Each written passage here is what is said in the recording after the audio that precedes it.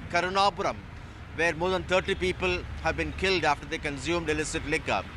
And now with his arrest, they have confirmed that the methanol, which has now turned into a killer chemical, was procured from Puducherry. What was the modus operandi he had used to procure methanol? That's being investigated. With his arrest, police hope they'll be able to pinpoint the areas where the illicit liquor was brewed, number one, destroy the stocks they may have there, and two, crack down on the other network groups in other areas who were deployed to sell this to innocent people in these villages. And already 3 people who allegedly bought supplies from him and sold to village people, including those in Karunapuram, where more than 30 died, have been arrested now. And today the AIADMK continued with its demand seeking the resignation of the Chief Minister M.K. Stalin in the Tamil Nadu Assembly, where they were evicted. The BJP also took to the streets in several parts of Tamil Nadu demanding the resignation of the minister in charge of prohibition. But the DMK has got back saying that the BJP should not be demanding this. Taking statistics from NCRB, they say in the year 2022, more number of illicit liquor deaths took place in BJP-ruled states, including Uttar Pradesh, Karnataka, which was under BJP rule there. Right. And they say the BJP should play constructive opposition, helping the government to track this down and to find a solution. Many tough questions are being asked, and Chief Minister M.K. Stalin lastly has assured on the floor of the House that once the report comes from the DGP and the Home Secretary, he would ensure all those who have violated or who are found to be wanting or who have been accused of, proven guilty of lapses would have to face law. Sam, thanks very much for joining us with that update there. So the alleged kingpin has now been arrested. But moving now to the other big headline, Finance Minister Nirmala Sitharaman is chairing the GST Council meet. Of course, this comes right ahead of the July budget. This is the first GST Council meet of the newly elected NDA government. My colleague Rishabh Bhatnagar is now joining us live. So Rishabh, there's a lot of buzz around talks of tax relief, and more so, of course, because it comes right ahead of the budget. Correct. That's right, Vedant.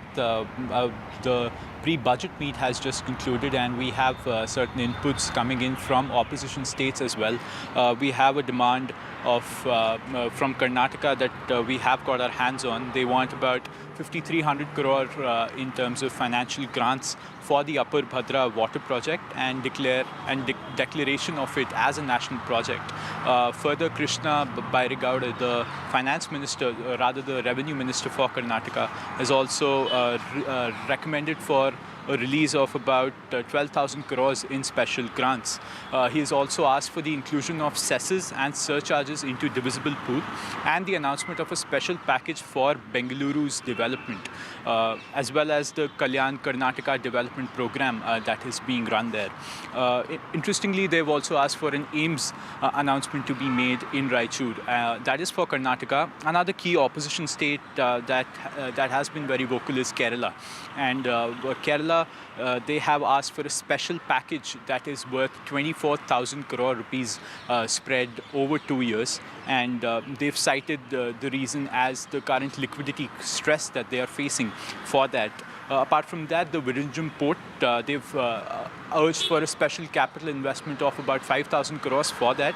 Right. And very, very interestingly, they've also stated that there's some changes to the borrowing ceiling that they've asked for. So that is what we're hearing from the pre-budget meeting. The GST Council meeting is underway, and we will have more inputs from that soon. Rishabh, thanks very much for joining us for that update there. Of course, it also ties into that whole political flashpoint between the states and the centre over fiscal sort of cooperation, and some states, of course, saying that they've received some sort of a stepsisterly treatment as far as that is concerned. With that, we'll take a short break now, but news continues on the other side.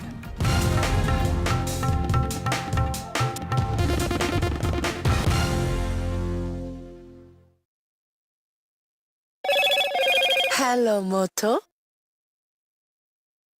Motorola, India's best 5G smartphone brand.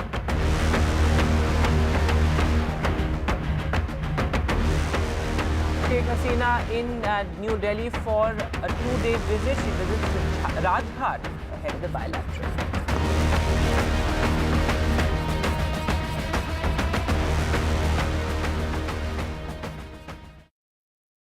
Loan मिलेगा या नहीं ये आपके credit score पे depend करता है। तो आज ही अपना क्रेडिट स्कोर चेक करें फ्री में पैसाबाजार.com पर।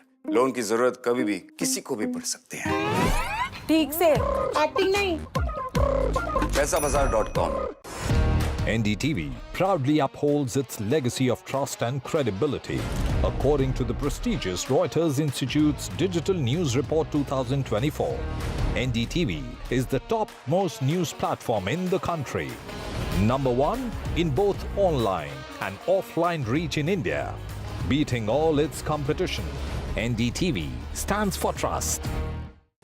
Stay informed and entertained with the new and updated NDTV News app. You can watch all our channels live, listen to podcasts, read breaking and exclusive news from around the world and more. Download the NDTV app today and get access to the best journalism and storytelling on your smartphone or tablet. The NDTV app. News that matters to you. तो दोस्तों ये है कोटा के best teachers Jitu भैया। हाँ या ना कुछ बोल भाई।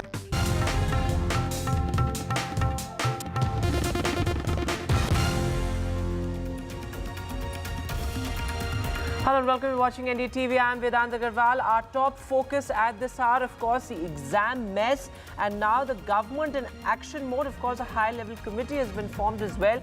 But can the NTA look at an overhaul, taking inspiration from how some states like Uttar Pradesh moving to review security as far as the exam agency is concerned? We'll take a look at all aspects of that. But first up, the headlines at this hour.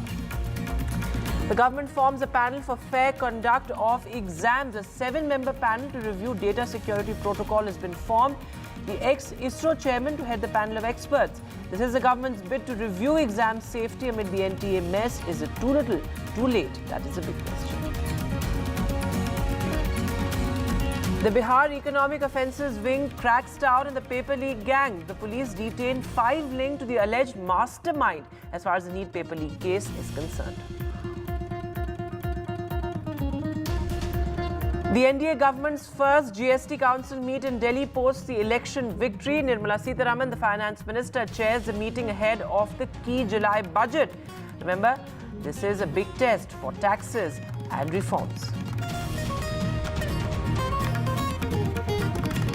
A boost to Indo-Bangladesh ties. Bangladesh Prime Minister Sheikh Hasina in India for a 2-day visit.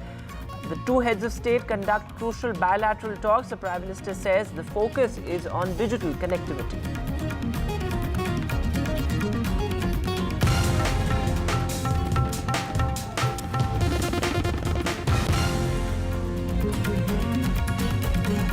Our lead story at this hour, well, the government's 7-member panel to review security protocol as far as the examination mess is concerned. Remember, this comes amid 3 key examinations now under cloud. Of course, the NEET examination, then the UGC NET, and of course, it was just yesterday that the CSIR UGC NET was also postponed. Now, this is important because remember, the government has decided to have a panel of experts to review various security protocols, including data security, which of course has been a contentious issue as far as these national examinations are concerned. It will be the ex-ISRO chairman who will be heading the 7-member panel.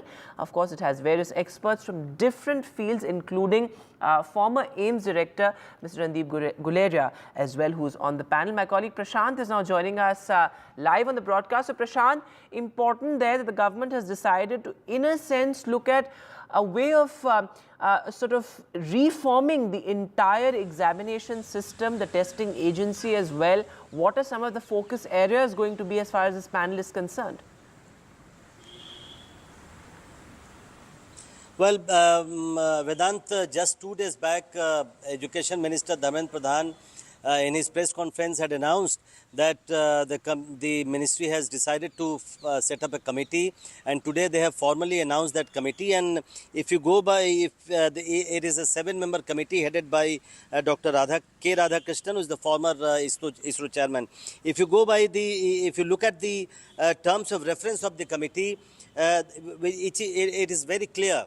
The first thing that the committee has been asked to do is to reform the National Testing Agency, NTA, which is now responsible for holding at least 25 examinations for various fields for recruitment and for admissions in many colleges. So NTA is currently holding about 25 exams. So the first thing that the committee has been entrusted with is to reform the NTA, and the committee has been asked to set up a standard operating procedure which NTA will be supposed to follow every time it conducts an examination.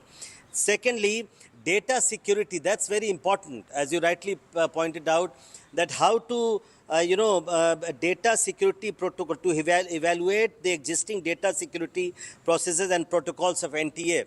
This is very important because many times we have seen that papers have been leaked through using internet and other social mediums. So how to secure the data protocol, that is also going to be one of the key terms of reference for the committee. So the government has now taken steps, one step further to ensure transparency in the examinations which are being conducted by NTA. But it's still a long way to go. This committee has been asked to submit its report within 2 months' time.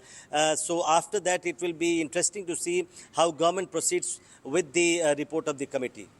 Prashant, thanks very much for joining us with the latest there. So, of course, as Prashant is reporting, this announcement was made by the Education Minister in his press conference. But, of course, now the government has formally notified this committee to look into some sort of an overhaul as far as the National Testing Agency is concerned. But speaking of an overhaul of the National Testing Agency, well, Uttar Pradesh, of course, a state that has reported the maximum number of paper leaks, or perhaps one of the states that has reported the maximum number of paper leaks, is leading the way as far as the overhaul of testing agencies is concerned. Now, UP has decided to, in a sense, decentralize the entire examination process with not one but 4 agencies conducting the entire exam. One, of course, will be responsible for the selection of centers and the other logistical sort of aspects of the examination. The second will be responsible for delivering the paper. The third will be responsible for conducting the examination. And finally, the fourth will be responsible for evaluation. So, of course, this is an important step there. Will this be replicated at the central level is, of course, what we are asking at this hour. Is it, a reasonable proposition to have multiple testing agencies, given the fact that the NTA has failed miserably, particularly in the last 1 year, in conducting key examinations? I'm being joined by a very special guest at this hour, Vrinda Sarup, the former Secretary, Minister of Education of the Government of India, is joining us. Thanks very much, ma'am, for being with us at this hour.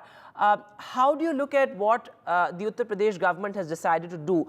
In a sense, many would say that this is a move whose time has come. The decentralization of the entire examination process. We've seen that the central agency, the National Testing Agency, has failed spectacularly in conducting key examinations, particularly in the past couple of months. Do you think this is a good idea to replicate at the central level as well?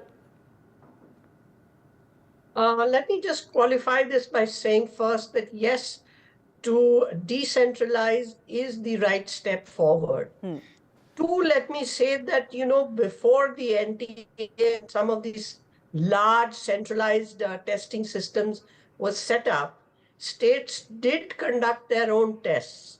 There was a decentralized system, and the central government used to basically run the tests for its own institutions. So, and the states used to do it for their own. And there was an understanding and an agreement where states wanted to borrow from the central list. So there were those systems already in place. Right. So what I think UP is trying to do there, ma'am, but it's not just a state conducting its own examination, but 4 different agencies within the state looking at different aspects of the examination. So let me say that therefore there is a case for decentralization.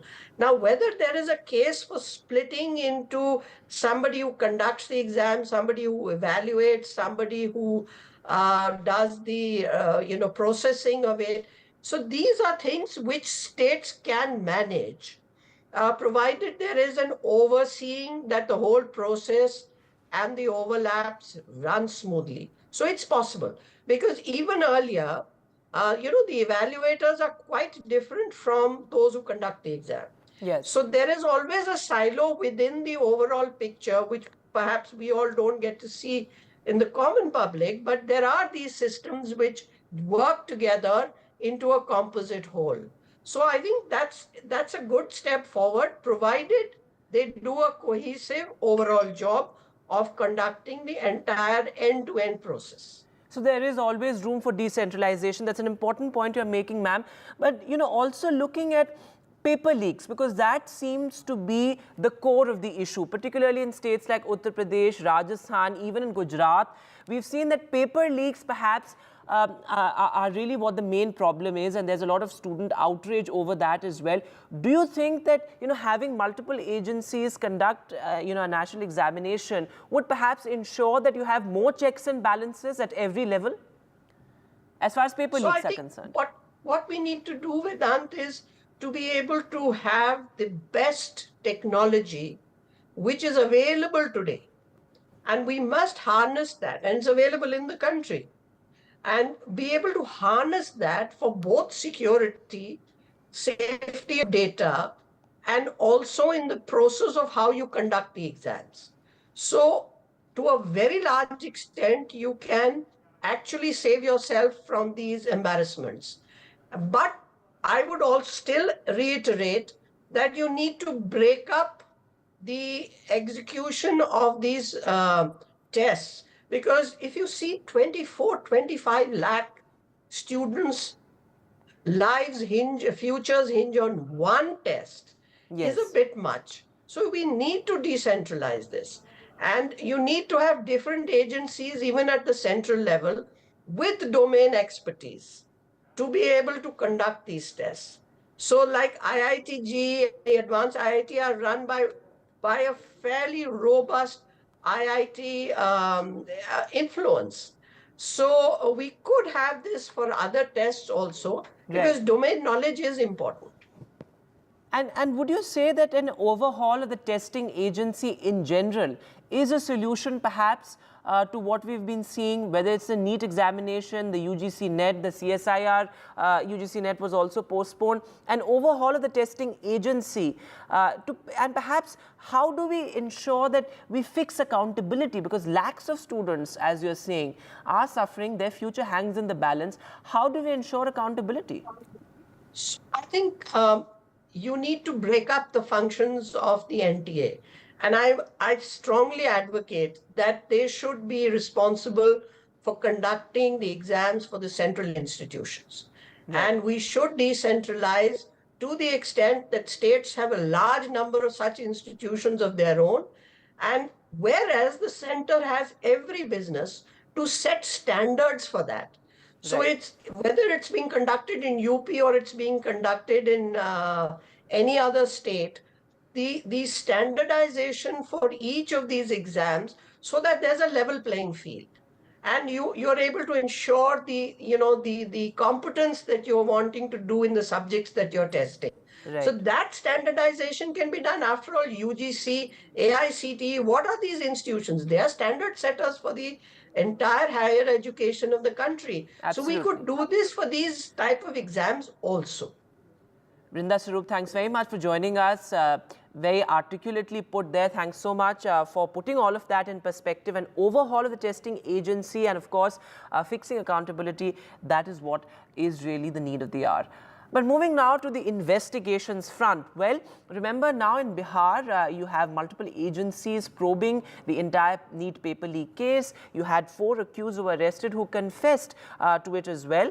And after that, of course, there's the political blame game as well. But the fact now is that there is, some sort of a solver gang that the police is looking at. In fact, NDTV was at the residence of Ravi Atri, a notorious mastermind, somebody who has been involved in various paper leaks in the past as well. Take a look.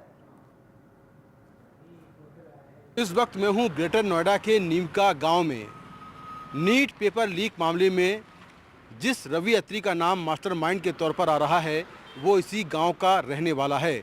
Bihar police की जांच में ये बात सामने आई है कि जो आरोपी शिंटू पकड़ा गया है उसने कहा है कि उसको नीट का पेपर रवि अत्री गैंग से मिला था। इसके अलावा 2 आरोपी और हैं, अतुल वत्स और संजीव मुखिया, ये भागे हुए हैं। कहा जा रहा है कि ये भी रवि अत्री से जुड़े हुए हैं। रवि अत्री इसी गांव का रहने वाला है और उसको इसी साल 10 अप्रैल को यूपीएसटीएफ ने यूपी पुलिस कांस्टेबल की जो परीक्षा हुई थी उसमें पेपर लीक मामले में गिरफ्तार किया था। तब से वो मेरठ जेल में है, लेकिन इसके पहले भी वो अलग अलग पेपरों को लीक करने के मामले में गिरफ्तार हो चुका है। 2007 में वो राजस्थान के कोटा गया था मेडिकल की तैयारी करने और पुलिस के मुताबिक वहीं पर ही वो जो पेपर लीक करने वाले गैंग्स हैं उनके संपर्क में आ गया। इसके बाद 2012 में उसने नीट का जो एग्ज़ाम था उसका पेपर लीक किया। 2012 में ही एसबीआई के एग्ज़ाम का पेपर लीक किया। इसके बाद 2012 में उसने रोहतक पीजीआई में मेडिकल की परीक्षा दी और वहाँ पर उसने एडमिशन ले लिया, लेकिन 3 साल पढ़ाई करने के बाद उसने चौथी साल एग्ज़ाम नहीं दिया। उसको 2012 में 2 बार गिरफ्तार किया गया। फिर 2015 में AIPMT का पेपर लीक करने के मामले में रोहतक पुलिस ने उसे गिरफ्तार किया, तो वो कई बार गिरफ्तार हो चुका है और 10 अप्रैल 2024 से वो मेरठ जेल में है। यूपीएसटीएफ ने उसे गिरफ्तार किया था और अब इस मामले में उसका नाम सामने आ रहा है। कहा जा रहा है कि जेल में रहकर वो लगातार पेपर लीक करने वाले सिंडिकेट के संपर्क में था और जेल में रहकर ही उसने नीट का पेपर जो है लीक कराया। तो इस पूरे मामले को लेकर बिहार पुलिस अभी जांच कर रही है। हालांकि बिहार पुलिस की टीम अब तक उसके गांव नहीं आई है, ना ही जेल में उससे पूछताछ करने गई है, लेकिन उसका नाम एक तरह से मास्टरमाइंड के तौर पर ज़रूर आ रहा है और पिछले कई सालों में वो लगातार अलग अलग परीक्षाओं के पेपर लीक करता रहा है और बार बार उसे गिरफ्तार भी किया गया है। हालांकि उसके घर वाले सभी तरह के आरोप नकार रहे हैं। नीट पेपर लीक मामले में रवि अत्री का नाम मास्टरमाइंड के तौर पर सामने आ रहा है। कुछ आरोपी पकड़े गए हैं। उन्होंने कहा है कि उनको पेपर रवि अत्री से मिला था।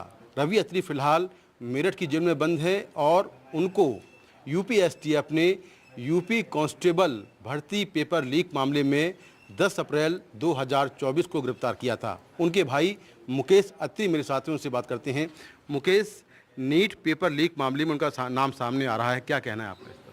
सर एक बात बताओ, तुम जो बालक हो या आदमी हो 2.5 या 3 महीने से जेल में है, उसे कहीं निकलने नहीं दिया जा रहा, जेल में से वो पेपर लीक कर देगा? तुम ही बताओ, पेपर लीक कर देगा वो? जब आदमी जेल से पेपर लीक करेगा तो फिर पेपर कौन सा बच जाएगा? कोई बच जाएगा क्या? ये कहा जा रहा है कि उनके जो साथी हैं वो जेल के बाहर हैं, उनके संपर्क में वो रहते हैं और अंदर से उन्होंने पूरा कॉन्स्पिरेसी की। सब सरासर गलत है ये, ऐसा कुछ नहीं हो सकता है। सरासर फंसाया जा रहा है। हम नॉर्मल परिवार से रहने वाले हैं हम। तो इसके पहले भी तो कई बार उनको पेपर लीक के मामले में गिरफ्तार किया गया। 2012 में, 15 में अलग अलग जो पेपर थे PMT के, SBI के, उन पेपर लीक मामले में अरेस्ट, उनके बारे में क्या कहना है आपका? वो भी गलती है सर, ऐसा कुछ नहीं है। 2012 में वो हुए थे, 4-5 साल हो गए उन्हें बरी हुई उस केस में। तो उन्हें अच्छा। रवि अत्री के पिता गोरख सिंह मेरे साथ हैं, उनसे बात करते हैं। सर, नीट पेपर लीक मामले में आपका बेटे का नाम आ रहा है, क्या कहना है इस पर आपका? ये ज़बरदस्ती फंसाया जा रहा है जी। अच्छा, हाँ, अच्छा। बेटे से बात हुई आपकी? हाँ, वहीं 15-20 दिन पहले। अच्छा, क्या बता रहे थे वो तो कछु ना बता रहे हो, यह मामले कैसी भी। अच्छा, मतलब गलत नाम आ रहा है उसका? गलत। तो पहले भी तो कई बार अरेस्ट हुआ है उसी ऐसे मामलों में? हाँ, गलत ही हुआ में भी कोई मामला कोई हुई ना मिलो कई मामले में। अच्छा, वो सब में क्लियर लेकर को, दिल्ली बारे में क्लियर लेकर को बड़ी है वो, और रोहतक बारे में बड़ी सही समझवा में लास्ट ईयर चल रही है कि 1-2 तारीख में हम फाइनल हो जाएगी छुट्टी। तो बार बार जो पेपर लीक होते हैं उनमें आपके बेटे का नाम क्यों आता है? ज़बरदस्ती लोग उसके जो संख्या हैं, जो बैठने उठने वाले होंगे, वो उसको नाम लेते हैं कामों का, को भी मतलब। अच्छा, तो ये भी कहा जाता है कि पेपर लीक करके आपके बेटे ने काफ़ी पैसा कमाया है। कोई पैसा ना कमाए, 1 रुपया बिना उसके पास। अच्छा। हाँ, हम जो पैसा अपने घर से लगा रहे हैं। तो आपको लगता है कि पहले कुछ ऐसा किया होगा तभी तो अरेस्ट किया होगा पुलिस ने? पहले कैसे? जो पहले केस हुए हैं पेपर लीक के 2012 में 15 में कई बार अरेस्ट हुआ है ना। तो आपको लगता है कुछ ऐसा किया होगा? ना, कुछ ना उसके पास 1 रुपया भी नहीं है। अच्छा। All right, breaking news coming in the Renuka Swami murder case. Darshan and several others who were arrested in this case have been sent to 14-day judicial custody. So 14 days in jail, essentially, for Darshan, who of course is a popular Kannada actor. Remember, absolutely gory details had emerged as far as this particular case is concerned. In fact, the post-mortem report had revealed that the victim, Renuka Swami, in fact, had died because of shock and hemorrhage. So absolutely shocking details had emerged that, this victim, Renuka Swami, was allegedly brutally murdered and beaten up before being murdered by Darshan and several of his aides, all of whom have now been sent to 14 days in jail. And with that, we'll take a short break now. News continues on the other side.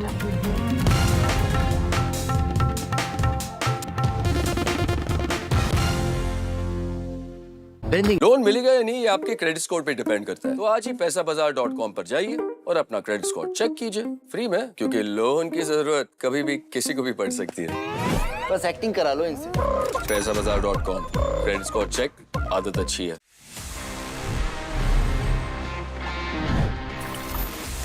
बहुत बार ऐसा होता है, I have seen many guys जो कि 2 phone carry करते हैं सिर्फ इसलिए कि उनको 2 अलग-अलग व्हाट्सएप को रन करना है। एंड समटाइम्स आई अंडरस्टैंड कि मतलब एक फोन होना मुश्किल हो जाता है, but WhatsApp has a built in option. अगर आपको नहीं पता है, you can just add an account in the same application. ये बड़ा आसान है। You just go to WhatsApp, आप सेटिंग्स में जाएंगे, अकाउंट में जाएंगे एंड वहां पे you can just add another account. आप नंबर डालिए, ओटीपी आएगा, वेरीफाई हो जाएगा, अपनी डिस्प्ले फोटो ऐड कीजिए अगर करना है तो, and that's it, your account is done. Basically आप उसी एक व्हाट्सएप की ऐप में 2 अलग अलग अकाउंट रख सकते हैं for a peace of mind.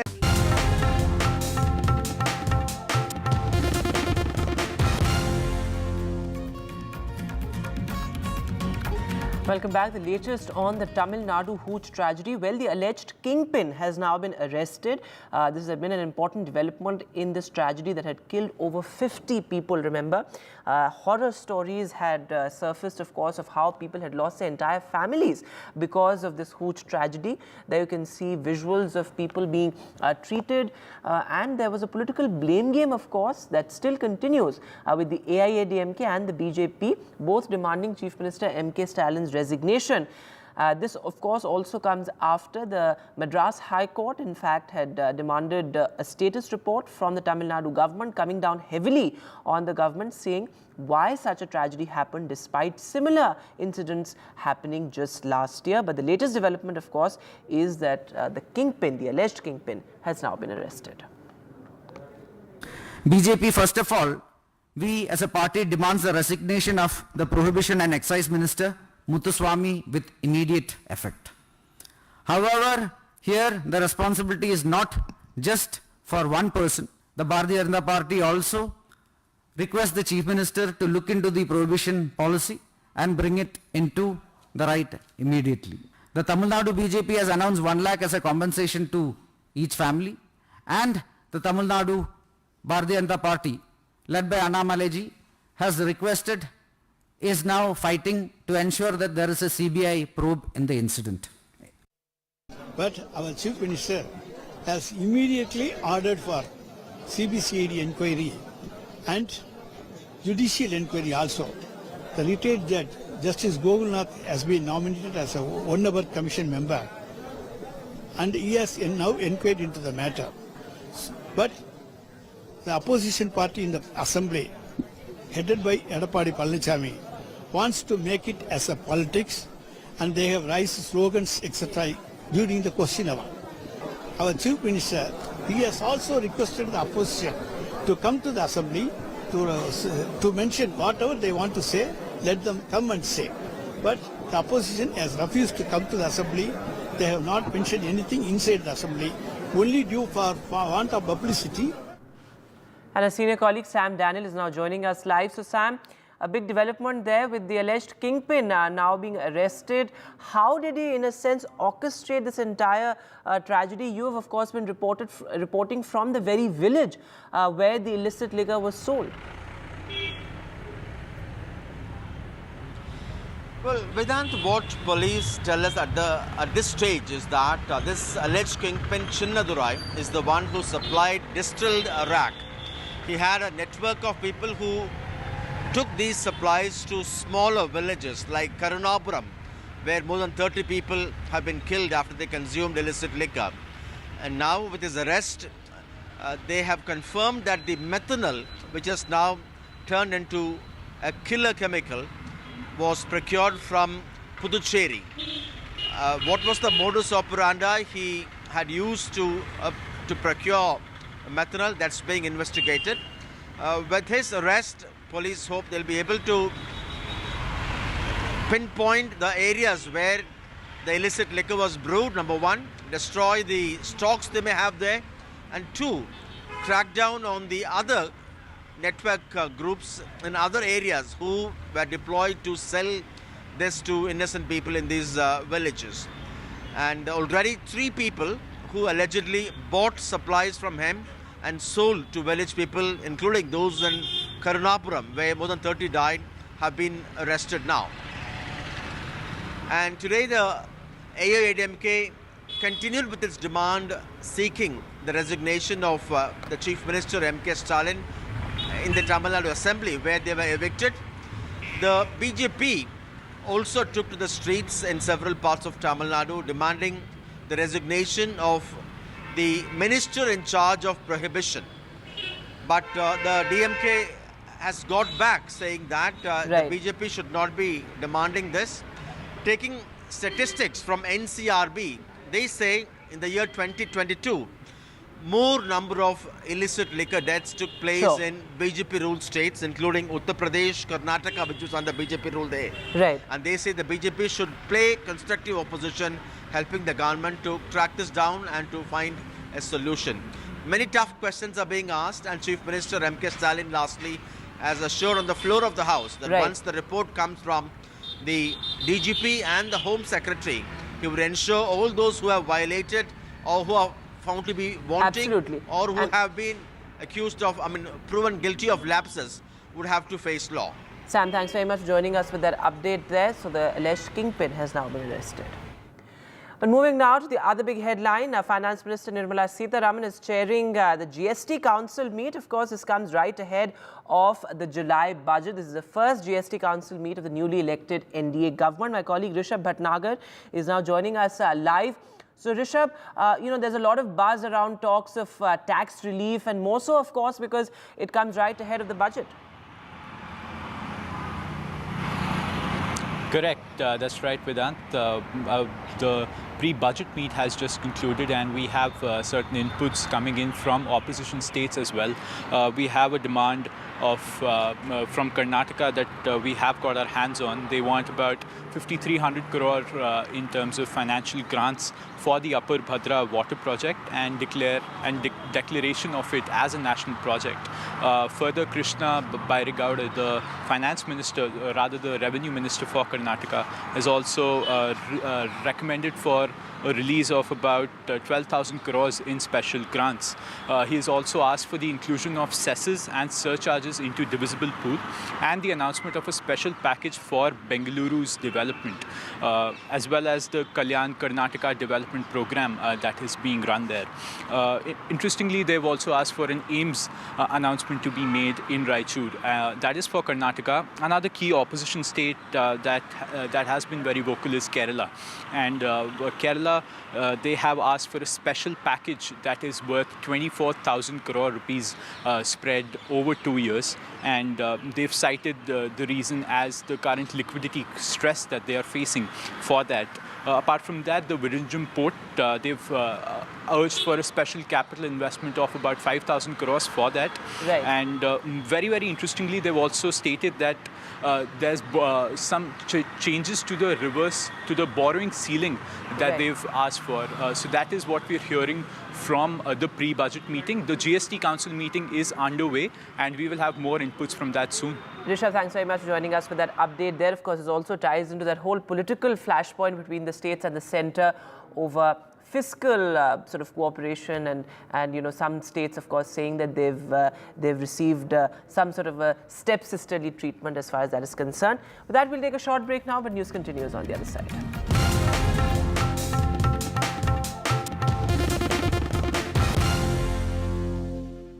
Loan मिलेगा या नहीं, ये आपके क्रेडिट स्कोर पर डिपेंड करता है। आज ही जाइए पैसाबाजार.com पर और अपना क्रेडिट स्कोर चेक कीजिए फ्री में, क्योंकि लोन की जरूरत किसी को भी कभी भी पड़ सकती है। चल एक्टिंग थोड़ा भेल बनो। ये आया बात बोल।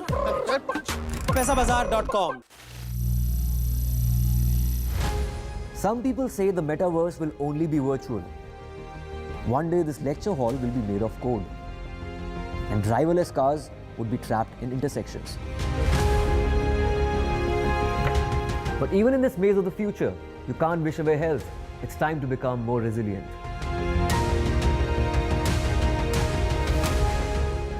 "10 years of Banega Swasth India, we have grown and achieved so many milestones.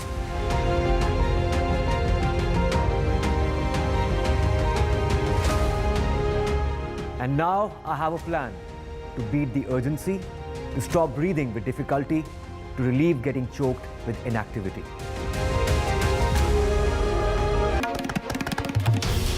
This is NDTV, and you're watching NDTV 24/7.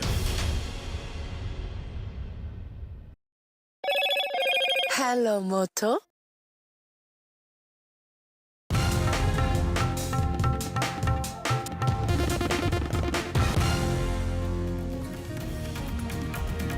Hello and welcome. You're watching NDTV. I am Aditi Bhardwaj, and we'll talk about what's happening around the world and in the country in just the next 1 hour. So don't go anywhere, keep watching, and let's start the bulletin with the top news.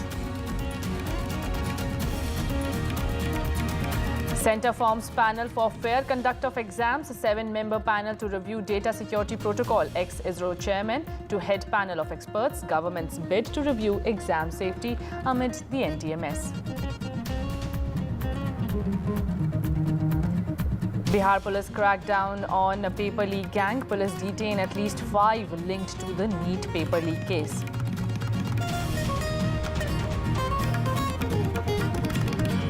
In the Renuka Swami murder case, actor Darshan sent to 14-day judicial custody. Darshan to remain in custody till July 4th.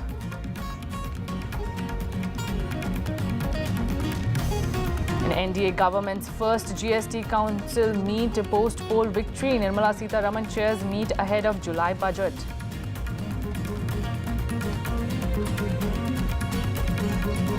In a big boost to India-Bangladesh ties, Bangladesh Prime Minister Sheikh Hasina is on a 2-day India visit. PM Modi says focus on digital connectivity from rail to road.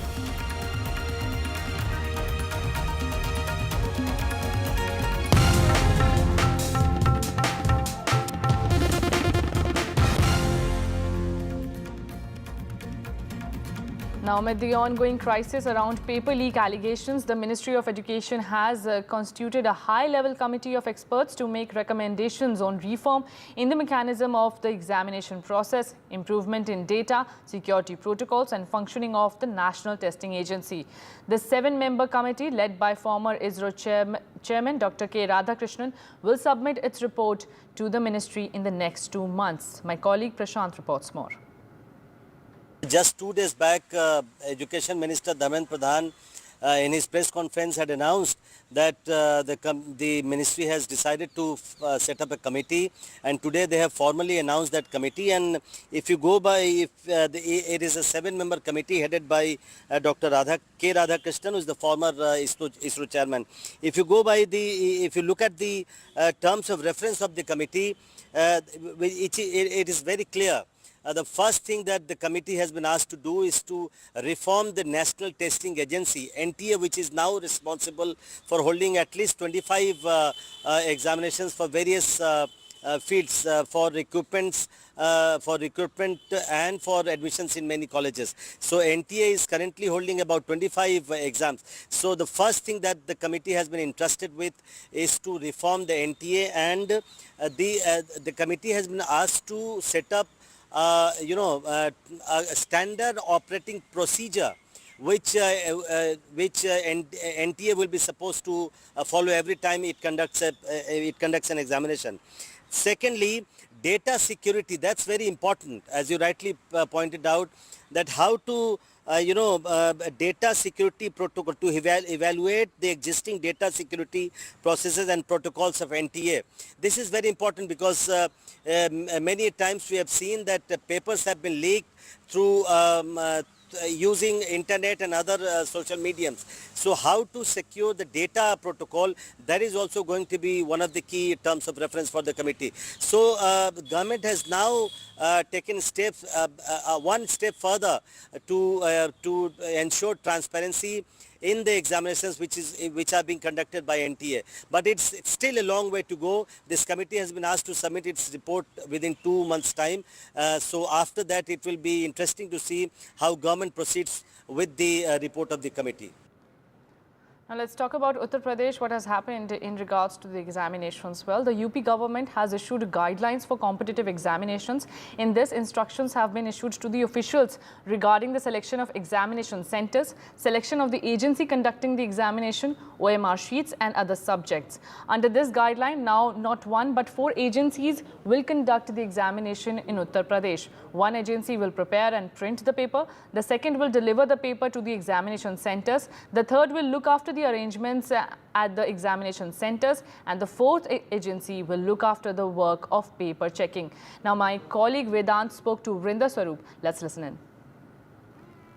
We've seen that the central agency, the National Testing Agency, has failed spectacularly in conducting key examinations, particularly in the past couple of months.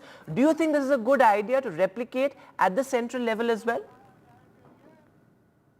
Let me just qualify this by saying first that yes, to decentralize is the right step forward. Two, let me say that, before the NTA, some of these large centralized testing systems was set up, states did conduct their own tests. There was a decentralized system, and the central government used to basically run the tests for its own institutions. So, and the states used to do it for their own. And there was an understanding and an agreement where states wanted to borrow from the central list. So there were those systems already in place. Now, amid this paper leak, NDTV visited Ravi Atri's village in Jewar in Greater Noida. Ravi Atri is a serial paper leak offender and accused named in this case. Now, Ravi Atri gang allegedly leaked the paper, which was the NEET UG examination. Take a look. इस वक्त मैं हूं greater Noida के नीमका गांव में। NEET paper leak मामले में जिस रवि अत्री का नाम मास्टरमाइंड के तौर पर आ रहा है, वो इसी गांव का रहने वाला है। बिहार पुलिस की जांच में ये बात सामने आई है कि जो आरोपी शिंटू पकड़ा गया है, उसने कहा है कि उसको नीट का पेपर रवि अत्री गैंग से मिला था। इसके अलावा 2 आरोपी और हैं, अतुल वत्स और संजीव मुखिया, ये भागे हुए हैं। कहा जा रहा है कि ये भी रवि अत्री से जुड़े हुए हैं। रवि अत्री इसी गांव का रहने वाला है और उसको इसी साल 10 अप्रैल को यूपी एसटीएफ ने यूपी पुलिस कांस्टेबल की जो परीक्षा हुई थी उसमें पेपर लीक मामले में गिरफ्तार किया था। तब से वो मेरठ जेल में है, लेकिन इसके पहले भी वो अलग अलग पेपरों को लीक करने के मामले में गिरफ्तार हो चुका है। 2007 में वो राजस्थान के कोटा गया था मेडिकल की तैयारी करने, और पुलिस के मुताबिक वहीं पर ही वो जो पेपर लीक करने वाले गैंग्स हैं उनके संपर्क में आ गया। इसके बाद 2012 में उसने नीट का जो एग्ज़ाम था उसका पेपर लीक किया। 2012 में ही एसबीआई के एग्ज़ाम का पेपर लीक किया। इसके बाद 2012 में उसने रोहतक पीजीआई में मेडिकल की परीक्षा दी और वहाँ पर उसने एडमिशन ले लिया। लेकिन 3 साल पढ़ाई करने के बाद उसने चौथी साल एग्ज़ाम नहीं दिया। उसको 2012 में 2 बार गिरफ्तार किया गया, फिर 2015 में AIPMT का पेपर लीक करने के मामले में रोहतक पुलिस ने उसे गिरफ्तार किया। तो वो कई बार गिरफ्तार हो चुका है और 10 अप्रैल 2024 से वो मेरठ जेल में है। UPSTF ने उसे गिरफ्तार किया था और अब इस मामले में उसका नाम सामने आ रहा है। कहा जा रहा है कि जेल में रहकर वो लगातार पेपर लीक करने वाले सिंडिकेट के संपर्क में था और जेल में रहकर ही उसने नीट का पेपर जो है लीक कराया। तो इस पूरे मामले को लेकर बिहार पुलिस अभी जांच कर रही है। हालांकि बिहार पुलिस की टीम अब तक उसके गांव नहीं आई है, ना ही जेल में उससे पूछताछ करने गई है, लेकिन उसका नाम एक तरह से मास्टरमाइंड के तौर पर ज़रूर आ रहा है और पिछले कई सालों में वो लगातार अलग अलग परीक्षाओं के पेपर लीक करता रहा है और बार बार उसे गिरफ्तार भी किया गया है। हालांकि उसके घर वाले सभी तरह के आरोप नकार रहे हैं। रवि अत्री के पिता गोरख सिंह मेरे साथ हैं, उनसे बात करते हैं। सर, नीट पेपर लीक मामले में आपका बेटे का नाम आ रहा है, क्या कहना है इस पर आपका? ये ज़बरदस्ती फंसाया जा रहा है जी। अच्छा, हाँ, अच्छा। बेटे से बात हुई आपकी? हाँ, वहीं 15-20 दिन पहले। अच्छा, क्या बता रहे थे वो तो कछु ना बता रहे हो, यह मामले कैसी भी। अच्छा, मतलब गलत नाम आ रहा है उसका? गलत। तो पहले भी तो कई बार अरेस्ट हुआ है ऐसी मामलों में? हाँ, गलत ही हुआ। वहाँ में भी कोई मामला कोई हुई ना मिलो कई मामले में। अच्छा, वो सब में क्लियर लेकर को दिल्ली बारे में क्लियर लेकर को बड़ी है वो, और रोहतक बारे में बड़ी सही समझो। वहाँ में लास्ट ईयर चल रही है कि 1-2 तारीख में हम फाइनल हो जाएगी छुट्टी। तो बार बार जो पेपर लीक होते हैं उनमें आपके बेटे का नाम क्यों आता है? ज़बरदस्ती लोग उसके जो संख्य हैं, जो बैठने उठने वाले होंगे, वो उसको नाम लेते हैं कामों का कोई मतलब। अच्छा, तो ये भी कहा जाता है कि पेपर लीक करके आपके बेटे ने काफ़ी पैसा कमाया है। कोई पैसा ना कमाया, 1 रुपया भी ना उसके पास। अच्छा, हाँ, हम जो पैसा अपने घर से लगा रहे हैं। तो आपको लगता है कि पहले कुछ ऐसा किया होगा तभी तो अरेस्ट किया होगा पुलिस ने? पहले कैसे? जो पहले केस हुए हैं पेपर लीक के 2012 में 15 में कई बार अरेस्ट हुआ है ना। तो आपको लगता है कुछ ऐसा किया होगा? ना, कुछ ना उसके पास 1 रुपया भी नहीं है। And trouble seems to be mounting for Kannada actor Darshan in the Renuka Swami murder case. And now a big setback has been the Kannada actor has got a big setback in the case where he has been sent to 14 days judicial custody. Darshan and 3 others will remain in the judicial custody till July 4th. The Bengaluru court has extended it by 2 days, the police custody of Kannada actor Darshan in the murder case. For more on this, we have Nihal. So Nihal, there is no relief in sight for Kannada actor Darshan. He has been sent to 14 days judicial custody. See, Darshan and 3 others have already spent almost 13 days in police custody, and today, when the 2-day extension expired, then it was expected that the police team investigating the matter might ask for extension of his custody, not only Darshan but his accomplices also, but the custody was not asked or requested by the investigation team, and therefore Darshan and 3 others were sent to judicial custody till 4th of June. Darshan is accused number 2. Accused number 1 is Darshan's girlfriend Pavitra Gowda, who along with other 13 were sent to judicial custody a day before, means on Thursday. Now what police have been claiming that they have made a full proof case, and a few more steps have to be taken, and after that most probably it is expected that police would file the charge sheet very soon, and once the charge sheet is filed, then the story will be clear. But while taking the remand for Darshan for 2 days, the police had informed the court that Darshan had allegedly taken 40 lakh rupees loan just to cover up what all he had done along with his accomplices, and for that 40 lakh rupees were taken from his friends. His friend was not aware that for what purpose Darshan needs this money, but they keep on exchanging money and all gifts and all those things, so he never asked him, it seems, but police have not said anything officially. Later, after the interrogation of Darshan, out of 40 lakh rupees, 37 lakh rupees have been recovered from his house. This is one of the proofs that police have given to the magistrate, and on the basis of that he was granted, police team was granted 2 days more custody of Darshan that expired today. Not only that, police also informed the court that Darshan was robbed. His gold chain, his watch, his wallet, as well as his ring, everything was taken away from him, and all these goods were recovered from Raghavendra's house, who is the mastermind, it seems, for the kidnapping of Renuka Swami, and he was the henchman of Darshan as per the police version. Right, Nihal, thank you for giving us all the inputs on the details, and we continue to track what happens with the Renukaswamy murder case.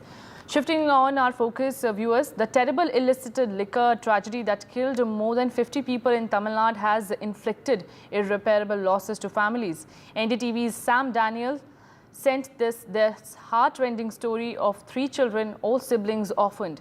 They lost both their parents. Their grandmothers don't know who would take care of them, and they want illicit liquor eradicated. The Tamil Nadu government has said it would take care of all children who lost either or both parents. Take a look. Heart-rending stories following the death of more than 40 people in Kallakurichi district of Tamil Nadu after they consumed illicit liquor. We have a family that has lost both their parents, and these 3 children are now orphaned without their parents, and he studies 9th standard, he's in 10th, and we have their elder sister doing 11th. Here we have the 11th. Romba sorry. உங்களுக்கு என்ன மாதிரி உதவி தேவைப்படுது இப்போ? What kind of help you require now? எனக்கு ஒரு உதவி வேணாம். இதுக்கு நெவலு கொடு கட்டி கொடுங்க. இது படிப்பு செலவுக்கு கொடுங்க. ராத்திரி எனக்கு அப்பா வேணும் அம்மா வேணுங்கிறாங்க. நான் எங்கே போய் தேடி கொண்டாந்து கொடுப்பேன்? No money, we just require help to take care of the children. உங்களுக்கு என்ன படிக்கணும்? You are studying 11th standard now? What's your எனக்கு வந்து engineering படிக்கணும்னு ஆசை. Name? Kokila. She's Gokila, she is in class 11 and she wants to become an engineer. உங்களுக்கு என்ன ஆசை? வக்கீல் ஆகணும்னு ஆசை. He wants to become a lawyer. உங்க நேம் என்ன? நான் உங்க பேர்? என் பேர் Harish. Harish. And you? Director. Film director. He wants to become a film director. We don't have parents now and the family will take care. யார் இப்போ வந்து கவனிச்சுக்க போறாங்க? நீங்க பாட்டி. She is the mother. Vadivu's mother. பொண்ணு போயிடுச்சு இந்த பிள்ளைங்க 3 இருக்குது. என்னால் முடியாது, பாடுபட்டு காப்பாற்ற முடியாது. பிள்ளைங்களுக்கு ஏதாவது ஒரு வீடு கட்டி விடுங்க, ஒரு நல்லது செய்யுங்க. நீங்கள் எத்தனை செஞ்சாலும் எனக்கு என் புள்ள போயிடுச்சு. No matter what you do, I've lost my daughter and that will be no match for loss of her. இந்த மாதிரி நடக்கிறது மக்களுக்கு தெரியுமா? தெரியாது சாமி. தெரிஞ்சதோ தெரியலையோ தெரியாது சாமி. என் பையன் தான் சாமி சுரேஷ், வடிவு கரைச்சி என் மருமாவை சாமி. இந்த மாதிரி நடக்கணும்னு நான் பார்க்கல சாமி. இன்னொரு காலத்துலேயும் இந்த ஊருக்கு இந்த சாராய பாக்கிட்டுங்கிறது உலகமே நடக்க வேணாம் சாமி. எங்கள் குடும்பம் கெட்டாலும் மற்ற குடும்பம் நல்லா இருக்கணும் சாமி. நான் அதை தான் கேட்குறேன். சாராயத்தை கொடியே போய் பாக்கிட்டு சாராயத்தை ஒய்யுங்க சாமி. எந்த நாளையிலும் நடக்கக்கூடாது ஐயா, இருக்கக்கூடாது ஐயா நாட்டில். She is the mother of the man who died. She says no way there should be sale of liquor. Please shut down liquor shops in Tamil. That's our only plea. Several questions being asked. Is there collusion by police? Is there an intelligence failure? Are the police hand in glove? The government has instituted a one-man commission to identify the causes and also to recommend measures. Chief Minister M.K. Stalin says he would crack down. But the big question, is this too little, too late? At the Karunapuram village in Kallakurichi district with Suresh, Sam Daniel, Find It TV. We're slipping into a very short break, but after the break we'll tell you about what's happening in the GST Council meet.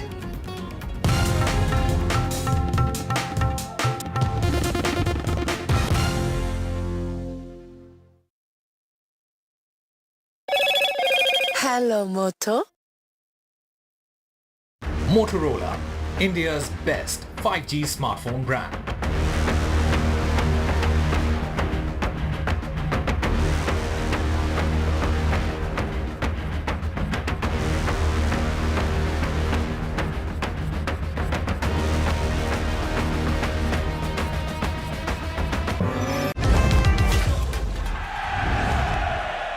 Get the magic of the best working for you now. Link your payment cards once, collect rewards forever.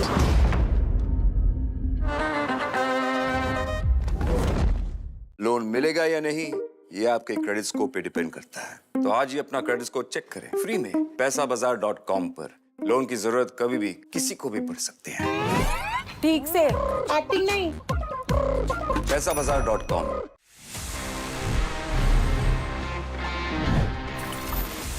It's time for the favorite section जिसका मैं इंतजार करता हूँ हमेशा।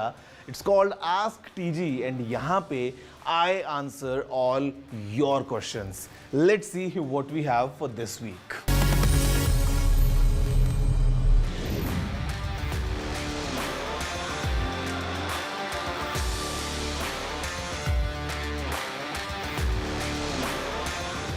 Okay, two things. One, that maybe the kind of work that you are doing on your laptop is more demanding now, जो शायद आप एक साल पहले ना करते हो. That's the reason that the system is under load and fan चल रहा है just to keep it, below a certain temperature. Second thing, because it's a sunny, day, usually that we see that the temperatures are going really high, तो हो सकता है because the ambient temperatures are hot in your surrounding, आपका laptop जो है वो काम कर रहा है just to stay cool.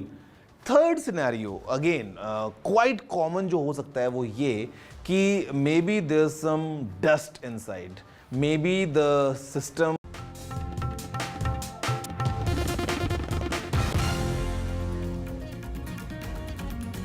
And the Finance Minister Nirmala Sitharaman chairs the GST Council meeting in New Delhi. Sitharaman's first test as opposition is also eyeing this meet to get more revenue from the centre.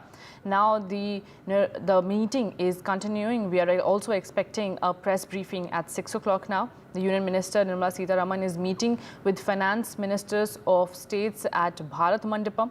Now this comes after 8 months. The Goods and Services Tax Council has convened to deliberate on key indirect tax priorities ranging from industry clarifications to likely subjects like the tax demand notices for gaming companies. The meeting also gains precedence as the first council meeting after the NDA government secured a third-term win in the Lok Sabha elections in 2024. Now, among the various expectations, the industry is hoping for technical clarity on the applicability and valuation of the tax levy on corporate guarantees and ESOPs given to employees. The last council meeting set the tax levy on a corporate guarantee from a parent company to a subsidiary company at 18% GST on 1% of the guaranteed amount or the actual consideration, whichever is higher. Now, we're also being joined by Rishabh.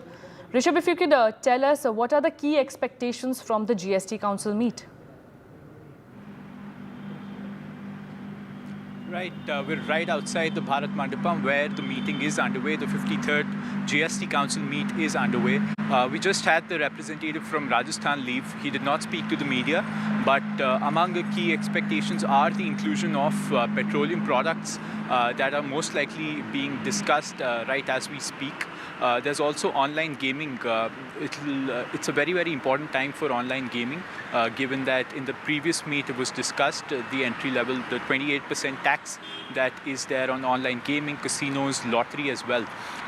We're also seeing interesting demands that have been put forth in the pre-budget meeting by opposition states like Karnataka and Kerala, and we expect that to sort of also spill over into what is happening at the GST Council meet. Like you said, a 6 p.m. press conference by the Finance Minister Nirmala Sitharaman is expected, where we will have more light on what exactly was on the agenda.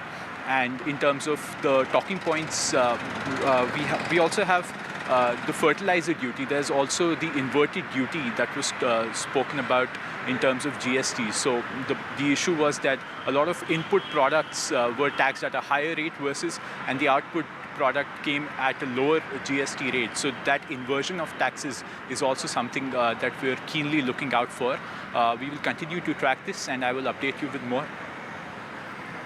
Right, Rishabh, thank you so much. And all eyes will be at 6 p.m. when the press briefing will be conducted after the conclusion of the GST Council meeting. Thank you, Rishabh, for giving us all the details. Shifting our focus, viewers, Bangladesh Prime Minister is in India on a two-day visit. PM Modi and Sheikh Hasina held a bilateral. Bangladeshi PM also invited Prime Minister Modi to visit the state. Now, this is crucial bilateral that India and Bangladesh is holding. They signed MOUs on railway connectivity, key agreements in the region of space, defense sector, key agreements on water, power were also signed. Both the countries have pledged to cooperate in disaster relief as well. Now, if we speak in detail about the MOUs that were signed are in space program, power, energy and disaster management. Then they also signed a shared vision for India-Bangladesh digital partnership. Well, the key focus was also on how to take forward the relations digitally, as this is the new age technology that we are talking about in combating various problems. Now, they also signed agreements on shared vision for India-Bangladesh green partnership, which is in environment sector. Then maritime cooperation and blue economy was also the focus of this bilateral meet. Now, India and Bangladesh also shared expertise in space, and Bangladesh's Ministry of ICT and Telecom also signed agreements with India. Now, railway was also another sector which was in focus between India and Bangladesh during this bilateral meet. Railway connectivity was also in focus, and how to take forward the relations and increase the connectivity between the two nations was also discussed. Now, cooperation in oceanography was also signed. Now, another MOU was signed in the field of military.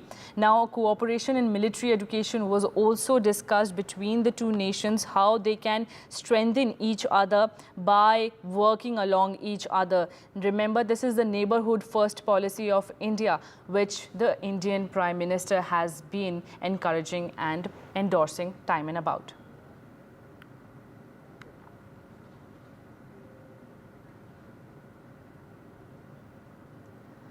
Now, in an especially significant judgment in the fight against child marriage in India, a special POCSO court in Delhi sentenced a 49-year-old man to 10 years of rigorous imprisonment in a case of child marriage and child rape. This is a landmark judgment, as it once again establishes that child marriage is child rape, a significant and decisive step in the fight to end child marriage. On June 7th, the special POCSO court at Tees Hazari, Delhi sentenced a 49-year-old accused to maximum sentences in child marriage and for the continuous offence of rape under the POCSO Act, giving him 10 years of rigorous imprisonment. The survivor was just 13 years old at the time of her marriage. She was provided Rs 10.5 lakhs as compensation for her rehabilitation. 7 years after the Supreme Court declared sexual intercourse with a wife under the age of 18 as rape, this judgment is another landmark milestone in the fight to end child marriage. The survivor recalls that she was pushed into child marriage by the people of her village. The man used to beat her brutally, inflicting violence and rape on the young girl, abuse that she endured for more than a year with nowhere to go and nobody to ask for help. It was only when the neighbors informed the police did the case come to light. Case के दौरान ये चीज मुझे find out हुई कि ये जो matter जो है चाइल्ड मैरिज के साथ साथ पॉक्सो के साथ ये जुड़ा मैटर जुड़ा हुआ है और कंप्लीट इन्वेस्टिगेशन कंप्लीट ट्रायल के बाद 7 जून 2024 में honourable court of district court ने इस मैटर में ऑर्डर सेंटेंस पास किया. What is also significant is that convictions in child marriage cases are few and far between. So a conviction with a prison sentence that also reiterates child marriage as child rape is especially critical. The conviction order in this particular case becomes important because the trial court has treated the entire period of exploitation in which this girl, minor girl, was illegally married to the accused being of 49-year-old and the child being of 13-year-old, as continuous sexual exploitation. This sends a very strong message that child marriage is child rape. Ultimately, timely legal judgments, rehabilitation and adequate compensation are crucial for delivering justice to the survivors. The hope is that Delhi judgment acts as a precedent for many such cases across the country that need to be dealt with just as decisively with a view to ending child marriage by 2030. News and updates continue on the other side as well. So slipping into a short break, don't go anywhere.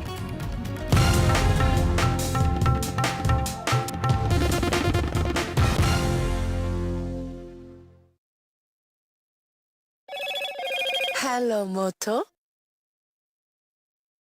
Motorola, India's best 5G smartphone brand.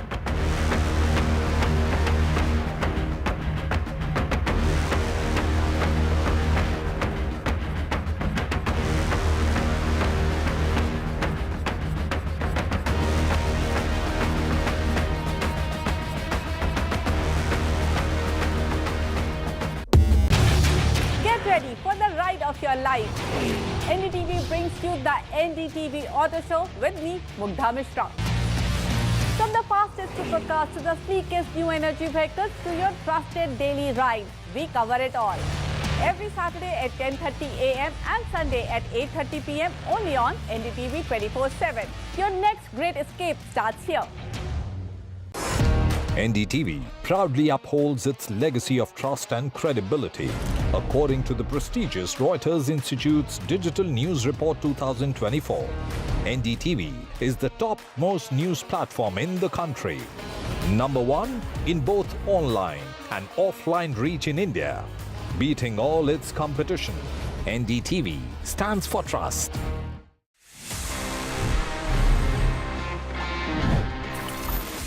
Smart से याद आया, smartphones हम सभी देखते हैं. For example, this has the Qualcomm Snapdragon 8s Gen 3 which is based on 4nm.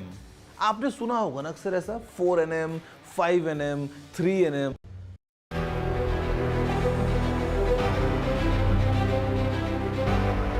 Infrastructure, steel and concrete metaphors for modernity and development. But so much more than just that. Infrastructure is the artery of growth. Our ports, highways, transport systems, refineries, bridges deliver essential services. Water and sanitation, health and education. Infrastructure provides access to energy. It creates jobs and economic growth. It is the pulse of a vibrant country with the power to change lives and connect communities. Equally, with the world facing a climate crisis, the responsibility on the industry to build India's growth story with infrastructure that is resilient and sustainable has never been greater. Sustainable infrastructure is a synergy between climate mitigation and economic growth. It presents a tremendous opportunity for positive change. Sustainable infrastructure is at the heart of achieving global climate targets, sustainable development goals, and a strong and resilient global economy. Welcome to Adani Presents NDTV Infra Shakti Awards with knowledge partners the Infra Vision Foundation, India's biggest infrastructure campaign aimed at promoting equitable and sustainable development for the people, the economy, and the planet. Hello and welcome to the start of a conversation about sustainability and infrastructure. What are the strategies and the solutions that we need to deliver to ensure sustainable infrastructure that will help deliver a Viksit Bharat? What are the best practices in infrastructure from across the country that could be replicated elsewhere? What are the innovations needed for resilient infrastructure and the smart solutions to address these challenges? These are conversations that we want to start today. Of course, integral to this campaign are the Infra Shakti Awards that will honor and celebrate change makers who are contributing to India's growth story. More on that in just a little while, but to introduce our panelists on this very special program, Karuna Gopal Vartakavi is president of the Foundation for Futuristic Cities and an independent director at Engineers India. Vaibhav Dange is a public policy expert on infrastructure, green fuels and sustainable mobility. And Image Guru Dilip Cherian, who wears all sorts of hats, depends on the occasion, but he's here on the jury for the Infra Shakti Awards. I'd like to thank all of you very much for being with us. Karuna, let me come to you first. As the head of the Foundation for Futuristic Cities, someone who's influenced urban transformation in India, to what extent has sustainable and resilient infrastructure been part of your advocacy and of your work? I remember when I started working in the urban space, people called me elitist. They said that she chose to work in cities. But little did people realize that the intention is when you start working in a space that is so crowded, with technology vendors, people into advocacy, activists, etc. There wasn't much room for sustainability or thinking on those lines. So when smart cities also was proposed, I was perhaps one of the only few people who spoke about embedding the principles of sustainability in creating infrastructure and deploying technologies. So to that extent, I had an inside view of how infrastructure gets created, and how important it is to look at sustainability for the future or for the country itself. Vaibhav, when we speak about sustainable infrastructure, what are some of the biggest barriers or challenges that you encounter? For a country like us, where our infrastructure backlog is very huge, still it's huge, though we have seen a lot of infrastructure growth, particularly into the transportation infrastructure, but the gap is still very high. Even for the urban infrastructure, gap is still high. So I think the biggest challenge is to ensure that we reduce that gap, but do it in a more sustainable manner. And therefore I think India, not only globally, but even Indian cities are facing those challenges of choke block infrastructure, traffic jams, pressure on the urban utilities.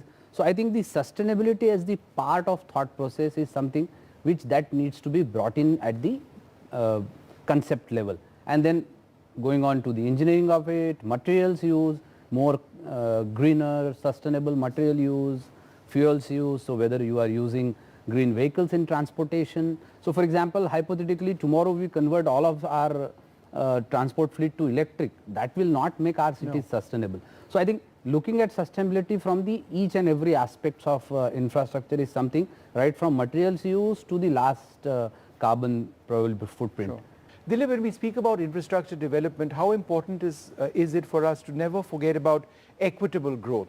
That it cannot be just, infrastructure development cannot just result in growth for some and no growth for others. The issue there is access and the price of access. Yes, exactly. And I go back to the philosophy that when you're talking sustainable infrastructure, the planning is the most important part of it. I would rather spend 6 hours sharpening my knife and an hour cutting down, the wood or whatever you need to do. Okay? Hopefully not wood, since it's a non-sustainable kind of thing. But the point being that preparatory work, ideation at that stage, and innovation at that stage, that is part of what we try to, for example, award during the process of these awards we were talking about. People with the thought process of making it priced right, available to a very large, everything need not be available to everybody, but you need to have something available to everybody. Right. And whether it's a transport solution, whether it's a water solution, a housing solution, very often the problem is that people think that this exact product needs to be available. It can't be. No.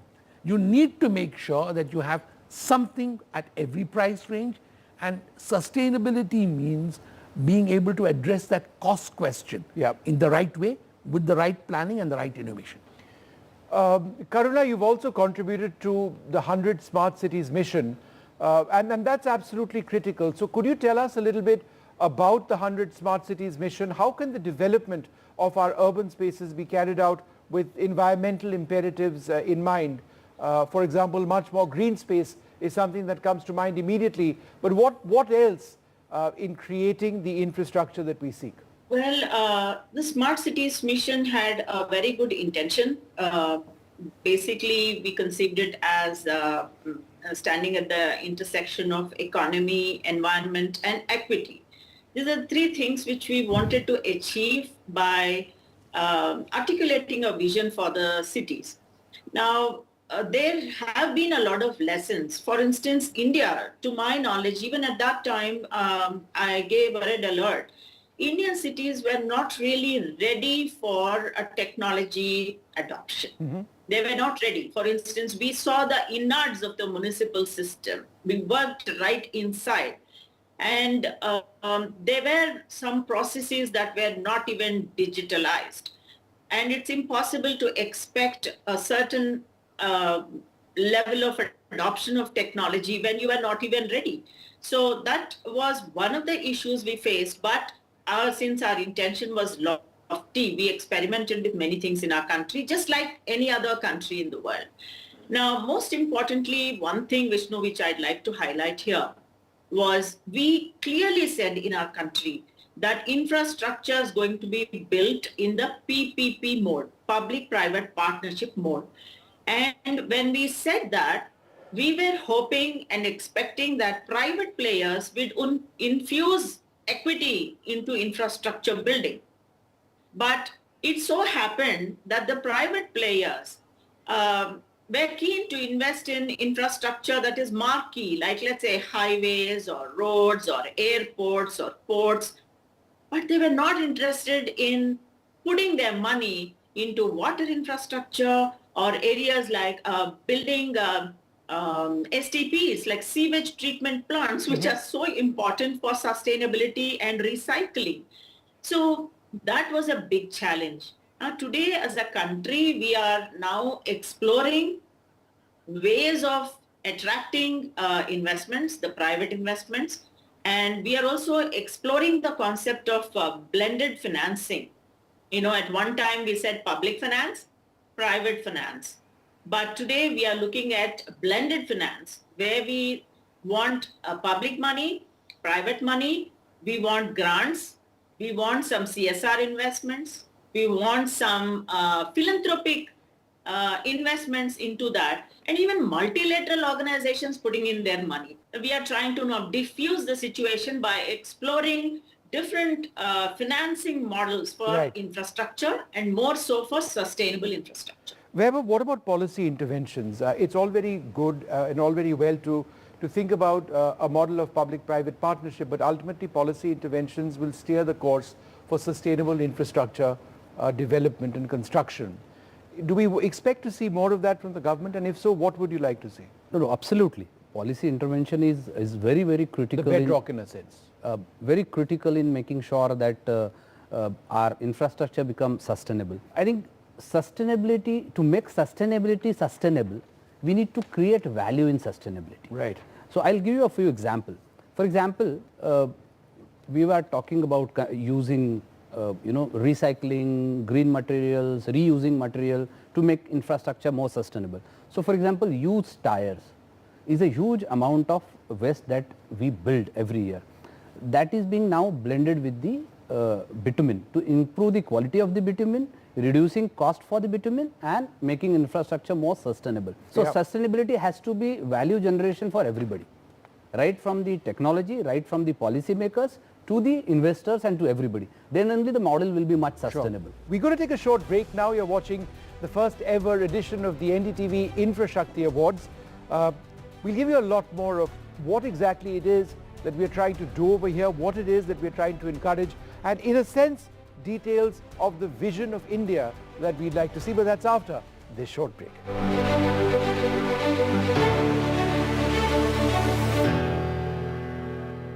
Loan मिलेगा या नहीं ये आपके credit score पे depend करता है। तो आज ही पैसाबाजार.com पर जाइए और अपना क्रेडिट स्कोर चेक कीजिए फ्री में, क्योंकि लोन की जरूरत कभी भी किसी को भी पड़ सकती है। बस एक्टिंग करा लो इनसे। पैसाबाजार.com, क्रेडिट स्कोर चेक, आदत अच्छी है। Stay informed and entertained with the new and updated NDTV News app. You can watch all our channels live, listen to podcasts, read breaking and exclusive news from around the world and more. Download the NDTV app today and get access to the best journalism and storytelling on your smartphone or tablet. The NDTV app. News that matters to you.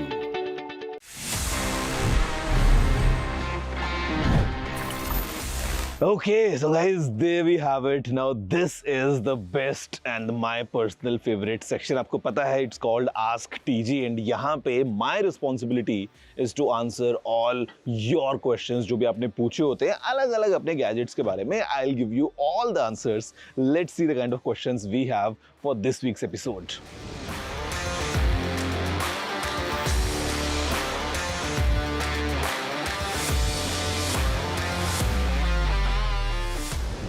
I mean, okay, I'll give you a very basic answer, brother, which is to just go and check into the sync settings of your phone. अगर आप जब S7 use कर रहे थे उस time पे सब कुछ सिंक हो रहा था and now you have move to S21 and it's not working, आप अपने फ़ोन की सेटिंग्स में जाइए, वहाँ पे आपका जो भी पर्टिकुलर अकाउंट है, for example if it's Outlook और may be it's the Google account, उस पर टैप करने के बाद में आप देख सकते हैं कि क्या क्या चीज़ें सिंक हो रही हैं या क्या क्या चीज़ें सिंक नहीं हो रही हैं. It's very easy, may be it's of, वहाँ पे वो सिंक नहीं हो रहा है एंड दैट्स द रीज़न कि आपको अपने आउटलुक अकाउंट में आपके जो कॉन्टैक्ट्स वगैरह हैं या कैलेंडर जो डिटेल्स वगैरह हैं वो नहीं दिखाई दे रही हैं. तो just turn on that sync and उसके बाद में आपका जो मोबाइल फ़ोन का जो भी कंटेंट है वो इजीली सिंक हो जाएगा with your outlook. Do home appliances stop working or trip in peak summers due to heat? Is it a cause of concern when this happens? See, yes, it depends because sometimes if you talk about excessive heating, मतलब जहाँ पे बहुत ज़्यादा temperature बढ़ चुका है और आप जानते हैं कि कोई भी अगर अप्लायंस होगा while it's working, वहाँ पे भी आपको टेम्परेचर बढ़ता हुआ दिखाई देता है. And let's say you talk about an air conditioner जहाँ पे एक आउटडोर यूनिट है, वो ऑलरेडी धूप में है, बहुत ज़्यादा गर्मी है एंड वो भी लगातार काम कर रही है, तो under certain scenarios you might face this issue कि जो आपके अप्लायंसेज हैं वो ठीक से काम ना करें जैसा अज्यूम कर रहे हैं कि वो काम करेंगे. हो सकता है वो प्रॉपर फंक्शनैलिटी आपको ना दें या हो सकता है काम करना बंद कर दें या खराब हो जाएं. एक्सट्रीम टेम्परेचर्स में this is definitely a possibility. Do hard drives stop working if you don't use them for a long time? I have a hard drive that just won't work. I'm using it after 6 years. See, I would recommend कि आप अगर एक hard drive use करते हैं ना, you periodically plug it in और आप उसको यूज़ करते रहें because 6 years to be honest is a long time duration. Second thing is because hard drives they are a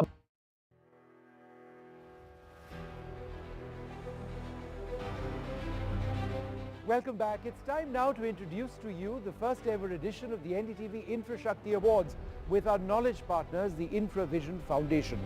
Now these awards, part of the Infra Shakti campaign, celebrate outstanding infrastructure practices across India.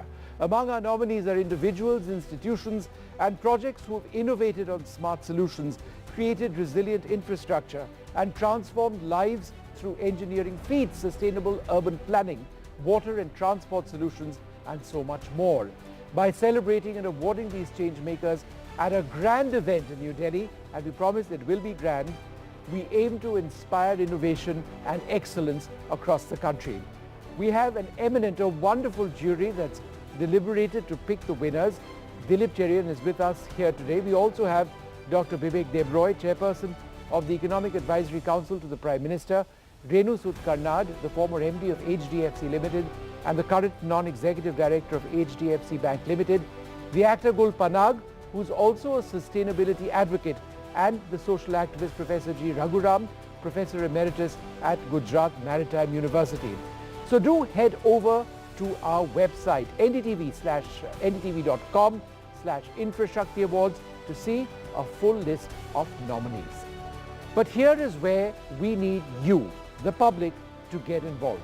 We have a 7th category, that is a People's Choice Award, and this is for inclusive infrastructure.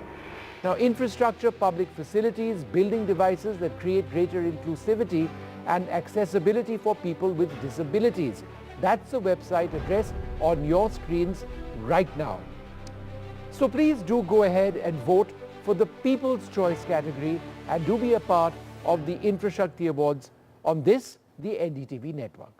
You know, Dilip, you've already gone through the rounds of judging the winners of this You can break all the rules and tell us who the winners are now if you want, but should you choose not to do that, could you tell us at least about how the stories of a lot of those nominees who were actually pared down are really impressive? Their commitment to this entire cause is remarkable. You know, there are organizations and there are individuals, and I think the drama is in the story of individuals. The real story is of people in circumstances who find themselves needing to create a solution, and then fighting for that space. Right. And that the story of grit is as much a story of technology, of financing, but also of being able to carry that forward as not just a temporary band-aid kind of quick fix, but actually getting a solution which then can be either imitated, copied or kept going for a long period of time. So as people watch the awards unfold, you will hear stories of individuals who fought against all odds, even organizations, communities coming together. I think those are where the real stories are, and there's a lot of drama in there. Karuna, let me return to you. Tell us 3 best practices or technical know-hows that could help scale up the adoption of sustainable infrastructure in India.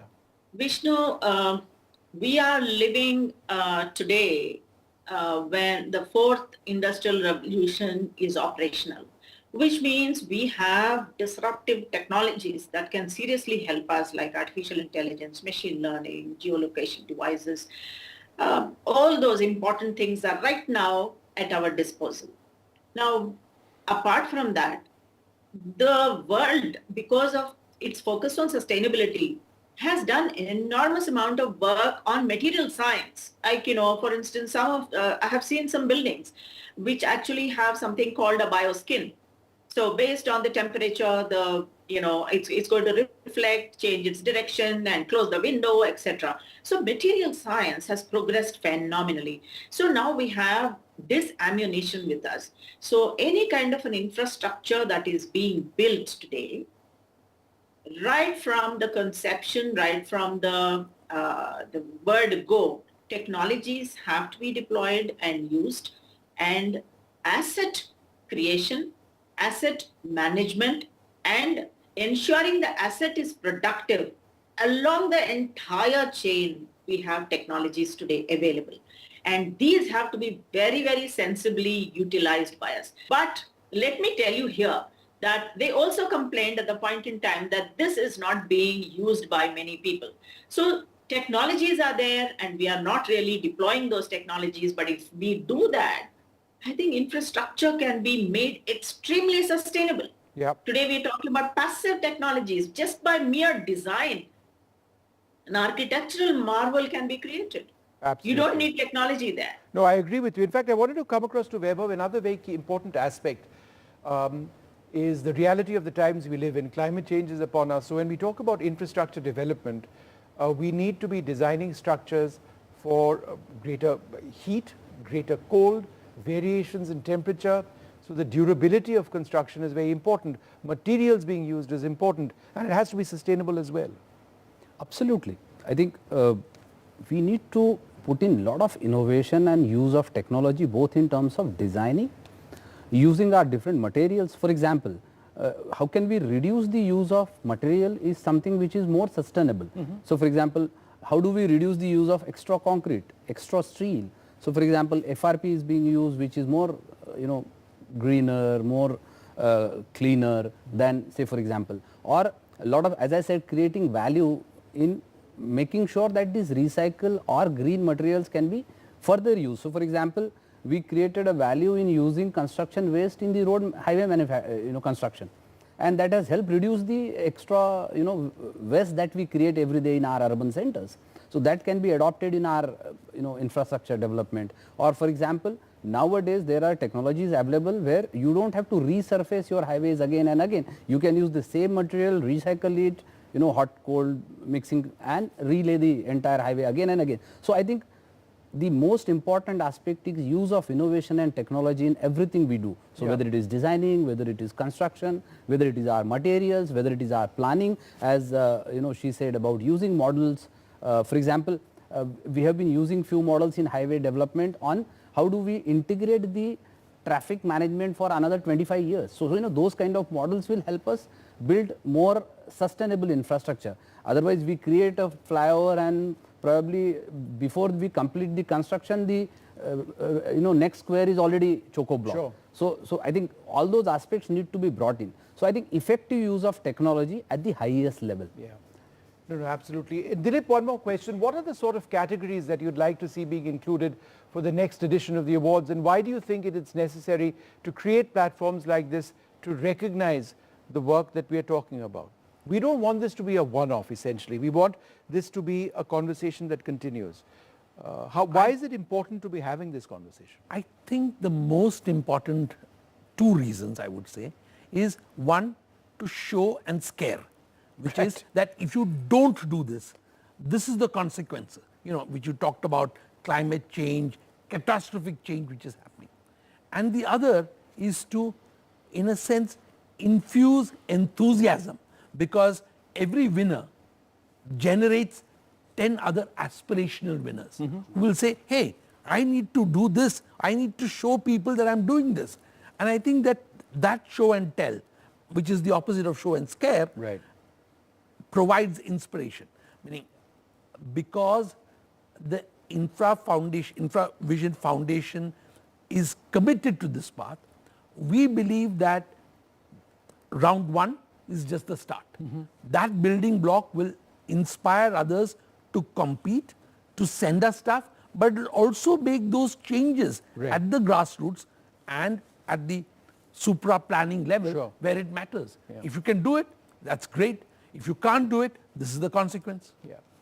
Well, I'd like to thank you all very much for being with us. As I said, this is just the start of a conversation which we want to be looking at, talking about a lot more. Keep watching NDTV for more on the Infra Shakti campaign and the Infra Shakti Awards, where we honor innovations and solutions that make our infrastructure sustainable and resilient and take us towards a genuinely Viksit Bharat.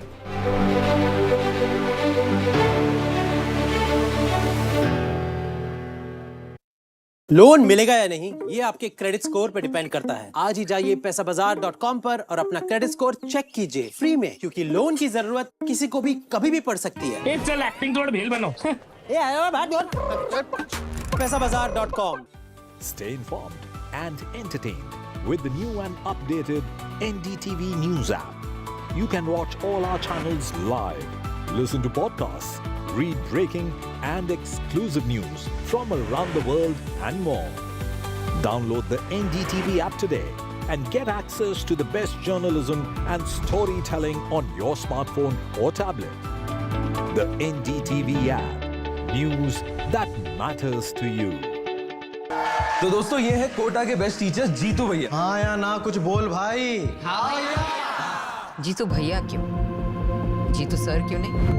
We are fondly known as Jeetu Bhaiya on this show, and that's how maybe everybody likes to call you these days as well. जो character है वो बहुत ही fictional था, मैंने पढ़ाया भी है और मैं उस कोटा के कोचिंग इंस्टीट्यूट में पढ़ा हूँ जहाँ पे मैंने बहुत सारे टीचर्स देखे हैं, बट जीतू भैया का जो कैरेक्टर है वो काफ़ी डिफरेंट है। पहले कहते हैं 11 लाख स्टूडेंट्स के साथ जेईई का एग्जाम दो और टॉप 1% में आओ, चलो ठीक है मान लिया, ठीक है नहीं, इससे भी आपका एडमिशन नहीं होगा, उसके साथ आपको बोर्ड में 75% लाने होंगे।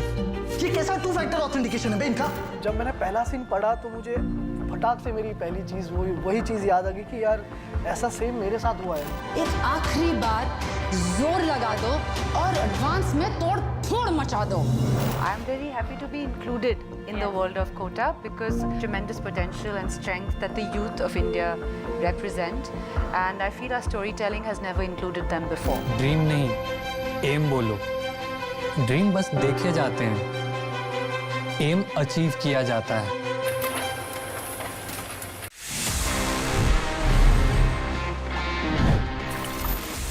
बहुत बार ऐसा होता है, and I have seen many guys जो कि 2 फोन कैरी करते हैं सिर्फ इसलिए कि उनको 2 अलग अलग व्हाट्सएप को रन करना है। एंड समटाइम्स आई अंडरस्टैंड कि मतलब एक फोन होना मुश्किल हो जाता है, but WhatsApp has a built-in option. अगर आपको नहीं पता है, you can just add an account in the same application. ये बड़ा आसान है। You just go to WhatsApp, आप settings में जाएंगे, account में जाएंगे, and वहाँ पे you can just add another account. आप नंबर डालिए, OTP आएगा, वेरीफाई हो जाएगा, अपनी डिस्प्ले फोटो ऐड कीजिए अगर करना है तो, and that's it. Your account is done.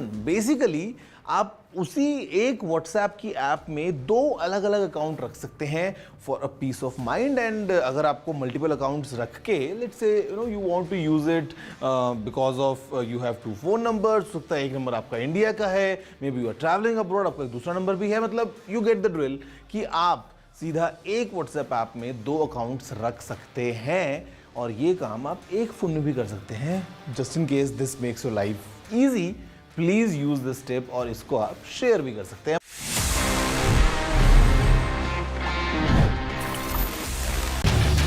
Get ready for the ride of your life. NDTV brings you the NDTV Auto Show with me, Mugdha Mishra.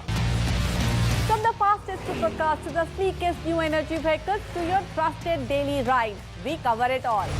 Every Saturday at 10:30 a.m. and Sunday at 8:30 p.m. only on NDTV 24/7. Your next great escape starts here. Some people say the metaverse will only be virtual.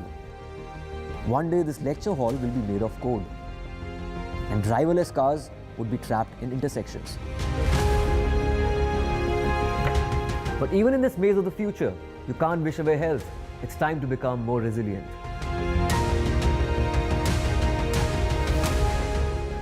"10 years of Banega Swasth India, we have grown and achieved so many milestones.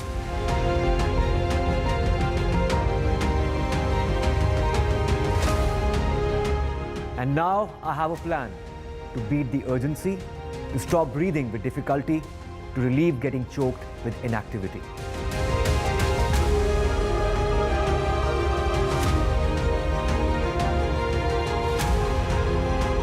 Energize our government, our environment, our society.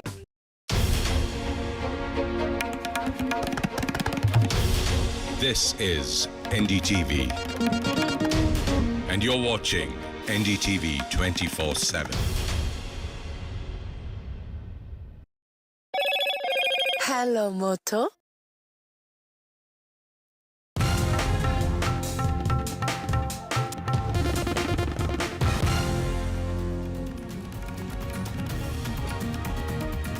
Finance Minister Nirmala Sitharaman chairs a key pre-budget meet. States seek special packages ahead of the July budget. This as Karnataka pushes for fair revenue sharing amid the fiscal injustice row. Buzz, of course, over tax relief ahead of the July budget. In the Tamil Nadu Hooch tragedy, the BJP ups the ante against the MK Stalin government. The BJP holds protests across the city. Death toll rises to 50. The police arrest the key kingpin. The Bihar police cracks down on the NEET solver gang. The police detained 5 people linked to the NEET paper leak case. This is a police suspect linked to repeat offender Ravi Atri.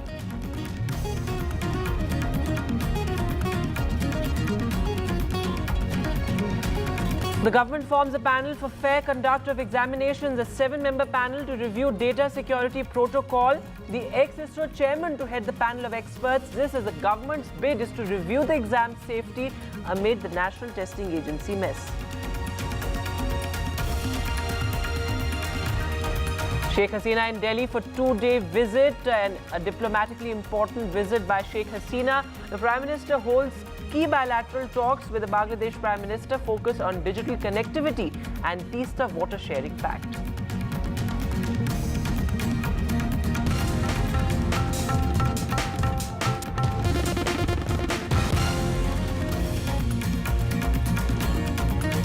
Hello and welcome. It's 6 o'clock. You're watching NDTV. I'm Vedant Agarwal. Our lead story this evening, well, the Hooch tragedy and the political blame game over this as the BJP and the AIADMK continue to demand the resignation of Chief Minister MK Stalin.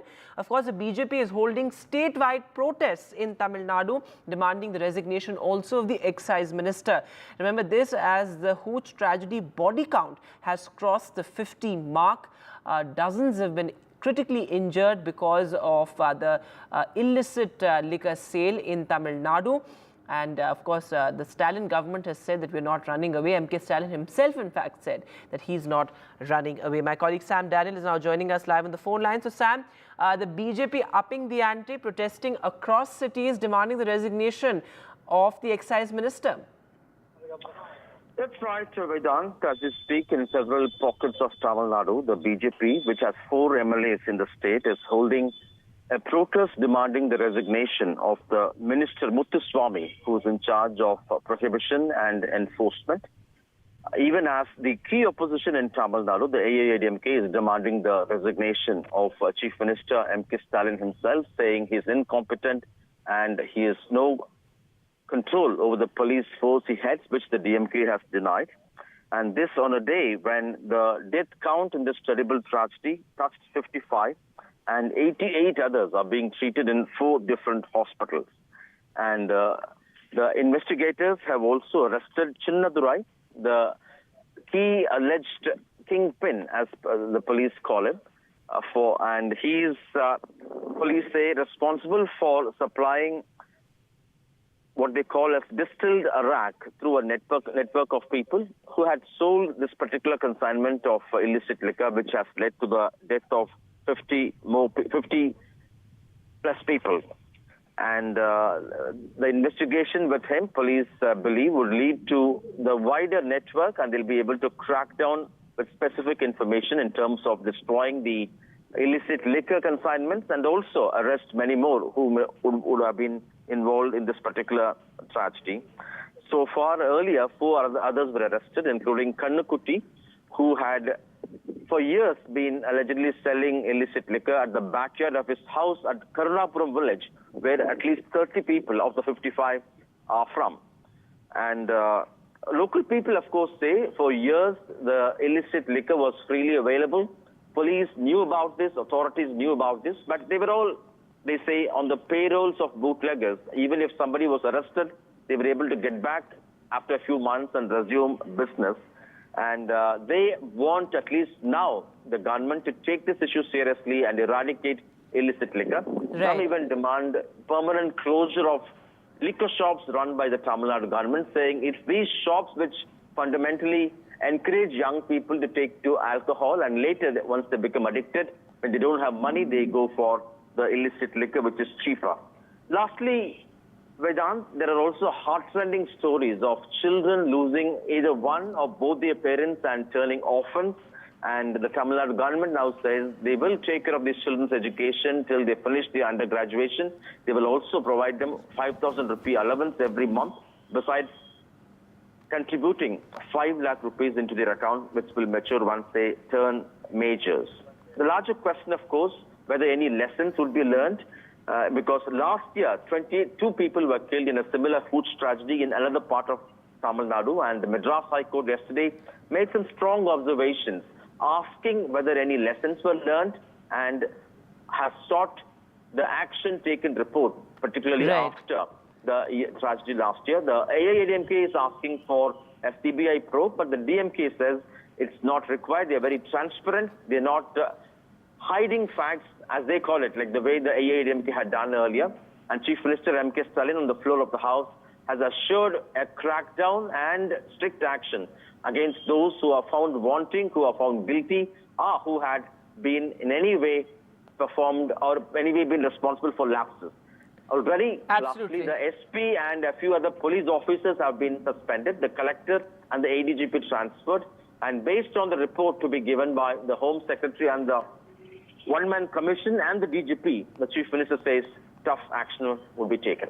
Sam, thanks very much for joining us with that. So, of course, the alleged nexus coming to light yet again, and of course, gaps in the liquor regulation as well as far as Tamil Nadu is concerned. But those heart-rending stories that Sam is talking about, well, he's been reporting from the very village where illicit liquor was being sold. And of course, families narrate stories of horror. Many have lost their breadwinners as well. Take a look. Heartrending stories following the death of more than 40 people in Kallakurichi district of Tamil Nadu after they consumed illicit liquor. We have a family that has lost both their parents, and these 3 children are now orphaned without their parents, and he studies 9th standard, he's in 10th, and we have their elder sister doing 11th. Here we have the 11th. I'm sorry. What kind of help you require now?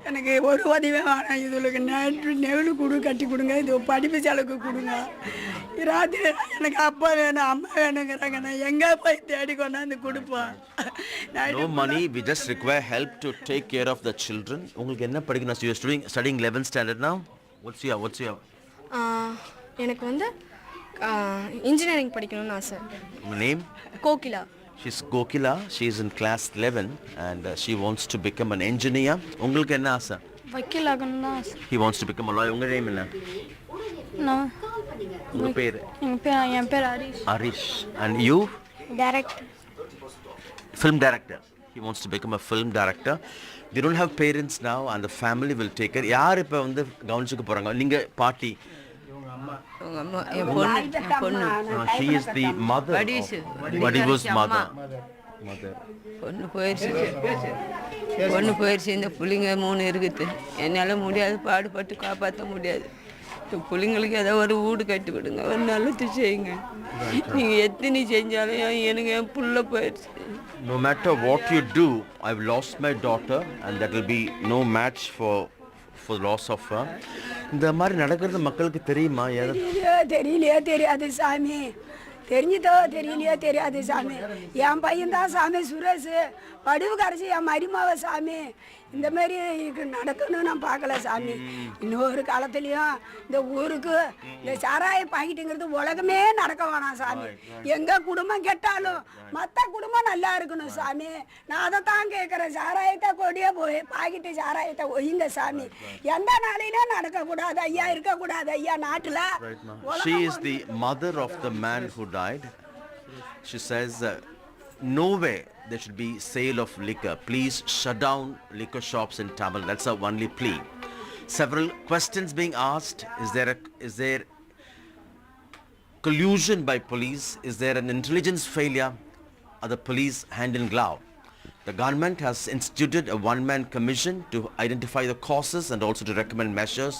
Chief Minister M.K. Stalin says he would crack down. But the big question, is this too little, too late? At the Karunapuram village in Kallakurichi district with Suresh, Sam Daniel, Find It TV. Absolutely horrific tragedy there in Tamil Nadu. But moving now to the other big headline this evening, well, the centre has now formed a high-level committee over the entire examination mess. This after 3 exams are now under cloud, 3 key national exams, including, of course, the medical entrance exam NEET and also the UGC NET, which was cancelled. The centre has formed a 7-member panel of experts, which will be headed by the ex-ISRO chairperson. Now, this, of course, to focus on data security protocol, as, of course, a lot of irregularities and discrepancies have now come to light. My colleague Prashant has more details on this. Just 2 days back, Education Minister Dharmendra Pradhan in his press conference had announced that the ministry has decided to set up a committee, and today they have formally announced that committee. And if you go by, it is a 7-member committee headed by Dr. K. Radhakrishnan, who is the former ISRO chairman. If you go by if you look at the terms of reference of the committee, it is very clear.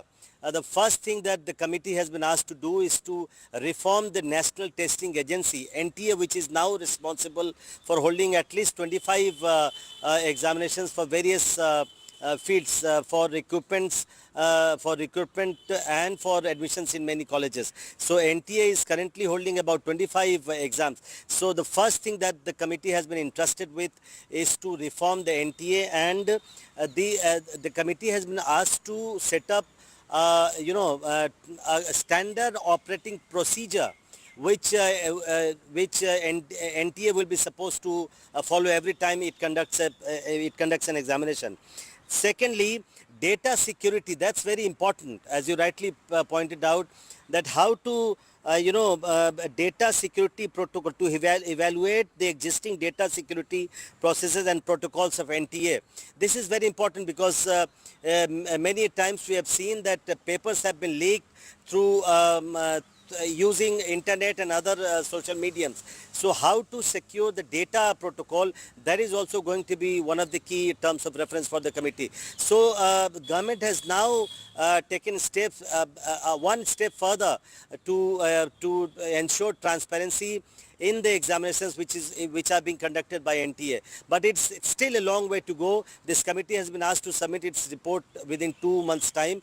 So after that, it will be interesting to see how government proceeds with the report of the committee.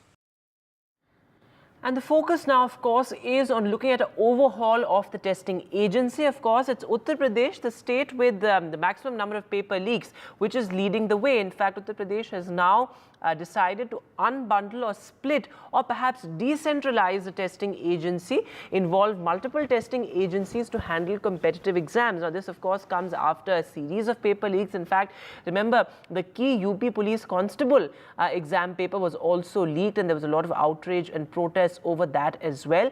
The big question, can the centre and the National Testing Agency follow suit.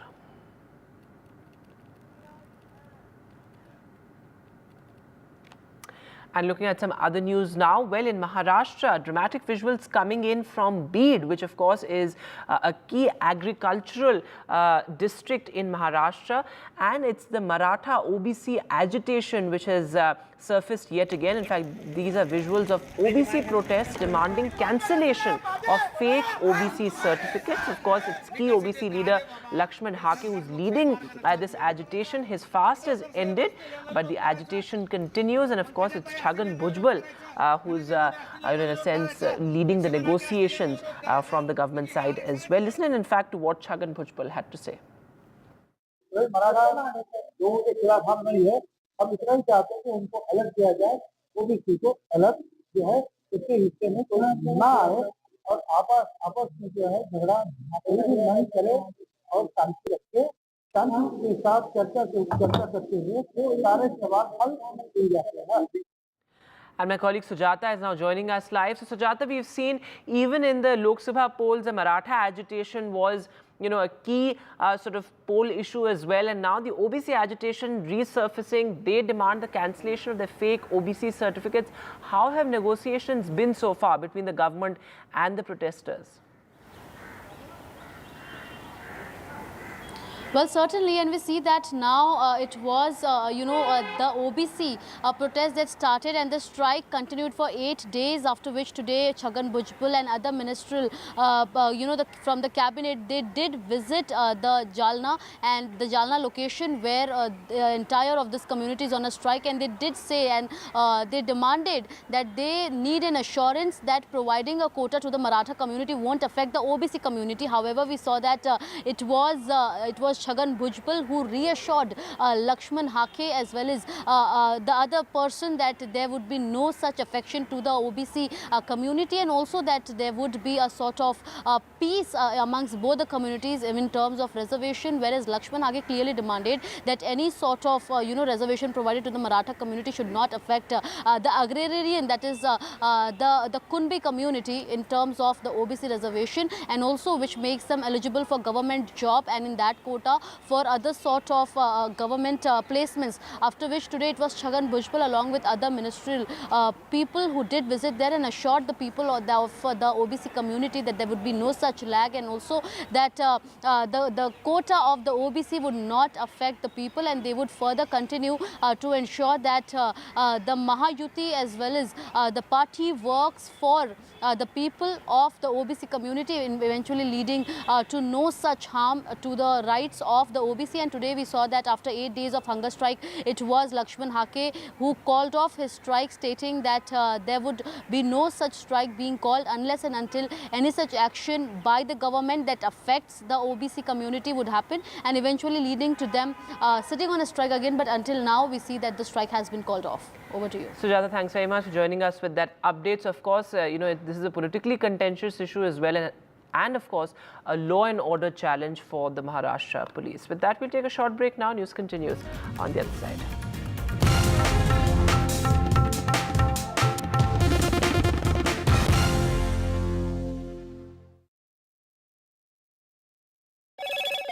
Hello, Moto. Motorola, India's best 5G smartphone brand.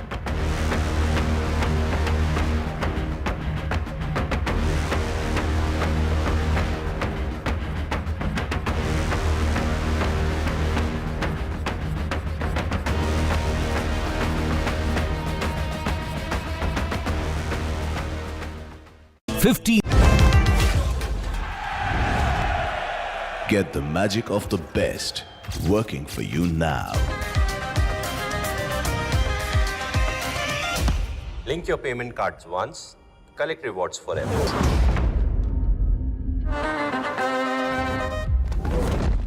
Loan मिलेगा या नहीं, ये आपके credit score पे depend करता है। तो आज ही अपना क्रेडिट स्कोर चेक करें फ्री में पैसाबाजार.com पर। लोन की जरूरत कभी भी किसी को भी पड़ सकती है। ठीक से एक्टिंग नहीं। पैसाबाजार.com।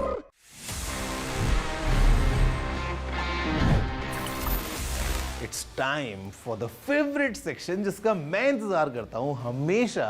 It's called Ask TG and यहाँ पे I answer all your questions. Let's see what we have for this week.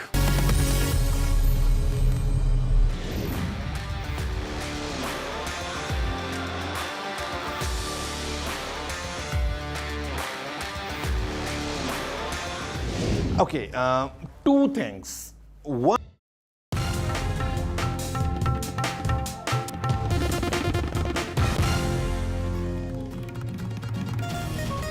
Welcome back. The latest on the Renuka Swami murder case. Well, the key accused, actor Darshan, a popular actor, a popular Kannada actor, in fact, has now been sent to 14 days in jail, 14 days judicial custody for actor Darshan and his aides who were, of course, involved in the alleged murder. In fact, shocking details had emerged of how Renuka Swami was brutally assaulted before the murder, and that shock and hemorrhage actually caused his death.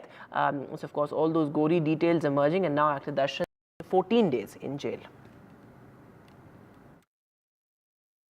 Darshan and 3 others have already spent almost 13 days in police custody, and today, when the 2-day extension expired, then it was expected that the police team investigating the matter might ask for extension of his custody, not only Darshan but his accomplices also, but the custody was not asked or requested by the investigation team, and therefore Darshan and 3 others were sent to judicial custody till 4th of June.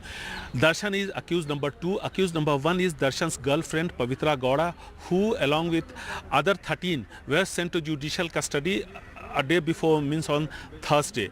Now what police have been claiming that they have made a full proof case, and a few more steps have to be taken, and after that most probably it is expected that police would file the charge sheet very soon, and once the charge sheet is filed, then the story will be clear.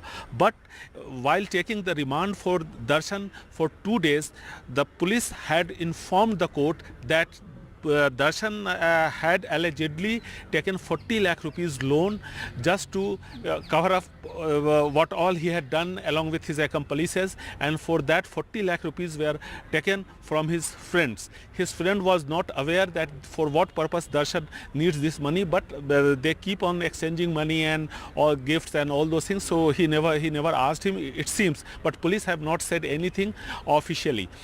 Later, after the interrogation of Darshan, out of 40 lakh rupees, 37 lakh rupees have been recovered from his house. This is one of the proofs that police have given to the magistrate, and on the basis of that he was granted, police team was granted 2 days more custody of Darshan that expired today. Not only that, police also informed the court that Darshan was robbed. His gold chain, his watch, his wallet, as well as his ring, everything was taken away from him, and all these goods were recovered from Raghavendra's house, who is the mastermind, it seems, for the kidnapping of Renuka Swami, and he was the henchman of Darshan as per the police version.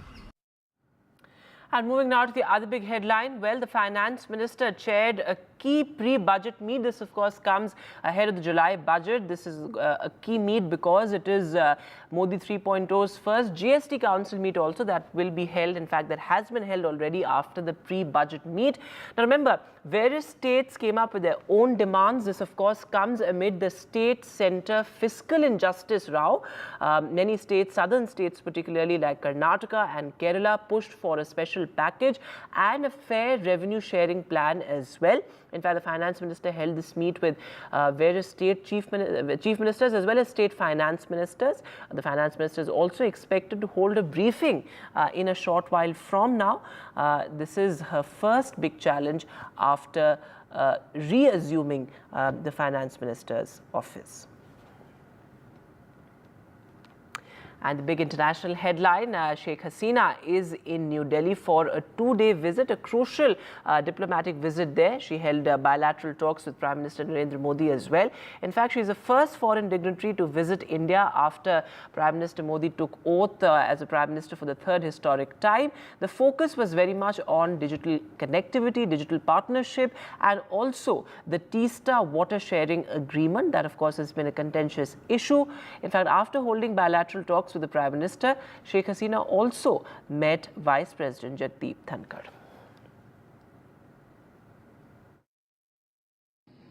Bangladesh में तीस्ता नदी के संरक्षण एवं प्रबंधन पर बातचीत के लिए शीघ्र ही एक टेक्निकल टीम बांग्लादेश का दौरा करेगी। मेडिकल ट्रीटमेंट के लिए बांग्लादेश से भारत आने वाले लोगों के लिए भारत ई मेडिकल वीजा सुविधा शुरू करेगा। बांग्लादेश के उत्तर पश्चिम क्षेत्र के लोगों की सुविधा के लिए हमने रंगपुर में एक नया असिस्टेंट हाई कमीशन खोलने का निर्णय लिया है। आप आइए बांग्लादेश में, देखिए बांग्लादेश को कितना कुछ हमने कर पाया और हमने क्या करेंगे। तो আমি নরেন্দ্র মোদীজিকে দাওয়াত দিচ্ছি বাংলাদেশে আসার জন্য। I would like to take this opportunity to reiterate my invitation to Prime Minister Shri Narendra Modi to visit Bangladesh to further strengthen the friendly relation of our two countries. The ongoing visit of the Bangladeshi Prime Minister is a part of our sustained high-level political engagement between the two countries. As you are all aware, Bangladesh Prime Minister was one of the international leaders who attended the swearing-in ceremony on 9th of June of the Union Council of Ministers following the 18th Lok Sabha elections earlier this month. These back-to-back exchanges between our two countries underscore the special nature of our relationship, our strategic partnership. And finally, in the spirit of June being the Pride Month, we bring you a special report from the heart of a Pride Film Festival, where members of the LGBTQIA+ community share their insights on allyship. NDTV's Arun Singh asked how one can truly support their cause. Additionally, we also delve into their reflections on whether conditions have improved for them in 2024. Take a look. Hi, I come to you from a Pride Film Festival at PVR Inox. With me are volunteers of NAS Foundation. It's an LGBTQ organization which works towards the welfareship of the community. So very quickly, I want you guys to tell us how to be a better ally. Like to be a better ally is not like there are some set of rules, but the very big thing which you can do is just accept the people, everybody, without any sort of discrimination or anything. And if you don't even think of, okay, I can accept them or not, just try to understand the other person also a human being. So acceptance and understanding. Well, don't snatch their opportunities. Give them same opportunities and give them equality. Be there, be freedom, all that. Like to give them platform. What would you say? I would say do not assume, but just ask. Do not assume their gender. Do not assume their sexuality, pronouns, anything. Just ask. Is it okay to ask? Absolutely. I guess that's the only way to ask about it, of course, by being polite. The second thing which I would say is to just go and unlearn and relearn. There's a lot that people need to as an ally, of course. They need to unlearn a lot of things because, again, the society has taught. We're in the age of internet. It's very easy to learn new things. Right. I think I'd say that before actually starting being an ally, you need to understand what is diversity and inclusion. You know, this is just another diverse group, a diverse community in India. And India being such a diverse nation, we have always accepted other diversities over here. Then why not us? And inclusion talks about more of the acceptance side. So I think understanding diversity and then whatever my team said on inclusion. We are in 2024. As I wrap this conversation, I also want to understand from you, have things changed? Is it easier to rent out places, to dine out with your partner? To be very honest, not so, because there are still places where you will find students having the problem to settle in as a queer individual in PG, if they are student, or even if they are getting the job, the owners might always have the problem to, if they are the visible queers, I'll use the term, then the owners will have problem that they are visibly queer and they cannot stay over here. So even if it's 2024, the things have not yet changed a lot, but there are places which needs to change. So we've understood what hasn't changed and how we can change, as you guys suggested, how to be a better ally. But why hasn't it changed is another question. Well, it has because it not come in limelight through the education system, because still we have an older education system and like going through and revise that only, but they have no specific content, no specific... The lack of inclusion is what you would say. Exactly. And I would also say that it's a lack of understanding of intersectionality. We are very good to understand how religion and caste and other areas are overlapping, but we are absolutely missing on understanding that sex, gender, sexuality, all three are different things, and there are a lot of diverse groups within these three. Another way of being a better ally is through cinema, and that's why we have Naina Bijli here, who leads licensing and distribution at PVR Inox. So this film festival, great initiative when it comes to being an ally, and that's the whole conversation that we are also having. And cinema, a great medium. Yes. So we think like cinema and movies are the most powerful medium to unite people. And so that was the intention behind the Pride Film Festival. Of course, it's Pride Month, and we wanted to release some films that showcase love in all forms. Which one is your favorite film? I love Moonlight. So that's actually a film that we acquired. PVR Inox Pictures acquired, and we brought that to India. Camera person Xavier Thomas, this is Arun Singh for NDTV.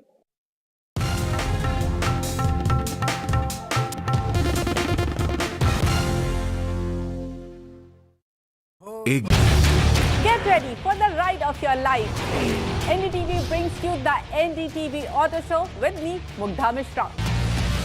From the fastest supercars to the sleekest new energy vehicles to your trusted daily ride, we cover it all.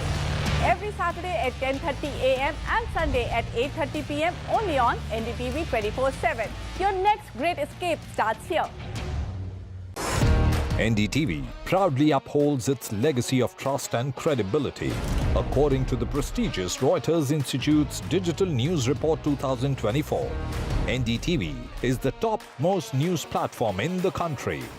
Number one in both online and offline reach in India. Beating all its competition, NDTV stands for trust.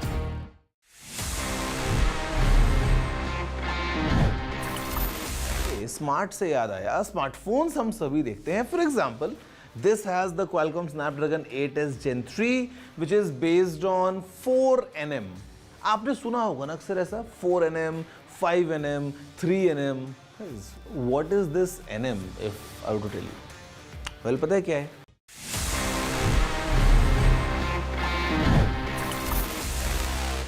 Hello guys and welcome back to another fresh episode of your favorite show. It's Gadget 360 with Technical Guruji. मतलब मैं California से सीधा हमारे studios में दोस्तों आ चुका हूँ. And in fact this episode is packed with all the new gadgets और साथ में काफ़ी interesting updates आपके लिए हर एपिसोड की तरह इस बार भी मेरे पास बहुत कुछ है, बहुत ज़्यादा मज़ा आने वाला है. Let's see what we have this week. Hello guys, my name is Gaurav. You all know it's AKA TG. आप देख रहे हैं Gadgets 360 with me, which is Technical Guruji. जल्दी से आगे बढ़ते हैं, चलिए शुरू करते हैं.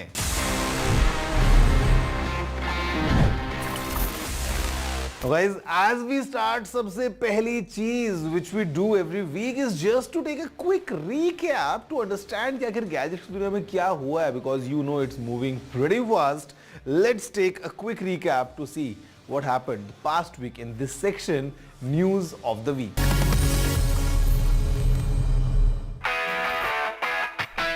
Google Gemini मोबाइल ऐप अब इंडिया में लॉन्च कर दिया गया है. To appeal to a wider audience, अब आप चैट कर सकते हैं इन हिंदी, बंगाली, गुजराती, कन्नड़ा, मलयालम, मराठी, तमिल, तेलुगु और उर्दू. This means that अब आप अपने फेवरेट लैंग्वेजेस में Gemini से चैट कर सकते हैं. But that's not all. Gemini Advanced जो गूगल के सबसे capable AI model Gemini 1.5 Pro पर बेस्ड है, भी इन 9 लैंग्वेजेस में अवेलेबल है. ये अपग्रेड डॉक्यूमेंट अपलोड्स और डेटा एनालिसिस जैसे यूजफुल फीचर्स लाता है. OnePlus Nord CE4 Lite 5G is all set to launch next week on 24th June. Teasers में OnePlus Nord CE4 Lite 5G mega blue colourway और dual camera systems के साथ, जिसमें 50 megapixel Sony LYT600 primary sensor होगा, दिखाया गया है. इस फोन में 5110 मिली एम्पियर बैटरी होगी with 80 what super whoop charging और 120 hertz OLED display with 2100 nits off peak brightness जो आउटडोर सेटिंग में विल बी सुपर ब्राइट। इसके 50 मेगापिक्सल कैमरा सिस्टम के साथ एक नया स्फेरिकल लेंस भी आएगा जो एब्रेशंस और डिस्टॉर्शंस कंट्रोल में हेल्प करेगा। नाइकॉन फोटोग्राफी की दुनिया में एक नया रेवोल्यूशन ले आया है अपने latest camera Z6 Mark III के साथ। This is the world's first full frame mirrorless camera जो पार्शियली स्टैक्ड CMOS सेंसर के साथ आता है। इसका मतलब है कि आपको मिलेंगी अमेजिंग फोटोज और वीडियोस, वो भी 6K रेजोल्यूशन तक में। साथ ही इसमें है Xpeed 7 इमेज प्रोसेसर जो देगा आपको लाइटनिंग फास्ट स्पीड और परफॉर्मेंस। Z6 Mark III की खासियत यहीं खत्म नहीं होती। It is said to have the brightest viewfinder in its class. Asus India ने अनवेल किया है their all new ROG Zephyrus G14, a powerful new gaming laptop जो डिजाइन किया गया है specially for gamers and creators. Starting at rupees 1,74,990, the Zephyrus G14 equipped है with an AMD Ryzen 9 processor, AI capabilities के साथ, enabling enhanced productivity in AI-powered applications. ये एक NVIDIA GeForce RTX 4060 laptop GPU भी feature करता है superior graphics performance gaming के लिए और क्रिएटिव टास्क्स के लिए। दोस्तों हम सभी ने बहुत सारे स्मार्टफोन्स देखे हैं। We all know how frequently brands launch all these new models almost every week. But क्या आपने कभी वुड से बना हुआ फोन देखा है? Yes, phone which is made of would. Well, I have a phone and this is the latest Motorola की तरफ से आने वाला Moto Edge 50 Ultra, and this thing which you see on the back, this panel is actually made from wood. और यहाँ पे guys, this is like a flagship phone from Motorola. Amazing set of features, काफी सारे यहाँ पे unique features भी हैं। I mean, you look at the design first, it feels very fresh. Now the screen is really good because यहाँ पे it goes all the way up to 144 Hz. It's a POLED panel, काफी अच्छा लगता है। The cameras are really good because we got a 50 megapixels main camera, 50 megapixels ultra wide plus macro camera and 64 megapixels वाला एक 3x periscope zoom camera. Plus for selfies we have 50 megapixel selfie camera as well, but inside it's even more because हमारे पास में Qualcomm Snapdragon 8s Gen 3 है and it also has Moto AI जहाँ पे on device आप image generate कर सकते हो just by giving some text prompts। और यहाँ पे it's called Magic Canvas so that you can unleash your creativity। Let's see up close कि आखिर क्या-क्या features packed हैं इसी Motorola Edge 50 Ultra में।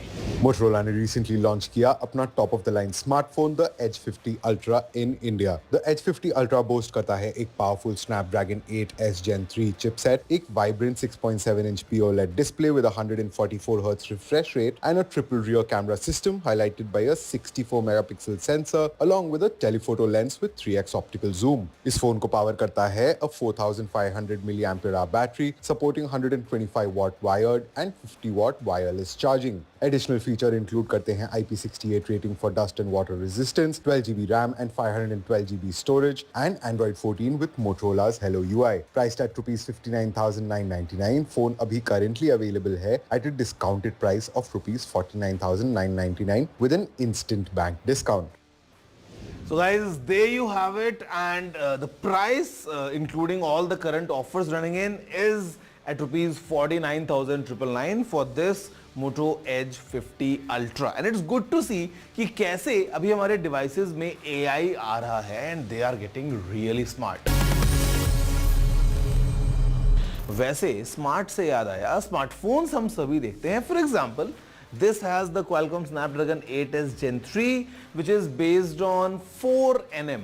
आपने सुना होगा ना अक्सर ऐसा 4nm, 5nm, 3nm. What is this nm if I were to tell you? Well, पता है क्या है? यहाँ पे nm is a nanometer. It's basically a unit of length. ये होता है 1 मीटर का 1 billionth. जी हाँ, 1 billionth. और यहाँ पे I mean the smaller is better, because all these companies, all these chip manufacturing companies, they are trying to squeeze in as many transistors as possible कि कैसे एक छोटी सी चिप में वो इतने ज़्यादा ट्रांजिस्टर्स को पैक कर दें which essentially act like a switch to make sure that the performance goes right through the roof. Because आप समझ लीजिए कि इसमें for example जो प्रोसेसर लगा है उसमें billions of transistors हैं packed into a very small package. Think of it like a city जहाँ पे जो buildings हैं अगर वो छोटी होती जाएंगी तो सोचो आप कितने कम एरिया में कितनी ज़्यादा बिल्डिंग्स को पैक कर सकते हो. Guys, exactly this is what is happening inside a chip that you see, because every year, every day that we progress, यहाँ पे we are making sure कि हम ज़्यादा ट्रांजिस्टर्स को कम एरिया में पैक कर दें. Right now, the most advanced process that you would see is of 2 nanometers. Just imagine that a human hair is like 50,000 nanometers. तो 2 nanometers कितना छोटा साइज होता होगा जहाँ पे जाके जिस स्केल पे basically we are able to manufacture these chips and pack in all these transistors.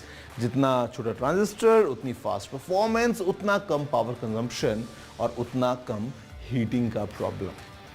It's mind blowing, and that's the reason I would say chip manufacturing is something which is very cutting edge, very high end. अभी India में we are planning कि yes हमारा country आगे progress करे और ये chips जो हैं ये हम इंडिया में बनाएं.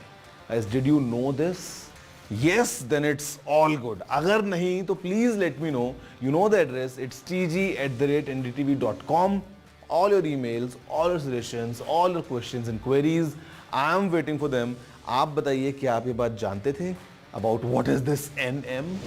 Now guys, for the next gadget, actually the size is pretty big. मतलब मैं studios में उसको fit नहीं कर पा रहा हूँ. Guys, I am talking about the latest AI TV from Samsung. It is the latest Neo QLED Q900D. जी हाँ guys, this is a TV which measures 85 inches, 8K TV है. AI की इसके अंदर हमको कुछ strengths मिल जाती हैं. Let's see up close the kind of features ये TV हमारे लिए लेके आता है and किस तरीके से it enhances the entire entertainment experience, because it feels like a cinema, very sleek, just goes against the wall, मतलब एकदम like a painting. And you can enjoy whatever you want in front of this huge 85-inch screen. बहुत अच्छा experience है. Let's see up close what Samsung is offering in its latest Q900D television. The Samsung Q900D Neo QLED 8K TV is a powerhouse, redefining home entertainment with its 8K resolution and Neo QLED technology for breathtaking visuals. ये TV देखने का एक नया तरीका है. The Neural Quantum Processor 8K, the heart of this TV, uses AI to upscale content to 8K, making even old favorites look brand new. ये पुराने video को भी नया बना देता है. It's not just about the picture quality.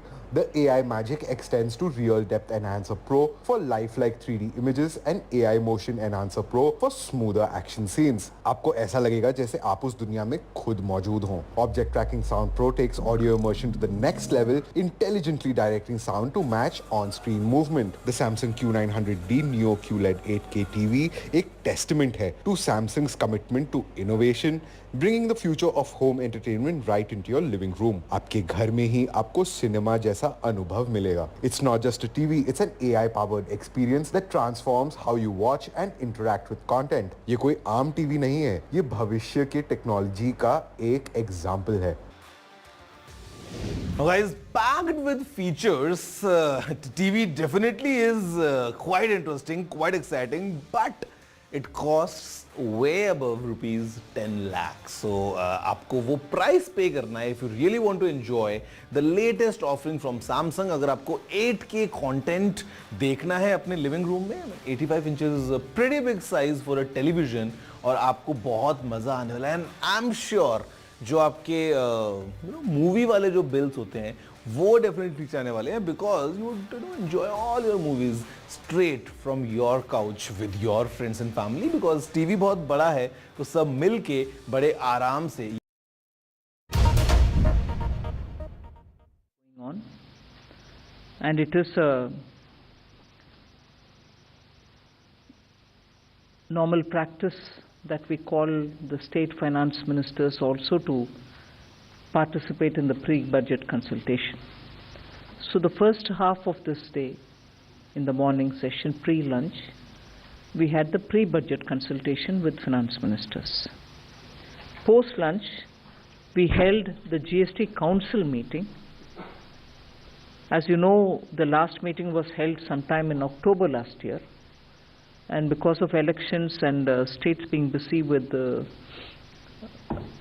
campaign, just as we were busy as well, we thought it was better utilized if the time was used for both the budget consultation and also for GST Council.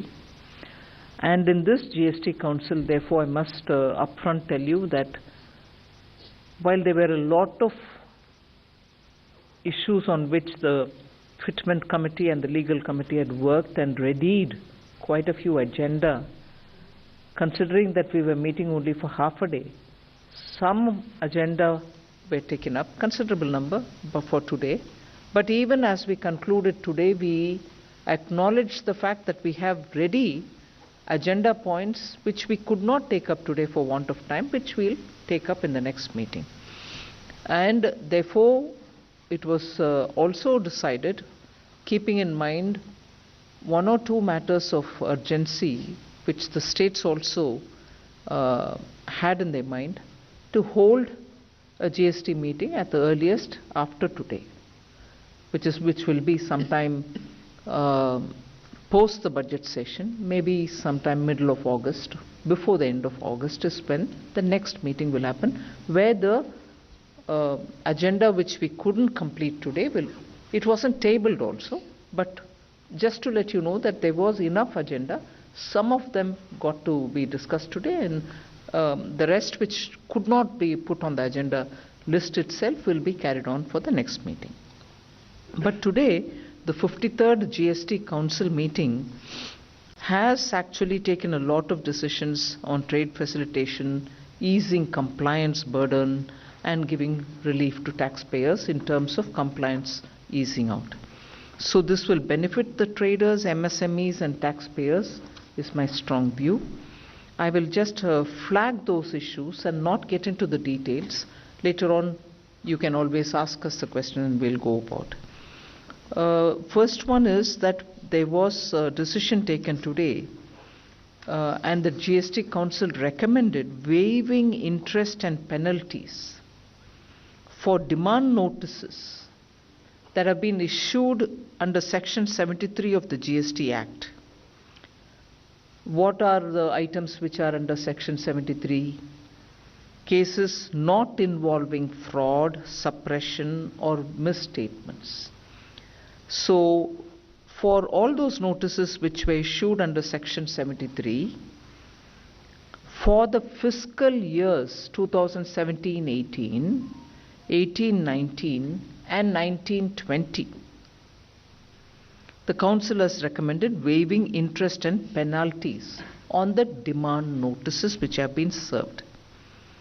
And this will be applicable in cases where the taxpayer pays the full amount of tax demanded in the notice by 31/3/2025. So notices were issued for those 3 financial years under Section 73 of the CGST Act. So if the taxpayer comes forward to pay the total amount before 31st March 2025, he shall not have to pay the interest or the penalties which have been normally put on them. So that relief has been given. Again, the Council has recommended, I'm going to the next item. Council has recommended that the time limit to avail input tax credit in respect of any invoice or debit note under Section 16(4) of the CGST Act through any GSTR 3B return filed up to 30/11/2021 for the financial years 17, 18, 18, 19, 19, 20 and 2021 may be deemed to be 30/11/2021. So for the same requisite amendment, retrospectively with effect from 1st July 2017, the Council has made a recommendation. Moving to the next item. In order to reduce government litigation, the Council has recommended a monetary limit of 20 lakh for GST Appellate Tribunal, 1 crore for High Court, and 2 crore for Supreme Court for filing of appeals.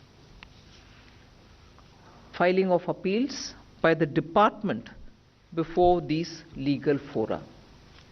Specific amounts, I repeat, the Council's recommended amounts, recommended monetary limits are 20 lakh for GST Appellate Tribunal, 1 crore for High Court, and 2 crore for Supreme Court for filing of appeals by the department. So I go to the next one. Council has also recommended that the maximum amount for pre-deposit, maximum amount of pre-deposit for filing appeal before the appellate authority shall be reduced from 25 crores CGST and 25 crores SGST to 20 crores CGST. CGST is 25 crore, comes to 20. SGST is 25 crore, comes to 20 crore. And that is the maximum amount of pre-deposit for filing appeals before the appellate authority. Also, the pre-deposit for filing of appeal before the appellate tribunal will be reduced from 20% with a maximum amount of 50 crores CGST and 50 crores SGST to 10% with a maximum amount of 20 crores CGST and rupees 20 crore SGST. So that is a recommendation. There are one or two which I am not stating it here for want of time, but the complete decisions will be sent to you by mail. Council has also decided and recommended that amending the provisions of CGST Act to provide that the 3-month period for filing appeals in the GST Appellate Tribunal will start from a day which shall be notified by the government. So, the President of the Tribunal has assumed office, and the said period for filing filing appeal by the taxpayers will expire on 5th August 2024. But there is a need that we need to give an extension, so we've come up with this decision. The next one I'm moving over to is, in order to help small taxpayers, the Council recommended extending the time limit to furnish the detail and the returns in the form GSTR 4 from 30th April at present. At the moment it is 30th April. The Council has recommended that it be extended to 30th June. And this is for GSTR 4, those returns which have to be filed. This will apply for returns for the financial year 2024-25 onwards.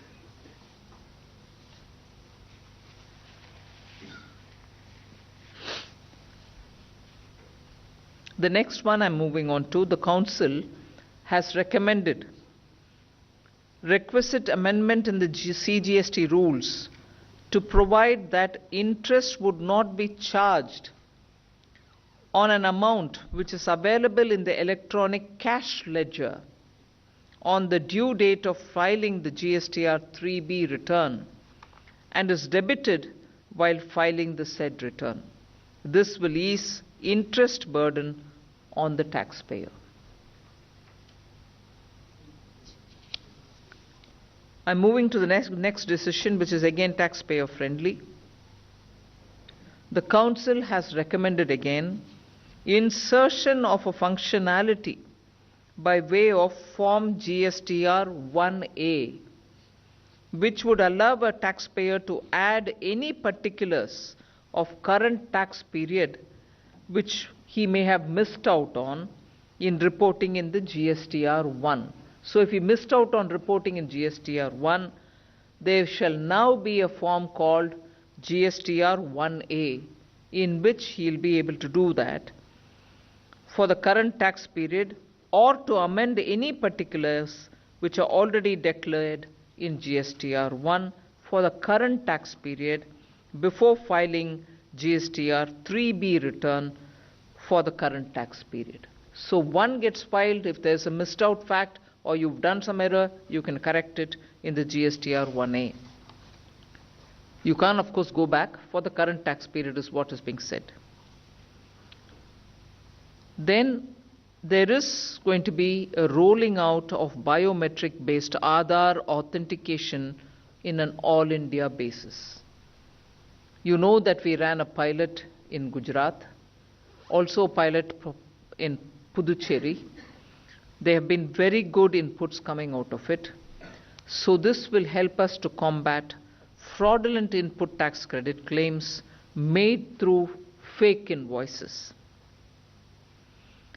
In the cases where the applicant had opted for Aadhaar authentication and where the case has been identified on the basis of data analytics and risk parameters on the system,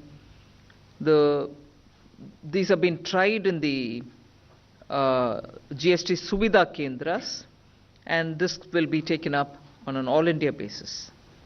So the GST Council has today recommended to roll out the biometric based Aadhaar authentication of registration of applicants on an all India basis in a phased manner. So if these are matters which came through the legal committee, there were a couple of clarifications issued by the fitment committee. They've issued quite a few, but I'm highlighting one or two. Council recommended to prescribe a uniform rate of 12% on all milk cans, meaning steel, iron, aluminium, which are irrespective of the use. They are called milk cans, but wherever they are used, that will be the rate applicable so that no disputes arise out of it. They have a standard shape, so that will determine what is a milk can and what is not. Then Council also recommended to prescribe a uniform GST rate of 12% on all carton boxes and cases of both corrugated and non-corrugated paper or paper board. This will in particular help the apple growers of Himachal Pradesh, the apple growers of J&K, whose request it has been for quite some time. The fitment committee has also recommended it now. There are details about HSN codes on this matter, but simple step is corrugated, non-corrugated, carton boxes made of paper or corrugated paper, non-corrugated paper or paper board will all benefit from this. Council also has clarified and recommended that the clarification be put out on that all types of sprinklers, including fire water sprinklers, will attract 12% GST, and to regularize the past practice on an as is where is basis.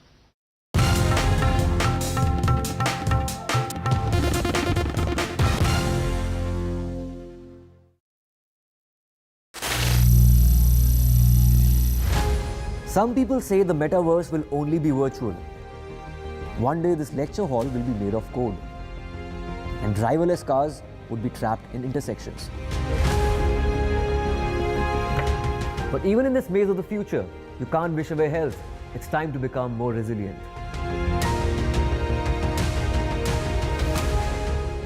"10 years of Banega Swasth India, we have grown and achieved so many milestones.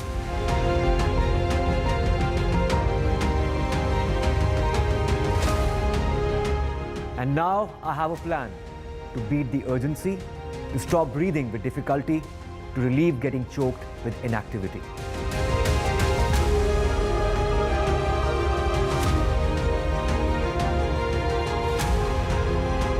Energize our government, our environment, our society, and ourselves. Everyone, everywhere, every day.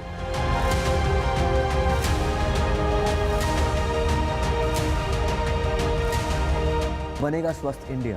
One world hygiene. Stay informed and entertained with the new and updated NDTV News app. You can watch all our channels live, listen to podcasts, read breaking and exclusive news from around the world and more. Download the NDTV app today and get access to the best journalism and storytelling on your smartphone or tablet. The NDTV app.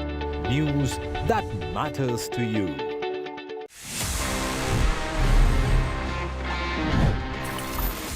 Okay, so guys, there we have it. Now this is the best and my personal favorite section. आपको पता है, it's called Ask TG, and यहाँ पे my responsibility is to answer all your questions जो भी आपने पूछे होते हैं अलग-अलग अपने gadgets के बारे में. I'll give you all the answers. Let's see the kind of questions we have for this week's episode.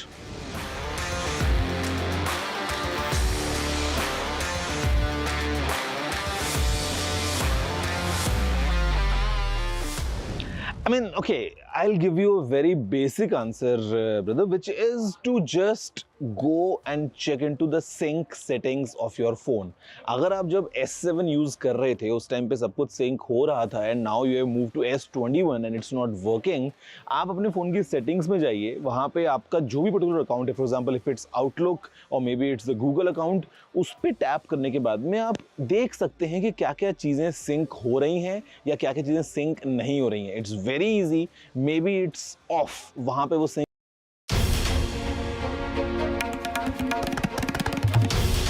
This is NDTV, and you're watching NDTV 24/7. Hello, Moto.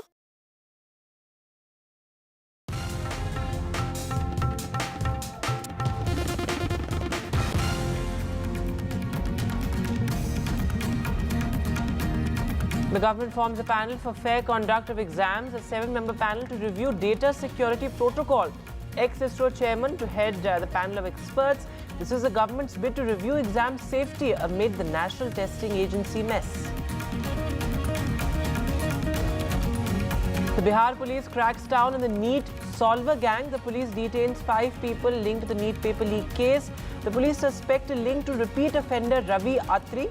This as the Bihar police submit a report to the Education Ministry. In the Hooch tragedy, the BJP ups the ante against the Tamil Nadu government. The BJP holds protests against Stalin across the state. This as the death toll crosses the 50 mark. Police have now arrested the key accused. Bangladesh Prime Minister Sheikh Hasina in the national capital for a 2-day visit. She held a crucial bilateral meeting with Prime Minister Modi. The focus on digital connectivity and the Teesta water sharing agreement.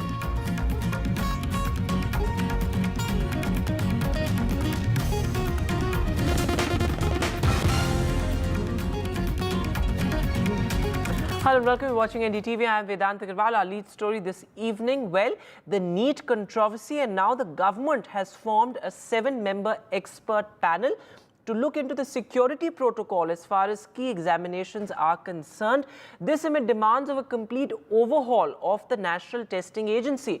Now remember, the government had announced the formation of this panel, the constitution of this panel, but it's now been formally notified amid 3 exams, 3 key exams now under the cloud, including the NEET medical entrance exam, also the UGC NET and the CSIR UGC NET as well. The panel will focus on data security going forward. My colleague Prashant has more details. Just 2 days back, Education Minister Dharmendra Pradhan in his press conference had announced that the ministry has decided to set up a committee, and today they have formally announced that committee. And if you go by, it is a 7-member committee headed by Dr. K. Radhakrishnan, who is the former ISRO chairman. If you go by if you look at the terms of reference of the committee, it is very clear.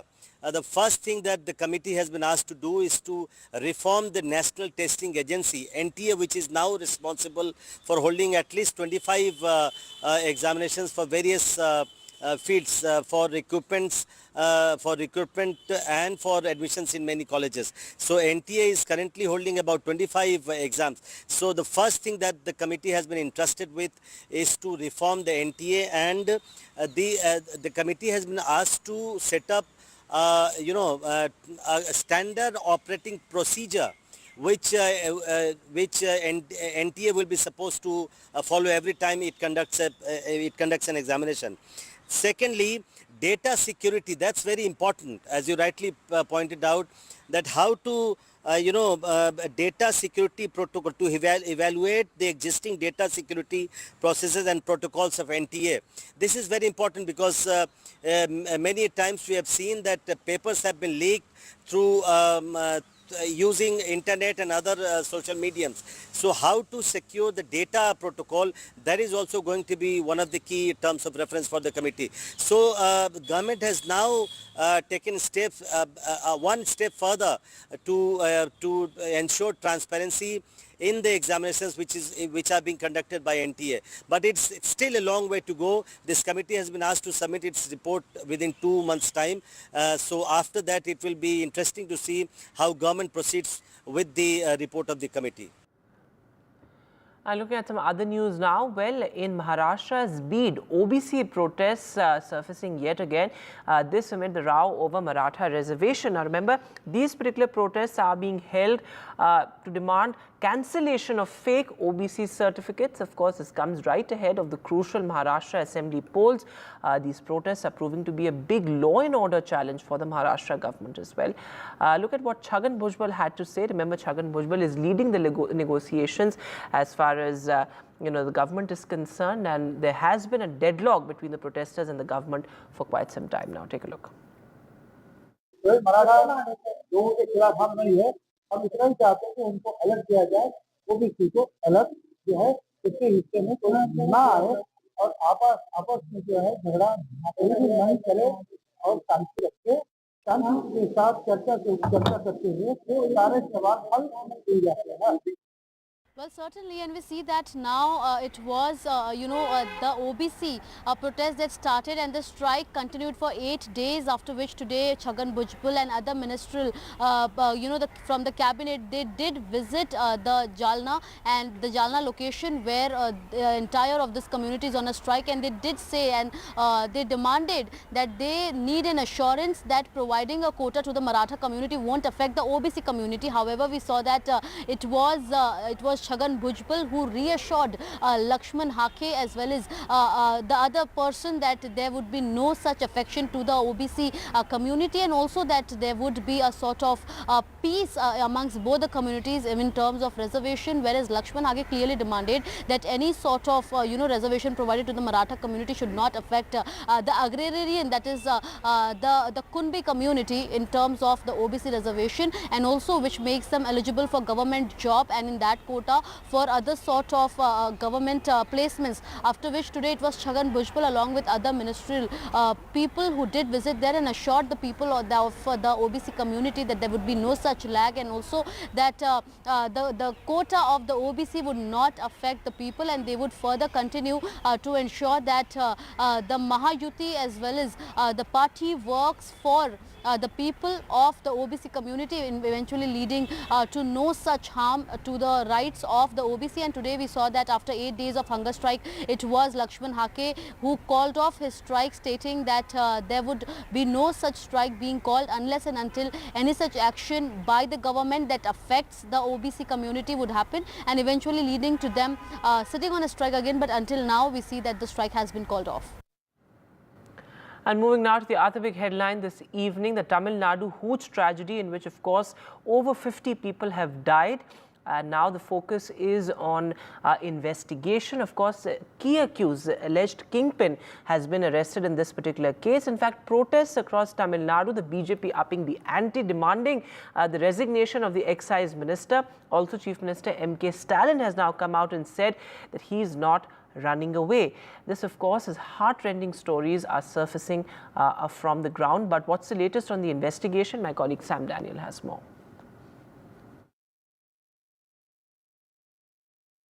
BJP, which has 4 MLAs in the state, is holding a protest demanding the resignation of the Minister Renuka Swami, who is in charge of prohibition and enforcement. Even as the key opposition in Tamil Nadu, the AIADMK, is demanding the resignation of Chief Minister M.K. Stalin himself, saying he is incompetent and he has no control over the police force he heads, which the DMK has denied. And this on a day when the death count in this terrible tragedy touched 55 and 88 others are being treated in 4 different hospitals. And the investigators have also arrested Chinnadurai, the key alleged kingpin, as the police call him, and he is, police say, responsible for supplying what they call as distilled arak through a network of people who had sold this particular consignment of illicit liquor, which has led to the death of 50 plus people. And the investigation with him, police believe, would lead to the wider network, and they'll be able to crack down with specific information in terms of destroying the illicit liquor consignments, and also arrest many more who would have been involved in this particular tragedy. So far, earlier, 4 others were arrested, including Kannukutti, who had for years been allegedly selling illicit liquor at the backyard of his house at Karunapuram village, where at least 30 people of the 55 are from. And NDTV reports on the human cost of the illicit liquor tragedy. In fact, my colleague Sam Daniel sent us this absolutely heart-wrenching report from Tamil Nadu, where 3 siblings have been orphaned. They lost both their parents to this tragedy. Take a look. Heart-rending stories following the death of more than 40 people in Kallakurichi district of Tamil Nadu after they consumed illicit liquor. We have a family that has lost both their parents, and these 3 children are now orphaned without their parents, and he studies 9th standard, he's in 10th, and we have their elder sister doing 11th. Here we have the 11th. Romba sorry. உங்களுக்கு என்ன மாதிரி உதவி தேவைப்படுது இப்போ? What kind of help you require now? எனக்கு ஒரு உதவி வேணாம், இதுக்கு நெவில் குடு கட்டி கொடுங்க, இது படிப்பு செலவுக்கு கொடுங்க. ராத்திரி எனக்கு அப்பா வேணும் அம்மா வேணுங்கிறாங்க, நான் எங்கே போய் தேடி கொண்டாந்து கொடுப்போம். No money, we just require help to take care of the children. உங்களுக்கு என்ன படிக்கணும்? So you're studying 11th standard now? What's your எனக்கு வந்து இன்ஜினியரிங் படிக்கணும்னு ஆசை. Name? Kokila. She's Gokila, she's in class 11 and she wants to become an engineer. உங்களுக்கு என்ன ஆசை? வக்கீல் ஆகணும்னு ஆசை. He wants to become a lawyer. உங்க நேம் என்ன? நான். உங்க பேர்? என் பேர் Harish. Harish. And you? Director. Film director. He wants to become a film director. They don't have parents now and the family will take care. யார் இப்போ வந்து கவனிச்சுக்க போறாங்க? நீங்க பாட்டி. என் பொண்ணு. She is the mother. Vadivu's mother. mother? பொண்ணு போயிடுச்சு இந்த புள்ளைங்க 3 இருக்குது என்னால் முடியாது பாடுபட்டு காப்பாற்ற முடியாது இந்த புள்ளைங்களுக்கு ஏதோ ஒரு வீடு கட்டி விடுங்க ஒரு நல்லது செய்யுங்க நீங்கள் எத்தனை செஞ்சாலும் எனக்கு என் புள்ள போயிடுச்சு. No matter what you do, I've lost my daughter and that will be no match for loss of her. இந்த மாதிரி நடக்கிறது மக்களுக்கு தெரியுமா? தெரியாது சாமி தெரிஞ்சதோ தெரியலையோ தெரியாது சாமி என் பையன் தான் சாமி சுரேஷ் வடிவு கரைச்சி என் மருமாவை சாமி இந்த மாதிரி நடக்கணும்னு நான் பார்க்கல சாமி இன்னொரு காலத்துலேயும் இந்த ஊருக்கு இந்த சாராய பாக்கிட்டுங்கிறது உலகமே நடக்க வேணாம் சாமி எங்கள் குடும்பம் கெட்டாலும் மற்ற குடும்பம் நல்லா இருக்கணும் சாமி நான் அதை தான் கேட்குறேன் சாராயத்தை கொடியே போய் பாக்கிட்டு சாராயத்தை ஒய்யுங்க சாமி எந்த நாளையிலும் நடக்கக்கூடாது ஐயா இருக்கக்கூடாது ஐயா நாட்டில். She is the mother of the man who died. She says no way there should be sale of liquor. Please shut down liquor shops in Tamil. That's our only plea. Several questions being asked. Is there collusion by police? Is there an intelligence failure? Are the police hand in glove? The government has instituted a one-man commission to identify the causes and also to recommend measures. Chief Minister M.K. Stalin says he would crack down. But the big question, is this too little, too late? At the Karunapuram village in Kallakurichi district with Suresh, Sam Daniel, Find TV.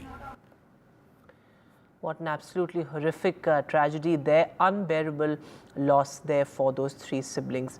But moving now to the other big headline, the investigation into the NEET controversy. And now the Bihar police, as per input, seem to suggest that the suspicion is that a solver gang was involved as far as this entire NEET controversy is concerned. In fact, the paper leak probe now links to some sort of a mastermind behind this entire controversy. In fact, Ravi Atri, a notorious repeat offender, in fact, who's currently lodged in the Meerut jail, seems to be behind this paper leak.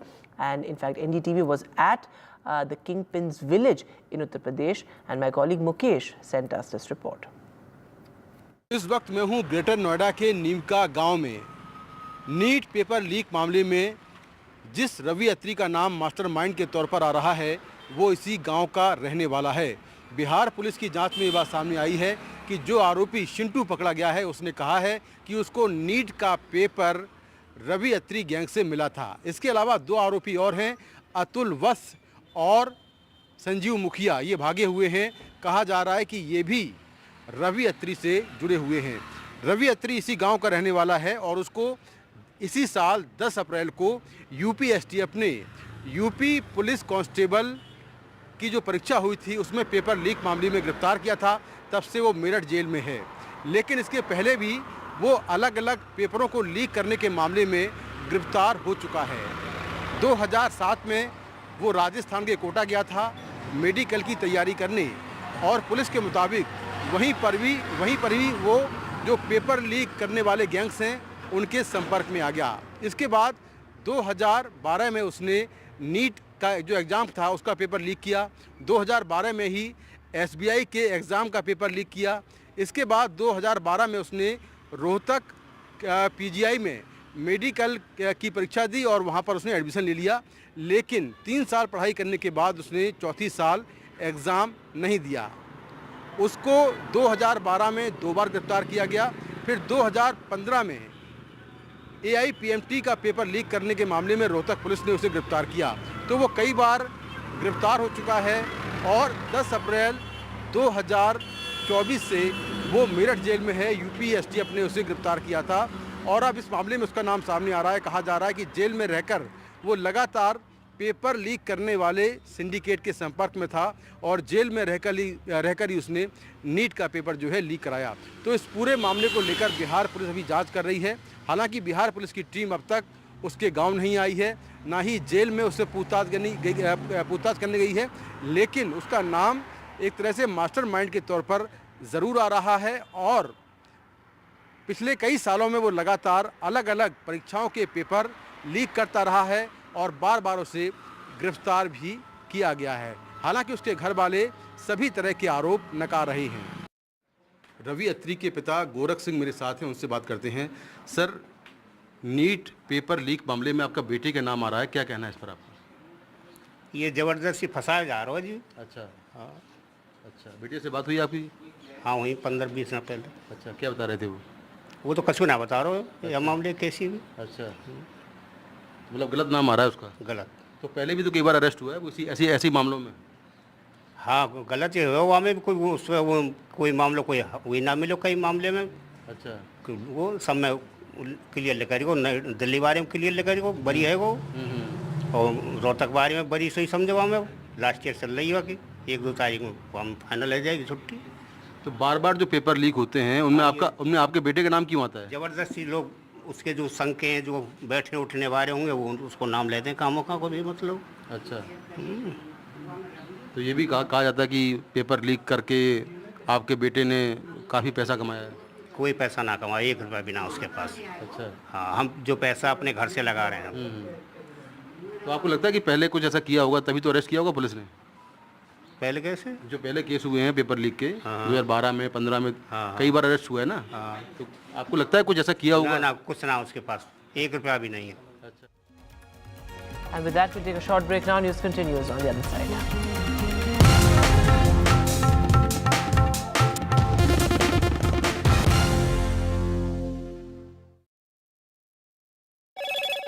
Hello, Moto.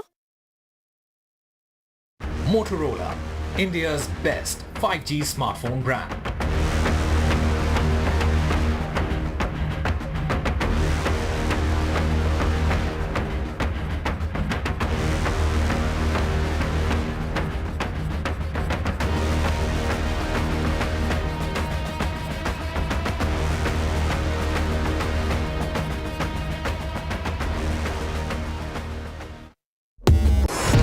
NDTV proudly upholds its legacy of trust and credibility.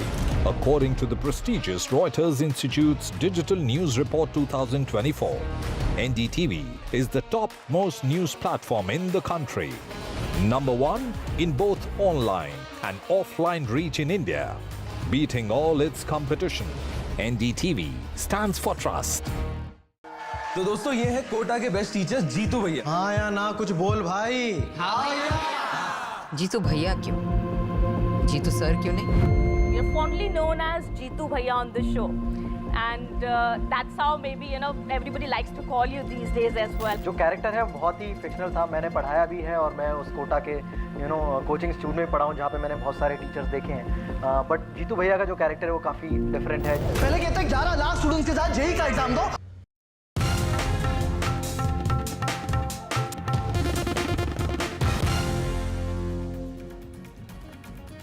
Welcome back. The big international headline: Sheikh Hasina is in India for a 2-day diplomatic visit. In fact, she also visited the Rajghat ahead of the crucial bilateral meet with Prime Minister Modi. Of course, this is part of India's neighborhood first policy. There you can see visuals of Sheikh Hasina with the Prime Minister there.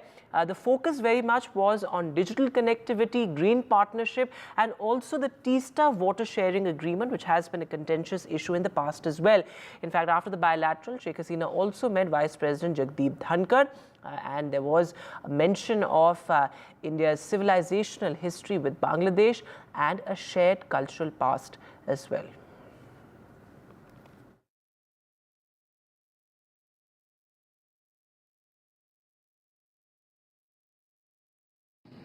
Bangladesh में तीस्ता नदी के संरक्षण एवं प्रबंधन पर बातचीत के लिए शीघ्र ही एक टेक्निकल टीम बांग्लादेश का दौरा करेगी। मेडिकल ट्रीटमेंट के लिए बांग्लादेश से भारत आने वाले लोगों के लिए भारत ई मेडिकल वीजा सुविधा शुरू करेगा। बांग्लादेश के उत्तर पश्चिम क्षेत्र के लोगों की सुविधा के लिए हमने रंगपुर में एक नया असिस्टेंट हाई कमीशन खोलने का निर्णय लिया है। आप आइए बांग्लादेश में, देखिए बांग्लादेश को कितना कुछ हमने कर पाया और हमने क्या करेंगे। तो हमें नरेंद्र मोदी जी के दावत दी थी बांग्लादेश आसार जন্য। I would like to take this opportunity to reiterate my invitation to Prime Minister Shri Narendra Modi to visit Bangladesh to further strengthen the friendly relation of our two countries. The ongoing visit of the Bangladeshi Prime Minister is a part of our sustained high-level political engagement between the two countries. As you are all aware, Bangladesh Prime Minister was one of the international leaders who attended the swearing-in ceremony on 9th of June of the Union Council of Ministers following the 18th Lok Sabha elections earlier this month. These back-to-back exchanges between our two countries underscore the special nature of our relationship, our strategic partnership. And moving now to the Finance Minister, who chaired a crucial pre-budget meeting in the national capital today, of course, apart from the GST Council meet as well. This is NDA 3.0's first GST Council meet. In fact, she addressed the press also after chairing that crucial meeting with chief ministers as well as state finance ministers, with various states putting forward their demands. In fact, Karnataka and Kerala have asked for a special package as well as a fair, funds sharing agreement. Of course, the fiscal injustice row has been a hugely contentious issue, something that we saw play out in the run-up to the polls as well. In fact, importantly, the finance minister has now said that they are seeking to bring petrol and diesel under GST as well. Now, this will be a rather bold move, but she has left it to the states to actually come and advise on this and reach consensus as far as bringing petrol and diesel under GST is concerned. But listen in to what the finance minister earlier had to say. And the GST Council recommended waiving interest and penalties for demand notices that have been issued under Section 73 of the GST Act. What are the items which are under Section 73? Cases not involving fraud, suppression or misstatements. Online gaming, casinos and horse racing, because in the last meeting there was a recommendation that it will be reviewed after 6 months, the progress. So has there any decision taken, because so many notices have been issued to companies? So is there any thing? For discussion, nor was it taken today. It wasn't on the agenda also. It wasn't on the agenda, it didn't come for discussion, no, it wasn't taken up. And of course, this comes right ahead of the crucial July budget. But finally, in the spirit of June being the Pride month, we bring you a special report from the heart of a Pride film festival where members of the LGBTQIA+ community share their insights on allyship. NDTV's Arun Singh with this report. Hi, I come to you from a Pride Film Festival at PVR Inox. With me are volunteers of NAS Foundation. It's an LGBTQ organization which works towards the welfareship of the community. So very quickly, I want you guys to tell us how to be a better ally. Like to be a better ally is not like there are some set of rules, but the very big thing which you can do is just accept the people, everybody, without any sort of discrimination or anything. And if you don't even think of, okay, I can accept them or not, just try to understand the other person also a human being. So acceptance and understanding. Well, don't snatch their opportunities. Give them same opportunities and give them equality. Be there, be freedom, all that. Like to give them platform. What would you say?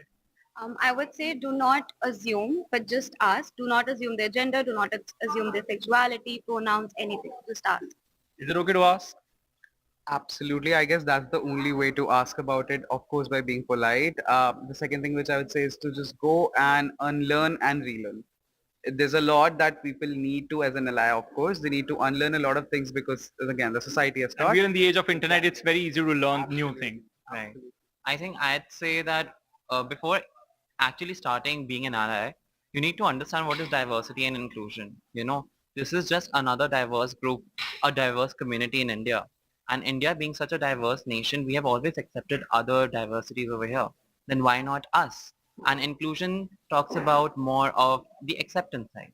So I think understanding diversity and then whatever my team said on inclusion. We are in 2024. As I wrap this conversation, I also want to understand from you, have things changed? Is it easier to rent out places, to dine out with your partner? To be very honest, not so, because there are still places where you will find students having the problem to settle in as a queer individual in PG, if they are student, or even if they are getting the job, the owners might always have the problem to, if they are the visible queers, I'll use the term, then the owners will have problem that they are visibly queer and they cannot stay over here. So even if it's 2024, the things have not yet changed a lot, but there are places which needs to change. So we've understood what hasn't changed and how we can change, as you guys suggested, how to be a better ally. But why hasn't it changed is another question.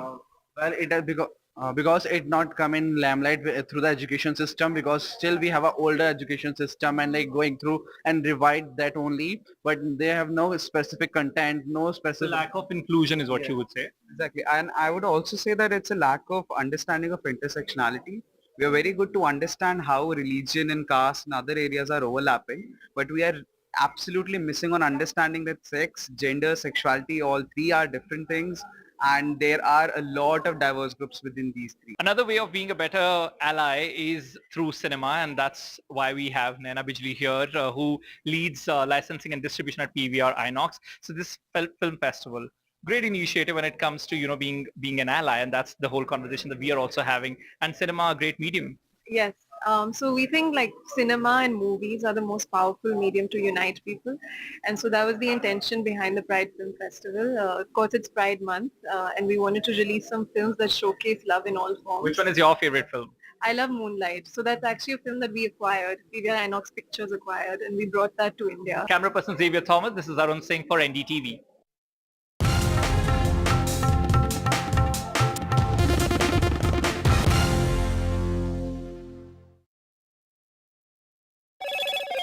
Hello, Moto. Motorola, India's best 5G smartphone brand.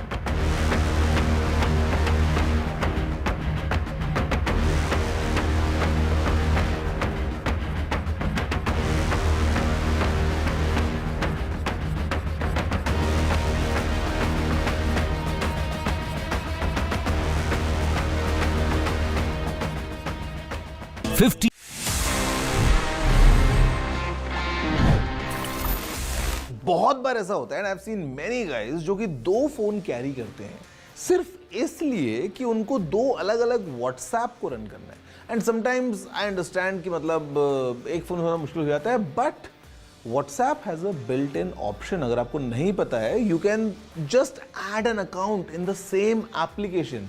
ये बड़ा आसान है. You just go to WhatsApp, आप settings में जाएंगे, account में जाएंगे and वहाँ पे you can just add another account. आप नंबर डालिए, OTP आएगा, वेरीफाई हो जाएगा, अपनी डिस्प्ले फोटो ऐड कीजिए अगर करना है तो and that's it. Your account is done. Basically आप उसी एक व्हाट्सएप की ऐप में दो अलग अलग अकाउंट रख सकते हैं for a peace of mind. And अगर आपको मल्टीपल अकाउंट्स रख के let's say you want to use it because of you have two phone number, सकता है एक नंबर आपका इंडिया का है, maybe you are travelling abroad, आपका दूसरा नंबर भी है, मतलब यू गेट द ड्रिल कि आप सीधा एक व्हाट्सएप ऐप में दो अकाउंट्स रख सकते हैं और ये काम आप एक फोन में भी कर सकते हैं. Just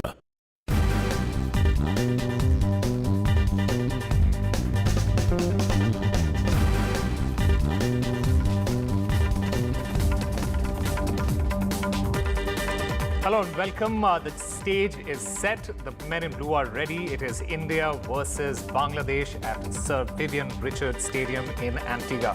That match starts in just a short while from now. Now the big question is the hitman ready today? Is it King Kohli's day? Will India's opening batters come back to form?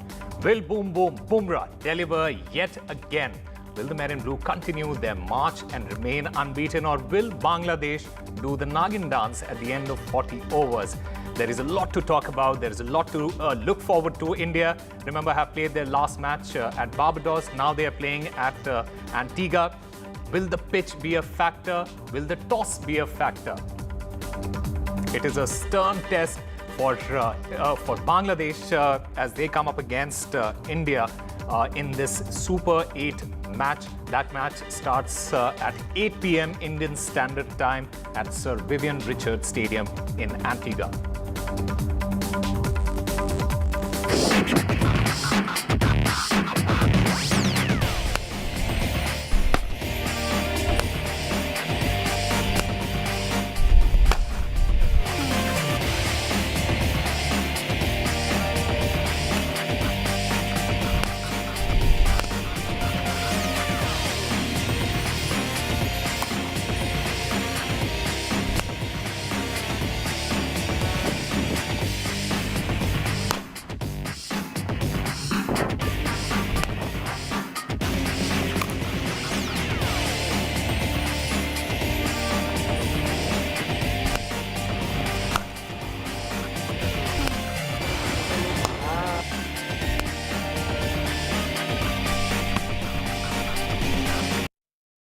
Well, it is going to be an exciting encounter between India and Bangladesh. That match, like I said, starts in just a short while from now.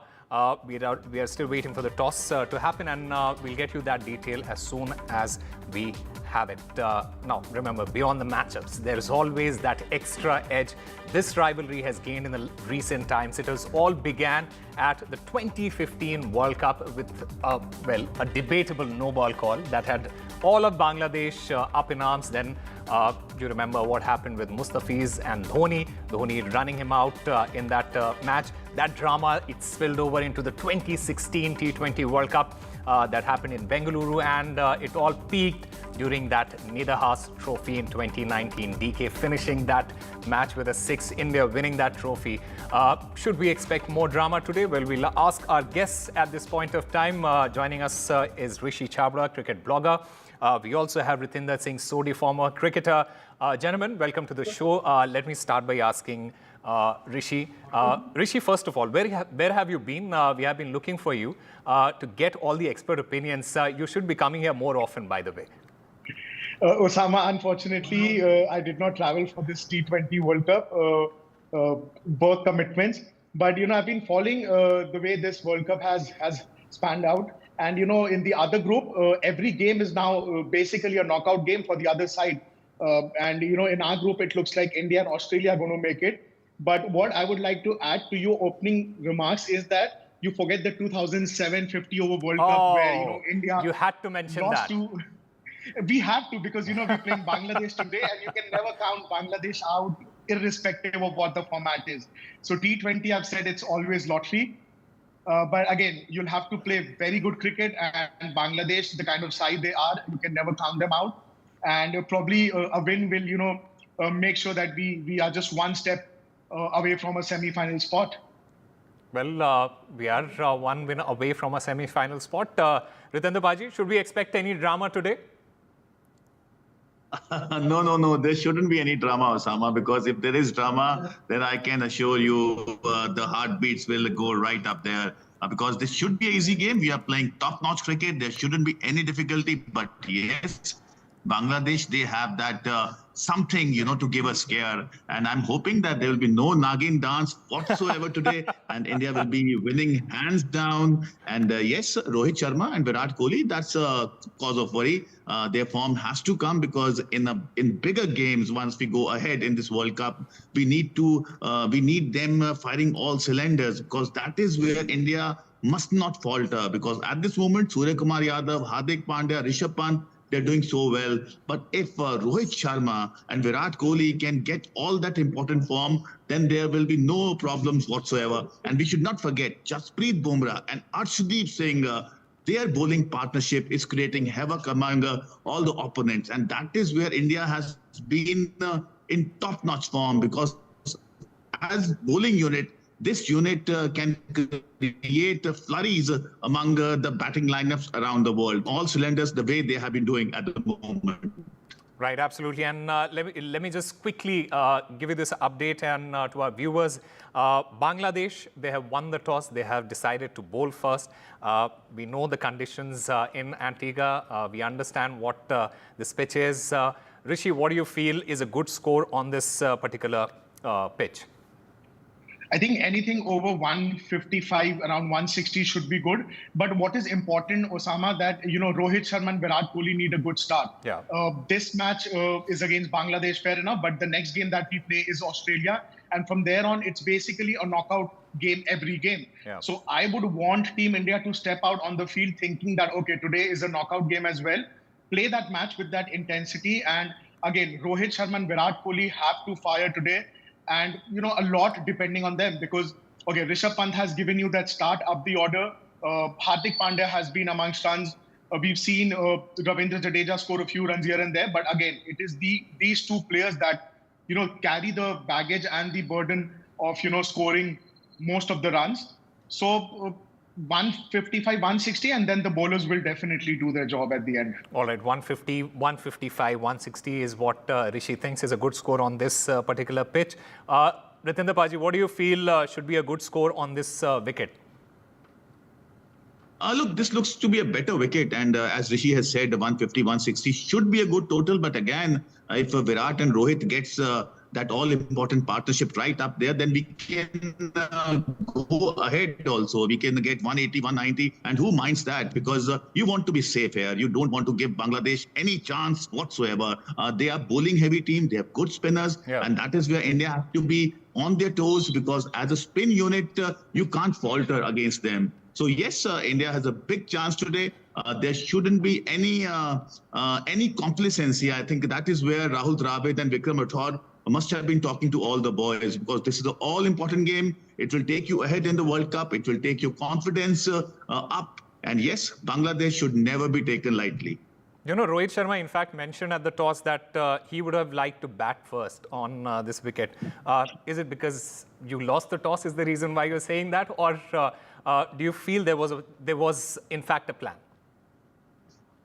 Look, I think Rohit Sharma must be thinking that if they would have been batting first, then it would have been better, because getting runs on the board, 170, 180, that puts pressure on the opponents. And when it's Bangladesh, look, these teams, if they bat first, they have a chance. But definitely, if they are chasing, they struggle, because they have to keep up with the asking rate.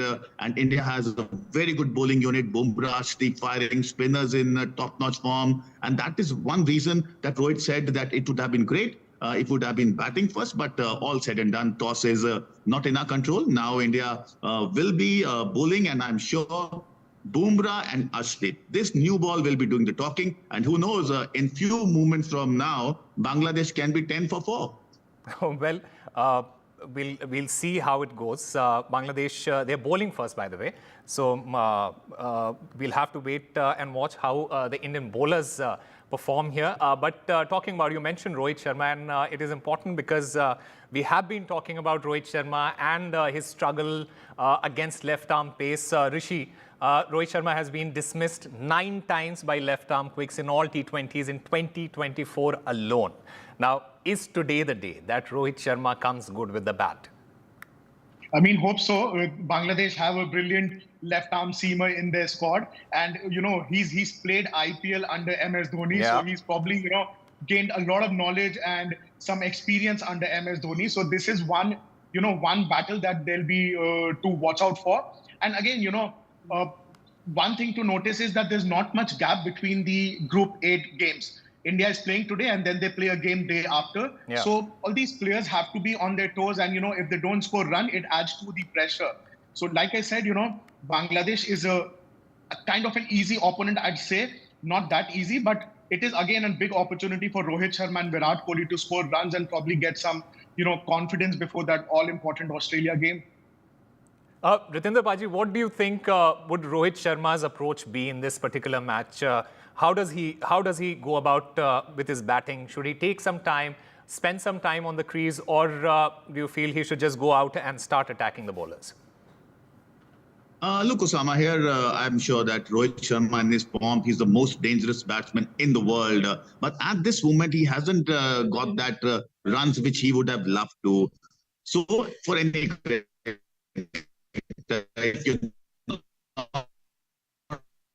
We'll try and get Ritinder back. Let me take that question to Rishi there. Rishi, what do you feel? I mean, Osama has to be intent. Keep playing attacking cricket, because the moment you start playing defensive and you start thinking that, okay, I haven't been scoring runs, haven't been getting those runs, it actually plays on your mind, and then you go on the back foot. Keep playing your national game. National game is Rohit attacking, and same for Virat Kohli as well. Because what we saw in the IPL is that the moment spinners came on, Virat Kohli's strike rate came down. So this would be an opportunity, and I'm sure Bangladesh would, try bowling a few spin overs in the power play. So I would hope that Rohit and Virat keep playing their national game and keep attacking, and that is the format T20. And if you lose a wicket here and there, we have the kind of players that you need to keep attacking in this game. Despite the fact that Rohit mentioned as a captain that the top order, that is the opening partnership, that is going to stay. That is not going to change throughout the tournament.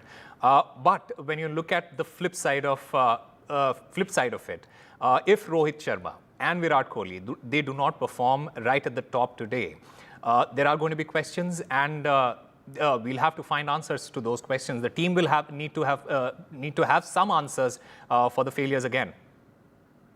I mean, not at this stage of time because, you play Australia next and probably putting Jaiswal in the playing 11 and, moving Virat Kohli down the order would be a big risk. So let's just hope that, Virat scores runs, and even if they don't get runs top of the order, I would still suggest, we go ahead with the opening partnership that we have. And again, Rishabh Pant, who thought before this World Cup that he'll come one down, and he's been a different player altogether. The last IPL and this World Cup, he's playing fearless cricket, and he actually, he's fit. He's, like I said, playing a lot of fearless cricket. So let's just focus on the batting order. That is it. And we also have, great spinners in our bowling department. We have Jasprit Bumrah and Arshdeep Singh. The kind of performance that they put up in the last game. I think it's just the batting order, top order, that has to click, and I think everything else is right now perfect for us. I mean, Rishi, what do you even tell somebody like a Rishabh Pant? And what do you tell him how to bat and when to bat? And the way that he goes about doing his business, I think that is something that is absolutely out of the world. Very few batters around the world in world cricket have the capacity and the ability to do what he does on a regular basis. So, of course, he's one of the biggest assets that India has at this point of time. But let's focus on Virat Kohli for now. Ritinder Paji, Kohli, he has not had a great tournament so far. Very important for him to get the runs today before the Australia game? Yeah, definitely. Look, Virat Kohli, if we are aspiring to win the World Cup, he holds a key, Osama. He has to be among runs, and he is a player who can adapt so well. He can play 20 overs and take game away from the opponents. And I have a very strong feeling. Look, if you're not getting runs, you are an attacking player, but you can always hold your game a bit. You can just see few overs through. And we have seen that. We have seen Virat Kohli do that.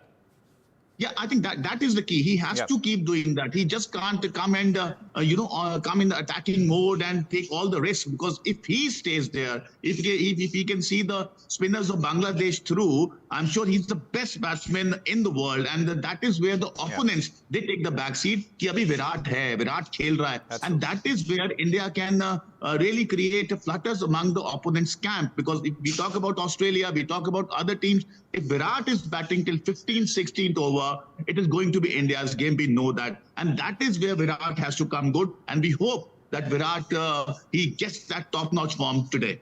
You know, the funny thing is, irrespective of whether Virat performs or not on any given day, he's still creating and breaking records on a daily basis. It is if he scores one more 50-plus score today, he'll equal the record of most number of 50s in T20s. He'll currently Babar Azam has that record, and he's going to equal that. So obviously, the kind of quality that he brings to the table is something that is absolutely unmatched. And you very rightly pointed out, Ritinder Sodhi, that if Virat Kohli stays there and makes those runs, it is going to be very difficult for the Bangladesh bowlers. Rishi, I also want to talk about a certain left-arm batter, somebody who has probably the likes of which we have not seen in the past like 10 years. Brian Lara, he came out and said that, and he in fact backs Rohit Sharma and Virat Kohli as an opening partnership. He says that he's looking at this particular match and he feels that India will be 100-0 versus Bangladesh in the first 10 overs. Do you agree with that? I mean, there's no reason for me to not agree to the great legend Brian Lara. We all hope and we all pray that, okay, Virat Kohli and Rohit Sharma get the kind of start that we've been wanting. But Osama, also, Virat Kohli, the kind of player that he is, the number of runs that he scored and how easily he scored those 50s and 100 have actually, set the standard so high that the moment he starts scoring 30s and 40s, you feel that he's not performing. So that is where, he set the standards. And again, a player like Virat Kohli would not think about what fans or, the media is actually focusing on. He would just randomly just go about his game. And I'm sure, he has something in his mind and he'll probably, get those runs that are important for us top of the order. Absolutely. And this Rohit and Kohli partnership that India has struck for some time now in this particular World Cup. Will the management be tempted to change anything if these two don't deliver today? Well, we'll have to wait and watch for the next match. But when you talk about the form of Surya Kumar Yadav and Rishabh Pant, it is absolutely great news for Team India. But do you feel that if Rohit Sharma and Virat Kohli perform at the top and get those runs very quickly, it gives more cushion or rather freedom for both these players, Surya and Rishabh, to go and get quick runs in the middle overs and then at the death? Ratinder Baji, you can answer that. Yeah.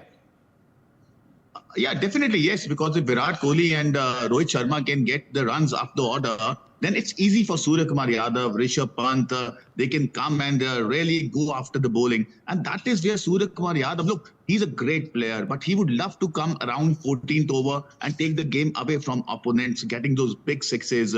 But if Surya comes in 4th or 5th over, he has the time, he can build his game. But that is where Surya has struggled a bit if you talk about ODI cricket, where he has to spend some time and then go for the bowling. But if he comes straight and go for the bowling, and that is where he is 10 on 10 and he can take opponents head on. And we want that because if opening partnership, as you said, Osama, 100 for no loss.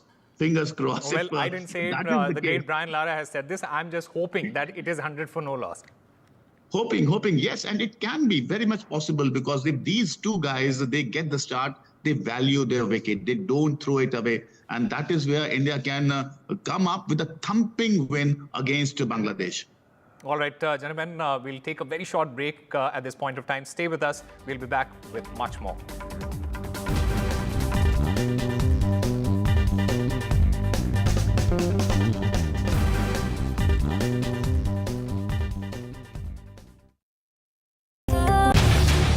Ready for the ride of your life.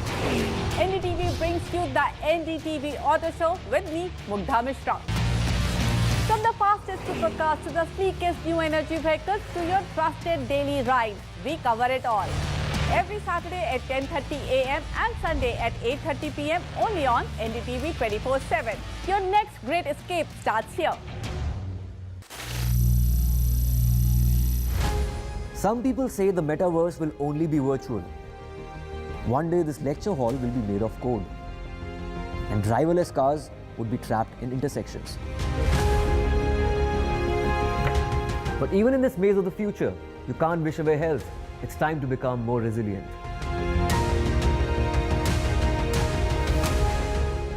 "10 years of Banega Swasth India, we have grown and achieved so many milestones.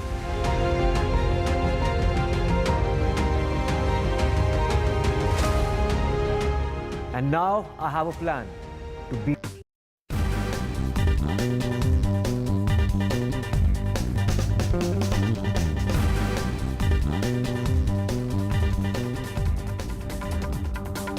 Welcome back. We are looking ahead to the big clash, India versus Bangladesh at Antigua. The match is going to start in just a short while from now.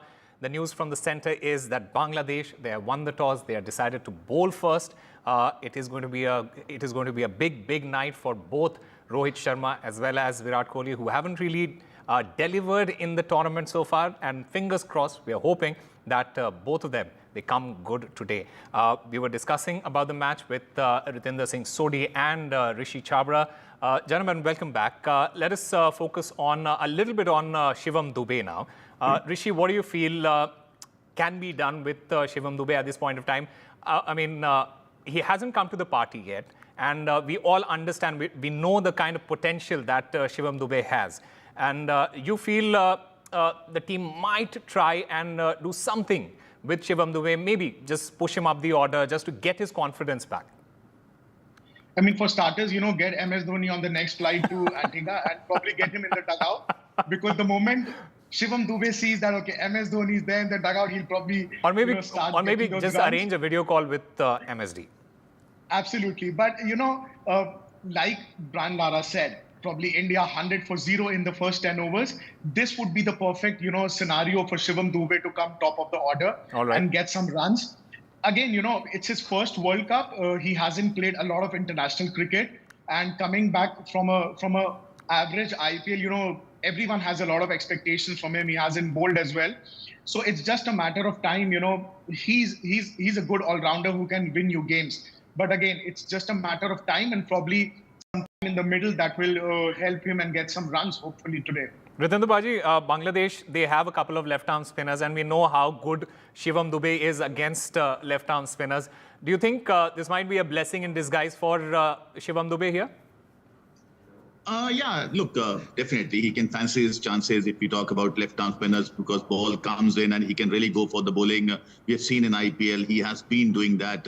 But again, he had that average IPL, but he has been selected on his performances in the past. Yes, he has to prove a point. There were lots of talks about Rinku Singh, but yes, now that is thing of the past. But he has to prove a point. He's a good player, and today can be a big opportunity. But having said that, opening partnership, India batting first, Rohit Sharma, Virat Kohli, if they can give that all-important start, then I can tell you, Bangladesh will be struggling from word go, then they would have no chances whatsoever, whatever spinners they have, whatever pace attack they have, because we have to accept their batting struggles. If we can put runs on the board, then Bangladesh will be just having a catch-up race.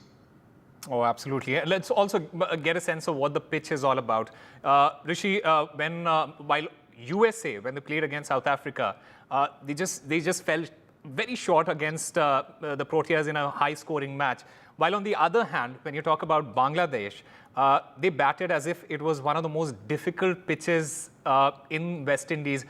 Firstly, what is your assessment of this particular pitch? I mean, West Indies, we've seen that, okay, some of the pitches are on the slower side. And in the first half of the tournament, the group stage, we saw that not a lot of runs were being scored. But again, it depends on the pitch that they're playing. Probably, you were speaking about the USA South Africa game. I think USA pulled out a blinder and they were well in the game till the 18th over. It's the last 2 overs that changed the game. But again, irrespective of what pitch you're playing on, I think the start is very important. And over here, if Rohit Sharma and Virat Kohli can give us a good power play and probably hold on to their wickets, I think we should be good. All right. We had talked about this earlier with Ritinder Paji. We are talking about the national treasure, that is Jasprit Bumrah. Boom, boom magic yet again, Ritinder Paji, in this match? Look, Jasprit Bumrah has been phenomenal, Swama. We talk about all the great guys, Rohit, Virat, all the time, but we have to accept that Bumrah is the one who has the key for this World Cup. Virat, Rohit, we want them blazing all cylinders. But Bumrah has been in top-notch form, and this guy has come back from injury. What an IPL he had, and now in the World Cup he has been blazing cylinders. So yes, today his form will be something to be watched for, and Bangladesh will be only hoping that they should not lose wickets when Bumrah is bowling. And I can tell you, with the form Bumrah has been in at the moment, Bangladesh will struggle. Is there a specific reason, Rishi, why Bumrah isn't bowling the first over and Arshdeep is bowling the first over? What do you think is the reason for you? I mean, probably just the team combination. I think, Arshdeep must be, he's comfortable opening the bowling for India. And again, it also depends on which side of the, pitch you're starting from. So again, all these things don't matter a lot, given the fact that, okay, we don't have any other option in the opening department. It's just Arshdeep and Bumrah to open the bowling. But again, Bumrah's 24 balls in a match are like 24 karat gold. Every single delivery is so important. And we saw that in the Pakistan game. Yeah. All Mohammad Rizwan had to do was play out Jasprit Bumrah's 6 deliveries, and they easily were in the game. Also, so again, Bangladesh. Also the lesson is don't be greedy against Jasprit Bumrah. Absolutely. I mean, the kind of player, the bowler that he is, it is very difficult to score runs against him. So the safe option is to play him out and probably look to attack other bowlers. And if any lesson that Bangladesh would have learned, probably this from the India-Pakistan match. Well, the thing is that even Arshdeep Singh has performed really well for India right at the top. He has supported Bumrah really well. In fact, despite just playing 10 games at T20 World Cup, he's already India's joint 3rd highest wicket taker in the tournament, behind Ravi Ashwin and Jadeja. And both these are spinners, by the way. And alongside Hardik with 20 wickets at a strike rate of 10.8, which is this entire performance, his stats is very underrated, isn't it, Ritinder Sodhi? Yeah, that's right. And when we talk about Arshdeep Singh, Sama, we should not forget he had a phenomenal start to his international career. The man who can bowl Yorkers at will with these slower ones and bowling away from the body. So he was one of the best death bowlers we had. But again, he lost his way in between. But he has made a comeback, a sort of comeback. He's that one drop catch. Yeah, who can forget that? But yes, we talked But we also have Bumrah. to remember the comeback. Yeah, the comeback has been phenomenal, Sama. And in this World Cup, he's talked about as one of the best with Bumrah. And that is where India can make a big mark, because it's not only Bumrah now, it's Arshdeep. So imagine batsmen try to, as Rishi said, they will try to see through Bumrah, but then they have to, next over is Arshdeep. So they have to see through him also, then who will get runs? And that is the pressure which India is building on the opponents. And that is where, yes, as Rishi said, 24-carat gold, Bumrah, all 24 balls, and same is with Arshdeep. How the batsman will tackle the new ball of these two guys, I think that will determine the course of the match.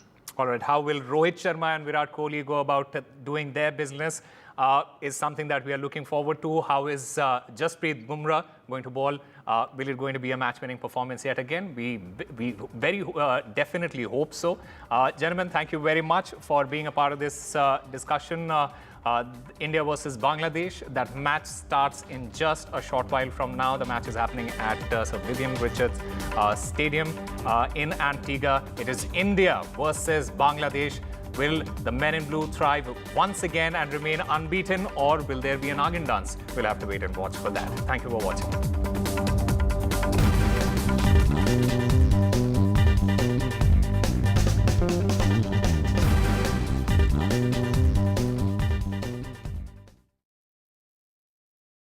Stay informed and entertained with the new and updated NDTV News app. You can watch all our channels live, listen to podcasts, read breaking and exclusive news from around the world and more. Download the NDTV app today and get access to the best journalism and storytelling on your smartphone or tablet. The NDTV app. News that matters to you.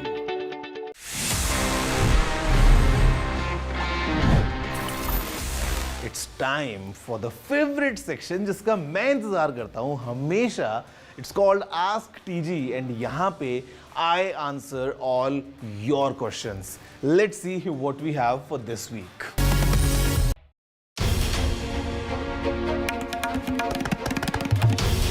This is NDTV and you're watching NDTV 24/7. Hello, Moto.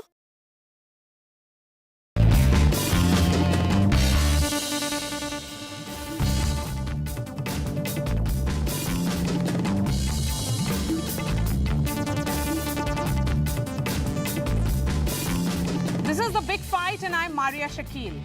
National Testing Agency is in the eye of a storm.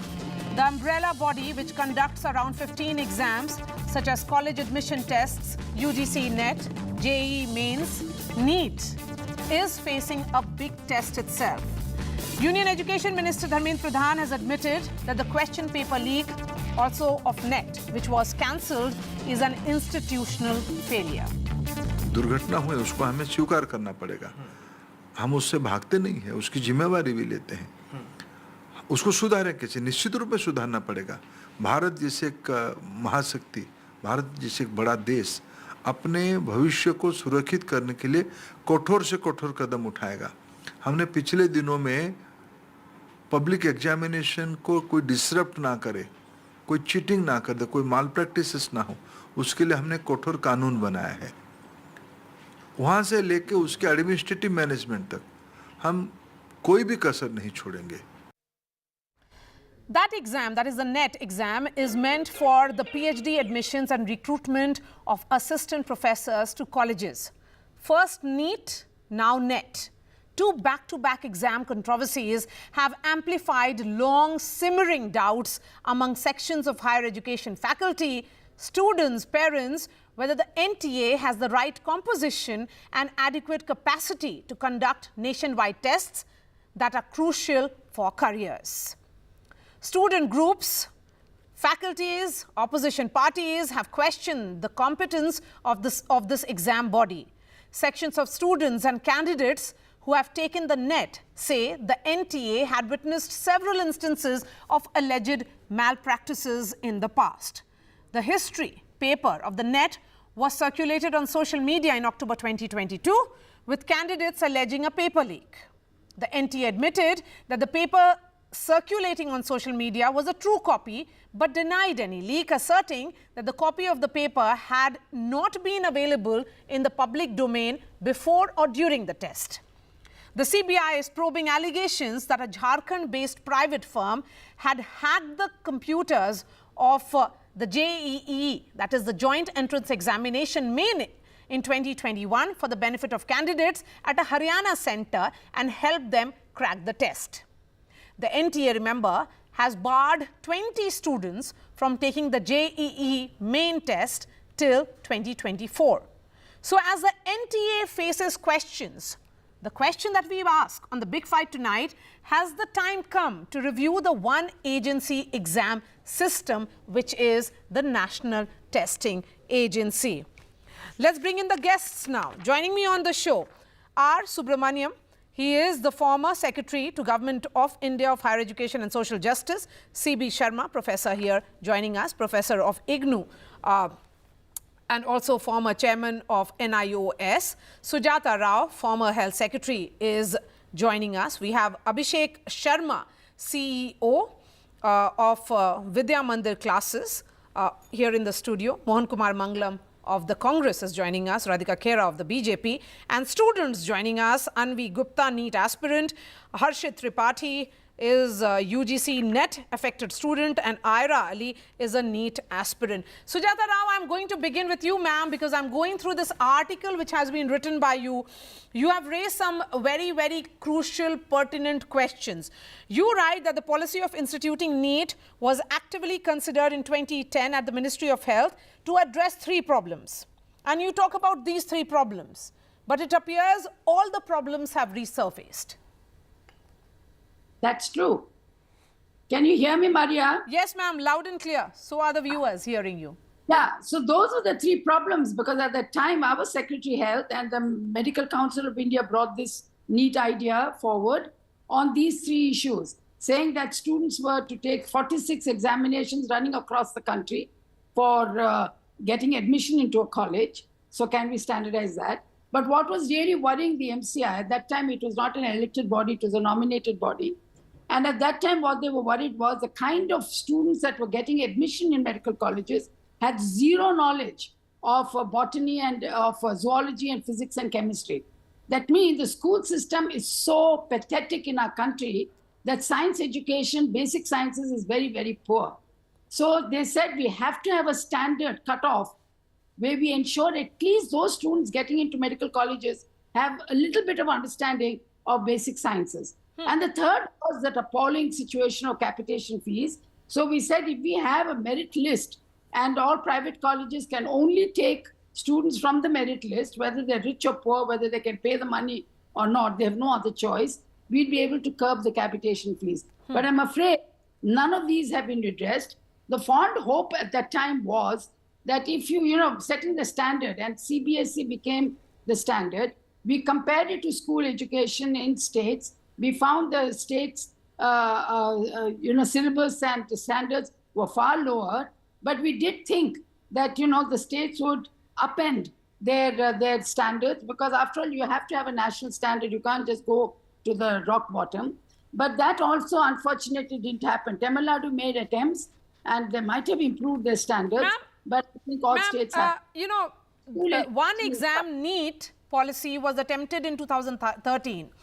But then was stalled due to the suspension of the scheme by the Supreme Court in response to what was petitions filed by private colleges. My question then is that why was it brought in the first place? Because of course in 2016 a 5-judge bench restored NEET.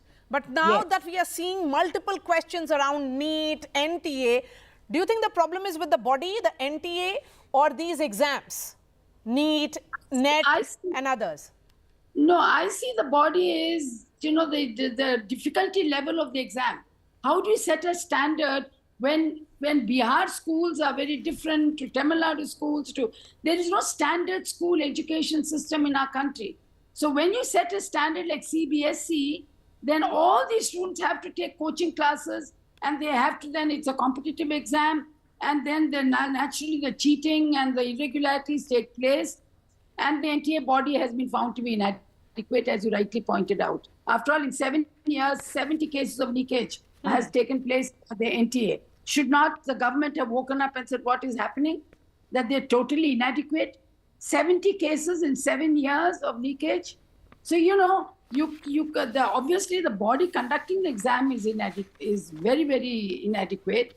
They should strengthen that before they're going for centralizing, not just one exam. There are 10 exams they conduct. 10 of them, engineering. Yes, medicine. 15. In fact, 15 tests in all. But there were 10. Yes. And it's a 9-member, I think there are 9 or 10 people in that NTA sit around. It's completely inadequate. So, and so now Dr. Rao, continue to be with us. We have Professor C.B. Sharma and R. Subramaniam also, because we'll try and get the big picture first, and then I bring in the politicians and try and understand also the views of the students. R. Subramaniam, coming to you, I want to understand from you, sir, given the kind of questions that are being raised regarding NTA, and the government also has accepted that there are inherent flaws. Yesterday, Dharmendra Pradhan, the Education Minister, talked about functional changes. He said that structural corrections will also be made. So would it be almost like a fair conclusion then that NTA as a body has failed to pass the test? Actually, I don't agree with that sort of a view. I think, NTA has been created by the government as a professional testing agency which does online testing. I think I want to underline this this online testing system, which is actually which is very different from a pen and paper test. In a pen and paper test, you require large number of people running around at various levels, at the field level, at about 7-8 levels, you require large number of people to run around and conduct a good examination. So NTA has not been created as a body which would conduct pen and paper tests. In fact, in the cabinet approval itself, it says that it's for conducting online testing. So having said that, it was forced to do a pen and paper test, and wherever they have done a pen and paper test, there are problems, and there are bound to be problems because that system itself is defective. Okay. So I think it will be improper to blame NTA as a whole because the way it is structured, it is very different. Okay, but and if wherever it has done online examinations, it has done really well. There are 1 or 2 aberrations. I understand. I know that, and I also know why it has happened. So I think as an online testing body, it is really good, and we should strengthen it further. Okay, if it is not supposed to be doing what it is doing at the present for a pen and paper test, that it is not prepared, then it's about the structural problems. Then why is it doing the exam at all? Right. So this is a very good question. In fact, if we were there at that position, then we would have rejected. I mean, we would have said, no, we are not capable of conducting pen and paper tests. Don't force us. So the cabinet basically said that the the exams which are being conducted by CBSE then, that is in 2017, should be conducted by NTA. So CBSE was conducting 2 examinations. One is JEE, the other one is NEET. So both of them actually devolved on NTA as it is formed. So, and the cabinet also said that conduct as an online system. But yeah, it also said that the ministry which is actually owning the test should actually be consulted first. So this is exactly the decision of the government. So when we consulted, health ministry, they said that they are not prepared for a online test. So therefore, it's a circumstance that NTA had actually walked into to conduct a pen and paper examination without being fully equipped to do that. So NTA is not equipped to conduct exams which they are conducting, Professor C.B. Sharma. So this body is ill-equipped. It's not prepared to do whatever it is supposed to be doing. And then why should students be suffering then? Maria, I think you have called a very unique panel. I was the chairman of the National Institute of Open Schooling. Subramaniam was secretary higher education. We are classmates, by the way. And we were interacting when NTA was being created. So what Subramaniam has said is very, very revealing. NTA was not visualized to handle this sort of a thing. And I have been saying, I said then that for a country like India, NTA would not be able to handle this because we are a large country. We have copied the American model, which is just not suitable for this country. And exactly what Subramaniam is saying, that it was not visualized to be a body which would get such paper pencil tests across the country. It's a very small body. It could only handle online tests. So I have 2-3 comments to make, Maria. Everybody is just holding NTA responsible for all that is happening without realizing the body is not capable of doing that. No, but why was this body created in the first place if it is not, you know, if the main purpose of this body was something and it has failed in that very purpose with which it was created? Right, as Subramaniam is saying, look, the Supreme Court had said that do not have so many tests for medical exams, because students went to court and said, and yesterday I saw on one channel that former director of AIIMS was saying that when I was appearing, I flew to 7 different towns to appear for the exams. And 3 I had to miss because they were on the same dates. And this was brought to the notice of the Supreme Court, and the Supreme Court said, no, you will have just 1 exam for the whole country.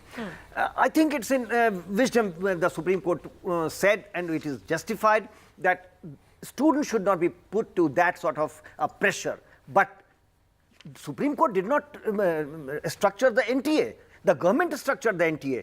And I think there is nothing wrong about it. From time to time, institutions must be revisited, their structure must be revisited, their functioning must be revisited, and exactly that is what is required of NTA. NTA is not supposed to do that. Yes. But I want to make 2 points, Maria, please give me. Go ahead. I want to appeal that, look, everybody is just saying, why have heads not rolled till now? Don't do that with NTA or people who are working with it. They have families, they are human beings. Sir, but the buck stops with someone. No, wait. You know, even as we speak, there is another news which is coming in of CSIR, UGC NET examination being postponed. And the reason which has been given is that due to unavoidable circumstances. I mean, my question is, and as well as logistic issues. Yeah. You are an incapable body to manage these exams. Then why should, you know, NET, those who have taken 9 lakh students who appeared for NET suffer? Completely justified. And why should 24 lakh students who appeared for NEET suffer? That is why the review is asked for, and what Mr. Subramaniam just now said, that when they visualize, and actually I know Subramaniam was at the helm of affairs, he is the key person behind it. He had not visualized it to hold such big exams and paper pencil exams. So you have put NTA to task which it was not capable to. Okay. And one more point that I want to make. 22.32 lakh students have appeared. At best, you would be admitting 1.2 lakh students. All those who are beyond 1.2 lakh want the retest, and that is not possible every time. Yes. If only 1,20,000 have to get admission, all the rest are feeling, why not have a retest? But my question is, Radhika Khera, come in on this, because this is pure politics now, which is playing out. If this body is incapable of logistically managing a test at this scale, then why have this body? Then why centralize an examination system? Then, you know, DMK may be right in its perspective to say that there is no need for centralization. What is best is go back to the old system of decentralized. I mean, yes, all of us, you know, I've also taken a lot of medical tests. I may not have appeared for all of those, but so be it. Students will have to make a choice. Well, whenever there is a new system that comes in place, there will be sometimes that there will be some issues that come up, and only when it comes into work and there are lots of exams take place and these issues come out. But what we have just seen about the announcement that you were reading out right now, that a test has been postponed, this just shows how the government is extremely, pratibadh and cares for the students, that even if they find a sniff of wrongdoing that is being looked into and action is being taken. We know there are certain things that are coming up issues, so we have postponed the test for now. Now, when the NTA, as far as the NTA is concerned, yes, we have found that there are some issues, and yes, NTA is under the scanner of the government as announced by the Education Minister yesterday. But only after the time-bound investigation is completed and the reports are out will we be able to say anything or do anything on that. The government will move ahead with any decision, whether they should be under the NTA, how things should change, should not change. After an inquiry and investigation is complete, we should wait for an investigation. Yes, there has been a time loss, people, children are suffering, but then we have to look at the larger perspective also, that later on, this does not continue. So the investigation, we have to wait for the investigation to see how many officials are involved, where it is happening. There cannot be easy solutions to this. Even if it is a failed system, it cannot be dismantled immediately. I don't think we should take any sort of off-the-cuff decisions when it comes to an issue as important as this. We're talking about the lives of 24 lakh students who spent an enormous amount of time and money and now are left again in limbo. But I just want to say that, one, if the NTA was not set up, which it was set up by the BJP government in 2017, and then tasked with conducting the central exams of JEE, NET, UGC, NET. If it wasn't tasked to be set up, then what is it that prevented the BJP from revisiting its structure earlier? I mean, and if you're talking about investigation, Mr. Dharmendra Pradhan gave the NTA a clean chit right off the bat. About 48 hours ago, he said that there's no problem, and that, he even went ahead and said the students who were protesting, they were actually sponsored protests. It's only yesterday, I think, that he said he takes moral responsibility. I don't know what that means. I mean, I would imagine moral responsibility means he should resign, but that certainly isn't happening. As far as the NTA goes, this isn't the first set of problems we've seen with the NTA. They've had series of problems, right, all the way back to 2019, not only with the NEET exam, but with the JEE mains exam as well. And the JEE as a central test, if the question is whether we should have central testing or not, we've been having the JEE central exam, I think, all the way back since 1951. And there's maybe been one issue, I think, during the entire history of a paper leak.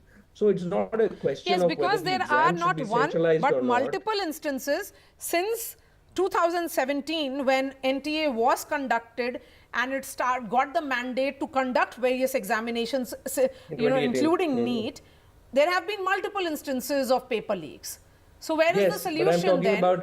Where is the solution? Mohan, I'm going to come back to you because I will put the spotlight now on students. And I can see Sujata Rao, she wants to make a point. Ma'am, I'm going to come back to you in exactly 2 minutes. Let me get a word from the students. Ira, Ali, Harshit and Anvi are joining us. We also have here in the studio Abhishek Sharma. Abhishek, there are complaints of irregularities. And this is a body which is incapable and doesn't have the right capacity to conduct this kind of examination. And it's a very complex and important examination, to say the least. But still, if it is going on doing it, then where does the responsibility really lie? Yeah, thanks, Maria. We have to look at a couple of things in the perspective here. Let's have some sympathy for the guys who are doing this. So we are talking about 24 lakh students. But we are also talking about 4,700 physical centers. We are talking about 14 countries and around 13 languages in which this exam was conducted. And that's only NEET. Overall, if you look at, I think you mentioned 15 examinations, the number of students that they are trying to manage would be close to 1 crore, right? So we are talking about a huge scale over there. Now, obviously, when the government frames a policy or agency decides to conduct the examination, it tries to do it in a manner that it protects the interest of the student, but also protects the sanctity of the examination, which means, like, in Marathi, there's a saying, Sad Rakshanai, which is protect the good, which is in this case the students, Khal Nigranai, which means stop the malpractice or stop the evil. So that said, the policies or the idea behind the test or the conduction is always to make sure that the best of the students are able to come out. The challenge happens that in India, with the population base that we have and the seats or the situations which are available, the skew is, the imbalance is so highly skewed that no testing agency can stop the attempt of a malpractice. What they can do is try to ensure through controls and mechanisms that such malpractices, if they happen, first discourage. If they happen, they can be isolated. So we have to learn to live with it? Are you saying that? No. I'm saying they have to be isolated and they have to be controlled. And this is where Dr. Subramaniam's point of using technology comes into play. And here is the CEO of Vidya Mandir classes, who's here, Abhishek Sharma, who's of the opinion, you heard him, that we'll have to learn to live with it in a way because of the sheer scale. What I'm saying is that it should be managed. Yes. Like, because India is a very large country and handling all the responsibility of conducting the exams for so many students, for so many various fields, to expertise. So then in that case, this body should not be given so much of responsibility. Yes, it should be divided. For example, if we take the fields like science, so NTA can conduct for science, some other body can conduct for the commerce fields like CA and all, and for the other one they can conduct. So there should be some division of labor. Not all the division of labor must be on the NTA, because that's what happens when a small group of people are, handed so much responsibility. No, but are you satisfied with all the arguments which have been made by I think this is one of the most logical things if you manage, like, because as a NEET aspirant, like, because we are doing so many protests, we just want to find a solution, and we just want that we get the justice and we get this problem solved at any cost. So what is justice here? Ma'am, justice is to accept that yes, the malpractices have been done. There are so many various allegations that are being put. So we want that some action must be done in order to solve these allegations and all. The work must be done. Okay. So Harshit, what is justice for you? After having heard the Education Minister yesterday, he says that I take responsibility. He has gone on to say that there are structural and functional challenges which will be fixed. Ma'am, first of all, I would like to thank NDTV कि वो इतने time से इस issue को दिखा रहा है और स्टूडेंट्स की वॉइस को रेज कर रहा है, स्पेशली नेट एंड नीट का इशू जब से हुआ है उसके बाद। तो अगर मैं बात करूँ जस्टिस फॉर मी, तो उससे पहले तो मैं ये जितने भी डिस्कशंस में सुन रहा था उसमें मैंने ऑब्जर्व करी कि लोग ये कह रहे हैं कि एनटीए के पास काफ़ी सारी चीज़ें हैं कराने के लिए, अलग अलग एग्जाम्स हैं, अलग अलग चीज़ें हैं, बहुत सारा बर्डन है।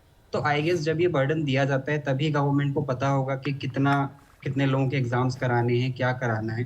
तो एनटीए को ये चीज़ तो पहले से ही क्लियर है कि क्या चीज़ करानी है, क्या चीज़ नहीं करानी है। तो इस चीज़ को लेकर के एनटीए को जस्टिफाई करना तो ये चीज़ तो सही नहीं है। And second thing, because I am a UGC net aspirant, अगर आप यूजीसी नेट की बात करेंगे तो यूजीसी नेट अर्लियर जो होता था, ये this time only NTA restored जो पहले वो लेता था ओएमआर मोड पर। पहले जो यूजीसी नेट का एग्जाम हुआ करता था वो टोटली कंप्यूटर बेस्ड होता था। पिछले 10 सालों में वो कंप्यूटर बेस्ड तक हुआ है, बट इस बार अचानक से एनटीए एक नोटिस निकालता है और उस नोटिस में भी स्पेशली कोई क्लैरिफिकेशन नहीं देता। वो बस ये कहता है कि अब हम इनवाइट कर रहे हैं applications for the June attempt and the examination will be conducted in OMR mode, that is in the offline mode in the pen paper test. और उसका कोई भी क्लैरिफिकेशन नहीं आता। और ये चीज़ सबको पता है कि जब ओएमआर मोड में कंडक्ट होता है तो रिस्क और चांसेस लीक होने के और बाकी रैगिंग होने के काफ़ी ज़्यादा बढ़ जाते हैं। बट एनटीए से अगर कोई भी क्लैरिफिकेशन मांगता है, कोई एनटीए कोई भी मेल डालता है तो एनटीए कभी रिस्पॉन्ड नहीं करता। एनटीए की हेल्पलाइन नंबर पर आप कभी कॉल करोगे तो एनटीए कभी रिस्पॉन्ड नहीं करता। तो ये चीज़ तो एनटीए को पहले ही पता है कि जब इतने सारे कैंडिडेट्स का एग्जाम हो रहा है और कंप्यूटर बेस्ड एक टाइम टेस्टेड एग्जाम है पिछले 10 साल से जो कराता हुआ आ रहा है, तो वो वापस से ओएमआर पे क्यों शिफ्ट हो रहा है जबकि उसको पता है कि कुछ हो सकता है। तो इसमें मुझे लगता है कुछ ना कुछ तो रिलेशन है, कहीं ना कहीं कुछ ना कुछ तो रूट्स जा रहे हैं, कहीं ना कहीं ये लीक के या ये सारी चीजें जो हो रही हैं अब जो well taken Harshit. Ira? Yes, ma'am. What are your concerns right now? Firstly, I would like to thank the panel for having me here tonight. And in a recent development by the NTA, it has upped the security which is required to access the results. For those of you who don't know, initially what we required was our roll number and the date of birth. But now we also require email IDs and mobile numbers. एक तरफ तो we are demanding transparency from this agency that it makes public the results of students who are scoring 600 to 720 marks, because there is a increase and inflation of up to 400%. Now 400% is a huge number. And on the other hand, it's just making it tough for the people and for the students who are actually grieving and literally are on the streets begging for justice to be served to them. I mean, I don't see the point in up-leveling their security if they are so clean as they claim to be. So, Sujata Rao, you heard the students. Before I bring in Mr. R. Subramaniam, your words to them. See, today we are facing a situation where there's a complete loss of trust in the NTA. And for whatever reasons you might say, NTA has proved to be a very failed institution. Whether it's in the design, whether it's in the structure, but you cannot ask the students to be kind about it. It's their life. Yes. And the government has failed. It is a failure of governance in ensuring that when they set up an institution, it is properly structured to take responsibility and be accountable for it. There has to be an accountability. Mr. Sharma is saying, oh, they have families of the employees. What about the students? Lakhs of students. What about their aspirations, their time, wasting years and months? I mean, this is not fair. So somebody has to be accountable to the mess that has been created. And I don't understand how, when an institution is created and it has been there since 2017, you still find that you are not able to get the basics put into proper shape. I don't know. I have run institutions also when I was in the government. Yes, exactly my point, ma'am. It starts in 2017 and it's 7 years and still you're facing structural and logistical challenges. That's okay. I can understand it if it was 1 year old. It is 8 years and you don't know what kind of problems that are going to be coming up. You don't know how to conduct an examination. And to say, that India is so worried. We do IAS exams, civil service exams, 10 lakh students take it. Have you heard of one leak? So there's a UPSC structure. So there are ways in which, there was, I think, an absence of an application of mind. And whoever it is, I'm not saying this person or that person, but accountability has to be taken. And I'm not happy with just a moral responsibility that the minister has taken. Sujata Rao, okay, let's expand that point that you're trying to make. If, the exams for IAS can be held and there are no paper leaks, then why are paper leaks being reported only for NEET and NET? As Subramaniam tried to, the idea at that time, I was not in the government, so Subramaniam can really explain better. It was an online exam, so they thought a lean, thin organization would do the trick because it's all computer, it's all online. Okay, and after that, I don't think at that time probably they thought that there'd be such an overload of exams being piled on. The tendency of the government of India has been to centralize as much as possible. Why on earth, when education is a concurrent subject, should the central government be conducting national exams for 15 of them? What for? All professional courses. Why can't the states have their own examinations?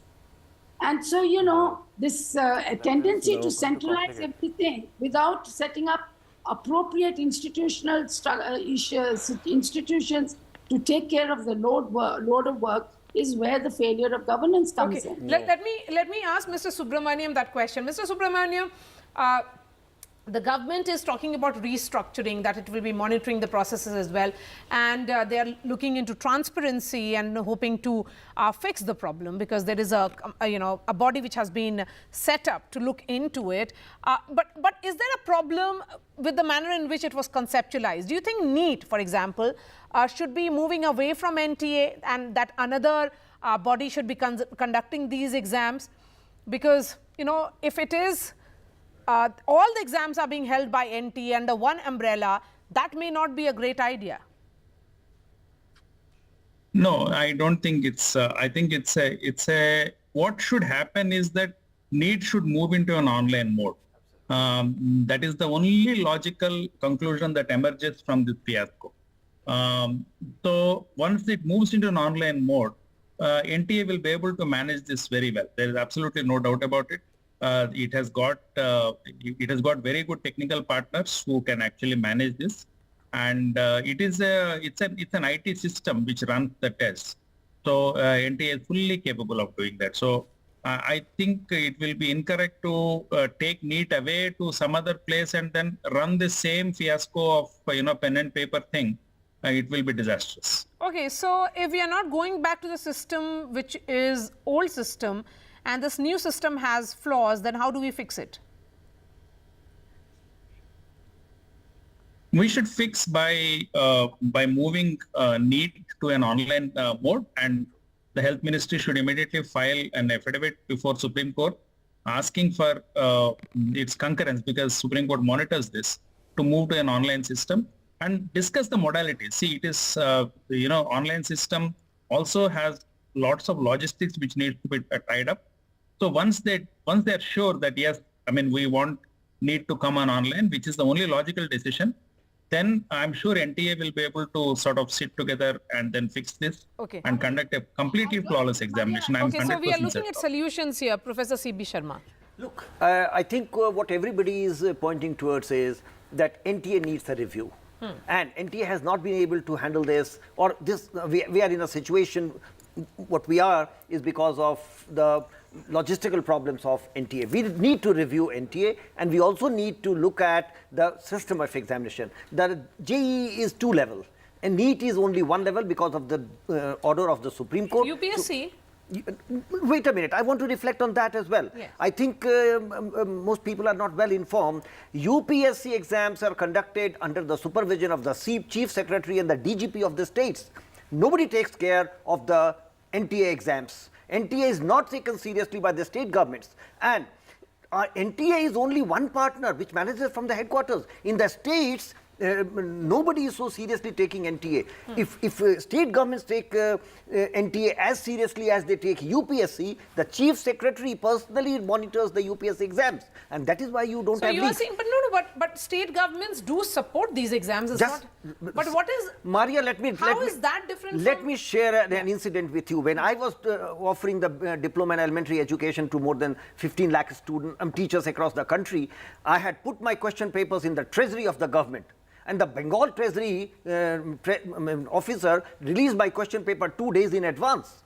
And when I sent my officers to Calcutta to file an FIR, the police refused to take the FIR. Okay, so what I'm trying to say is, when we take a state government along, the state government is also a stakeholder. And they don't take the NTA seriously. So who should take the state governments along? Mohan Kumar Mangalam? You are a stakeholder. Maria. Yes. You have governments in several states. How do you ensure that you and center works together? Maria, I think the central government is actually on the mat here in terms of taking state governments along. I think if you even look at NEET, right, and I come from the state of Tamil Nadu, so I understand where the issues there is, where Tamil Nadu has been fighting since the very beginning to ensure that we don't have to do NEET, because we have found that it is discriminatory towards poor students and students from rural backgrounds. And what the Congress party suggested was that if there was a state that did not want to be part of NEET, then it can choose to be exempted from it as such. Now, Maria, before I expand on the answer to your question, I wanted to make 3 points because I know time is limited. One is that the JEE exam has been, what I was saying earlier, has been was held first in 1961, and it was only in 2017 that there was a paper leak in it. So again, it's the institute running the exam, not the exam itself. As far as going purely to an online mode, I really don't think that's, given the scale at which the exam is happening, I don't think it's actually feasible. But there are tons of document protection systems and digital tracking methods that can ensure that you can minimize the risk of a paper leak. Now, having said that, I'll come to my third point, which I think is one of your panelists said as well, that there are paper leaks everywhere in this country. And I'll say this in a bipartisan manner, that regardless of who's running the state or who's in the center, we've had paper leaks all the way from police constable exams, all the way now to NET and even JEE in the middle. Now, the only way that a government can deal with paper leaks is to have harder enforcement and make it a much more concerted effort to ensure that the law is enforced and they are stringent punitive measures against people who are caught as part of Radhika this paper Khela, leaks. You have paper the leak buck mafias certainly across stops the with the country. centre, and it has much to explain because the NTA is under you. Radhika.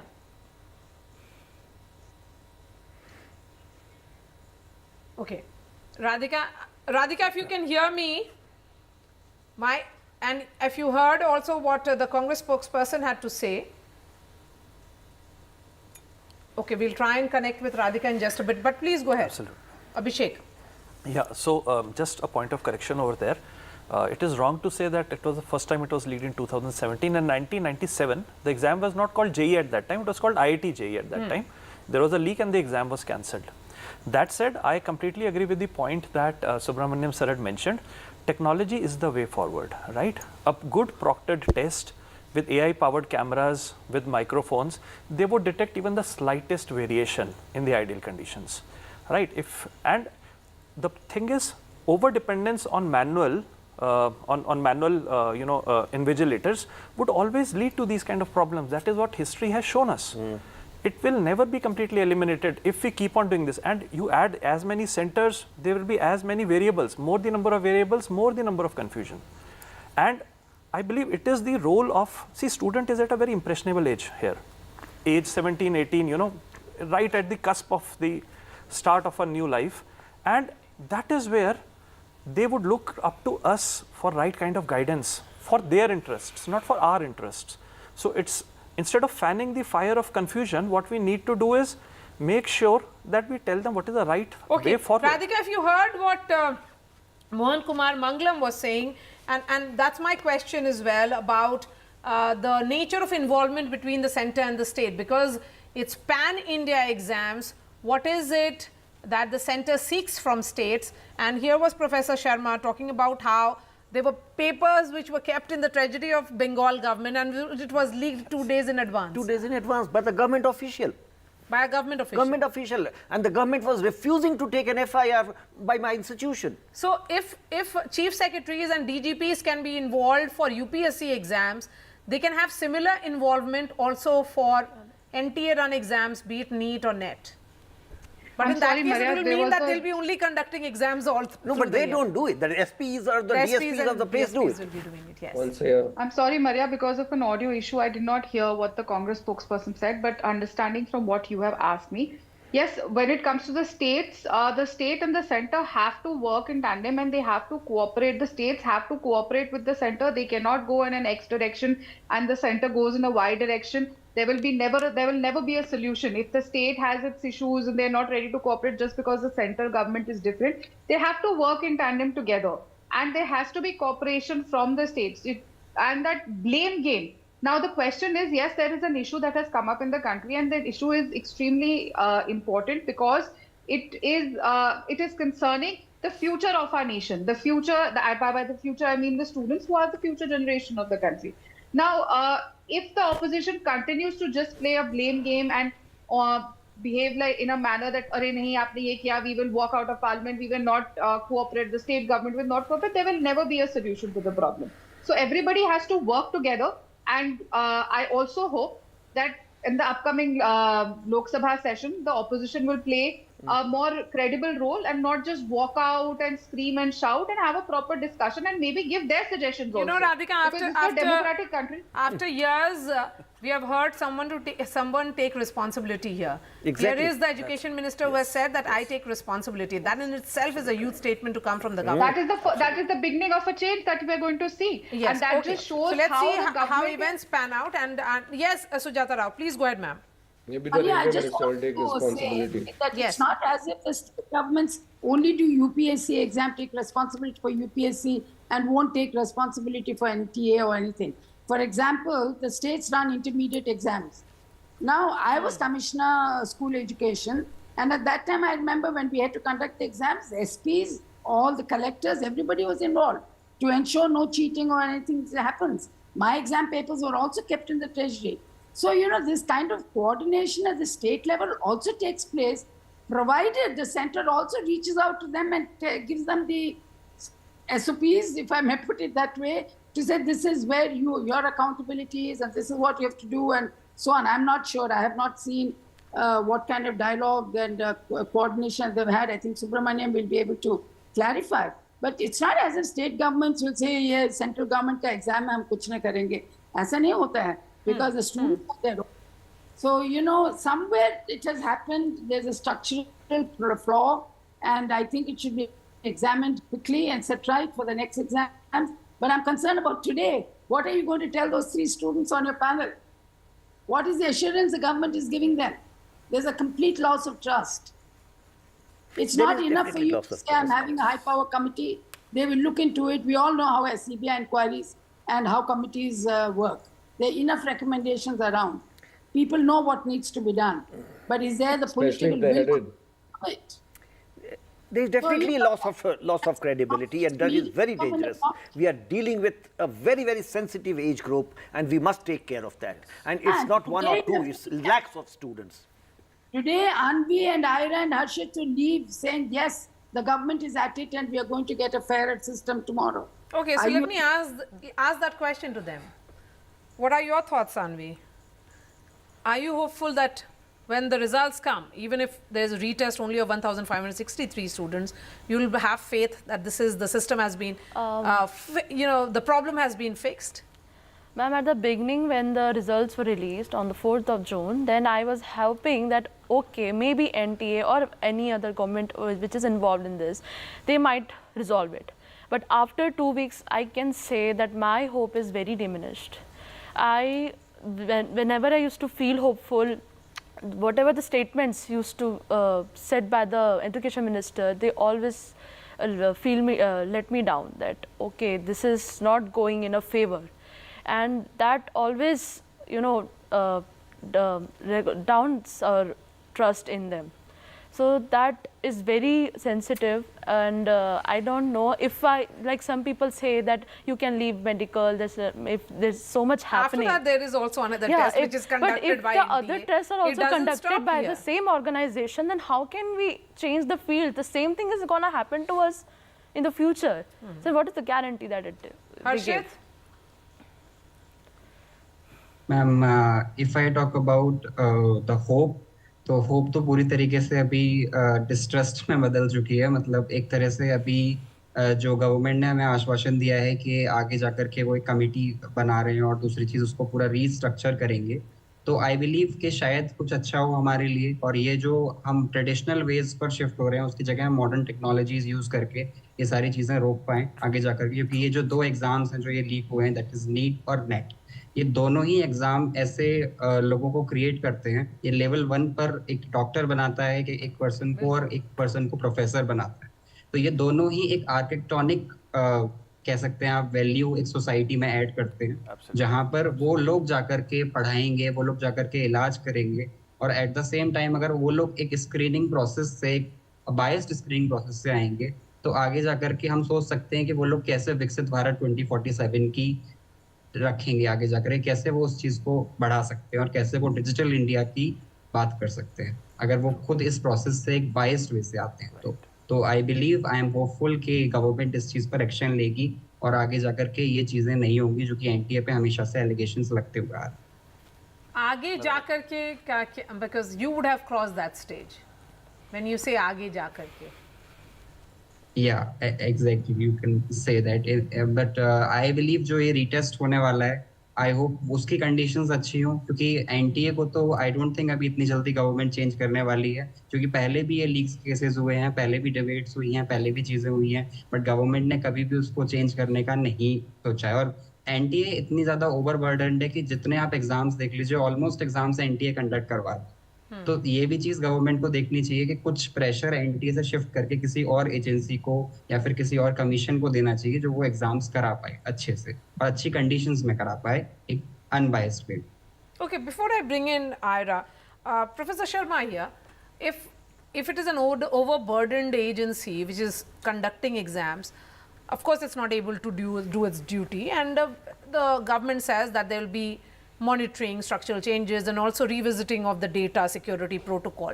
All this is a long-term plan. What about immediate future? What will you tell her? What will you tell them? Look, What I would say is that the government must immediately crack down on NTA and look into the problem and suggest measures. What I know about NTA is it has been happening for 7 years. For No, 7 no, years, no, there have no, been paper leaks. no, let us there not- have been problems for 7 years. No, let us Why not- wasn't it fixed in these 7 years? No, don't generalize. This has been happening all the time because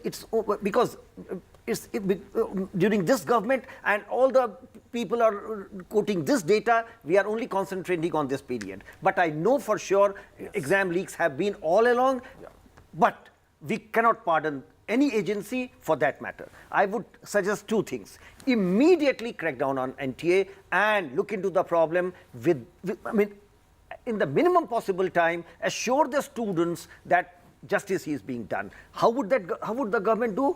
It's the government's lookout. Second, what I would say is the structure of the NTA needs to be looked into. The chairperson or the chairman of the NTA is only an ornamental head. He only chairs the general body. He doesn't take decisions. So what we find is that from outside, we look at it and we make allegations. Third is, it's a government body. Nobody from NTA has come and give the justification for their point of view. They must also be allowed to come out because it's a government body. They are not allowed to speak in public and we don't know their version. They must also be allowed to speak and their version must also come out. NTA version is needed, Abhishek. Yeah, so absolutely. I completely concur with what Sir has said. So accountability and transparency. These are the two things which would be required to gain the trust of the students back.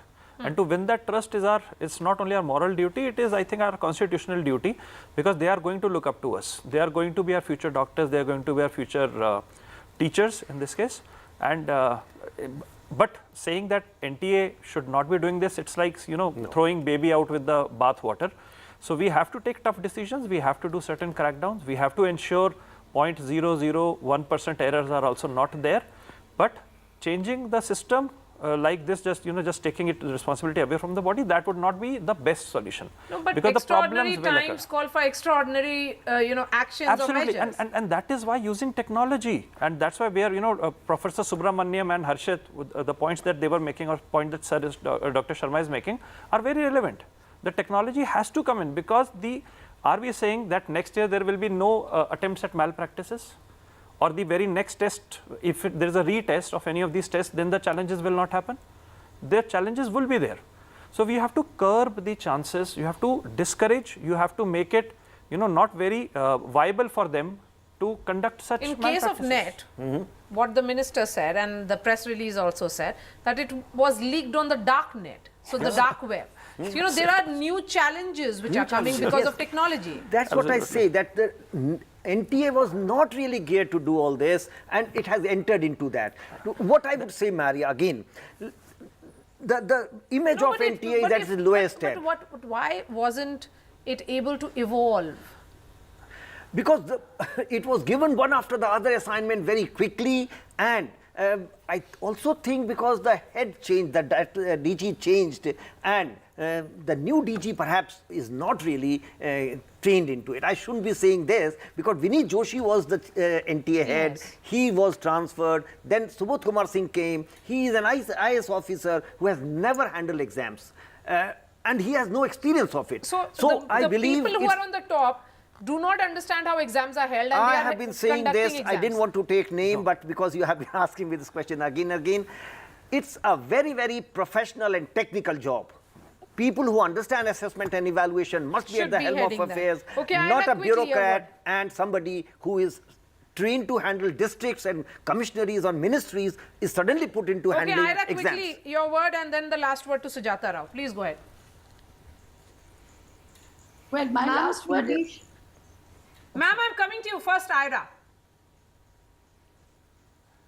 Mr. Sharma was kind enough to say that at the time the NTA was constituted, it did not envision that it would have to conduct an exam on such a large scale. My question is that post 2017, has there been a population explosion in this country? That you did not envision that you will get like such a crowd sitting for an exam which is so essential to the healthcare? I don't know why, but the people who are responsible and who are in power are not getting the fact that the people who sat for this exam this year will constitute the literal healthcare system of the country. They will be responsible to save lives. And best be assured, the people who actually should be answering these questions, they will fly out of the country when need be. I must say, we only have to apologize to our young students. Lots to apologize. Yes, apologies to them. Lots to tell them, Sujata Rao. You know, what Ira is saying has been the question that I've been asking repeatedly here. Why wasn't it foreseen? This was bound to happen. It was almost like a writing on the wall. Why wasn't it read, Sujata Rao? And then that's the last thought. Yes, Maria, 100%. It could have been foreseen. It should not have been a surprise. This could have been planned out. And NTA, if the government had so chosen to say that this NTA is going to be responsible, then it was duty bound to have provided appropriate infrastructure and the wherewithal for it to conduct it. Whether it's online or whether it's offline or whether it's written, there is a structure of supervision, there is a structure of the integrity of the exam that has to be maintained at all times. And that ought to have been taken care of. Now, but the point I want to say is that, there has to be an agency that conducts this exam if it is centralized. Ministry of Health cannot conduct an examination. Exactly, it's not our body to do that. Have to have some NTA or BTA or PT or some agency has to conduct an examination. But my fault is that, okay, NTA is a good idea, but why was it not foreseen that, if this is the responsibility, is the infrastructure capable of discharging the duties? But they cannot turn around and say, sorry, we didn't know this will happen, or, this person, that doesn't help the students. Yes, absolutely. I agree. I mean, this wasn't something that the NTA should not have foreseen. I mean, the logistical challenge was understood. There would be 24-25 lakh students who would be taking the exams, was understood. So I'm not too sure if it can be about that it is lack of preparations on their part or structural problems which should not have been, again, foreseen. It was almost like you should have been prepared to do this. Otherwise, don't conduct an exams if you do not understand that there will be so many students appearing for it and it will be at such a scale. Thank you so much for joining us, Mr. R. Subramaniam, Professor C.B. Sharma, Sujata Rao, Abhishek Sharma, Mohan Kumar Mangalam, Radhika Khera, Anvi, Harshit and Ira. I certainly wish the students a lot of luck and success going forward. That's all from me. I'll be seeing you next week on another episode of The Big Five. Thanks so much for watching.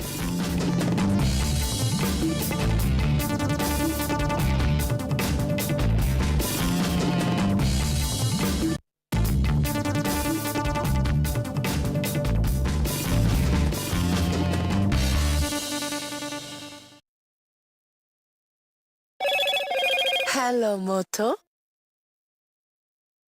Motorola, India's best 5G smartphone brand.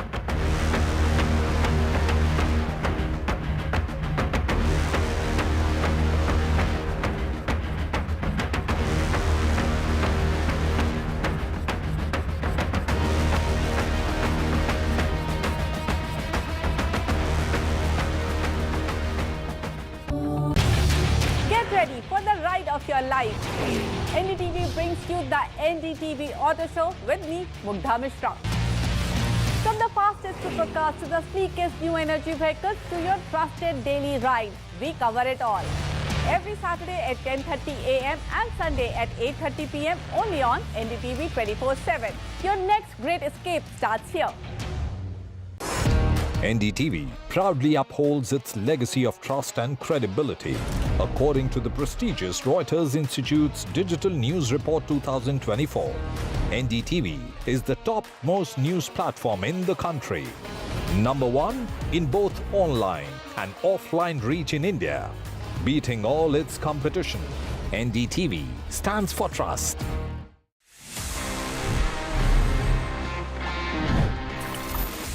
Smart से याद आया, smartphones हम सभी देखते हैं. For example, this has the Qualcomm Snapdragon 8s Gen 3 which is based on 4nm.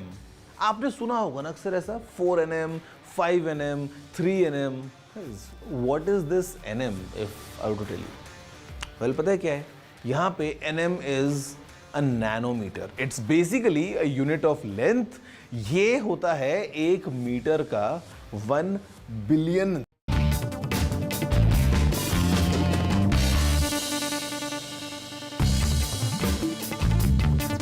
The Supreme Court had said that do not have so many tests for medical exams, because students went to court and said, and yesterday I saw on one channel that former director of AIIMS was saying that when I was appearing, I flew to 7 different towns to appear for the exam, and 3 I had to miss because they were on the same dates. And this was brought to the notice of the Supreme Court, and the Supreme Court said, no, you will have just 1 exam for the whole country. I think it's in wisdom when the Supreme Court said, and it is justified, that students should not be put to that sort of pressure. But Supreme Court did not structure the NTA. The government structured the NTA. And I think there is nothing wrong about it. From time to time, institutions must be revisited, their structure must be revisited, their functioning must be revisited, and exactly that is what is required of NTA.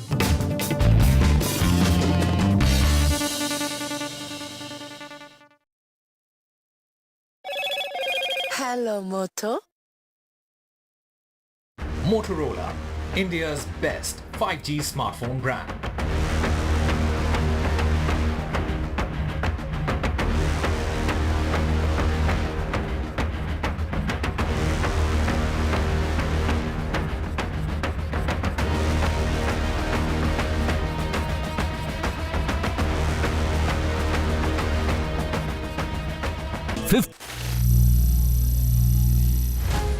Some people say the metaverse will only be virtual. One day this lecture hall will be made of code, and driverless cars would be trapped in intersections. But even in this maze of the future, you can't wish away health. It's time to become more resilient.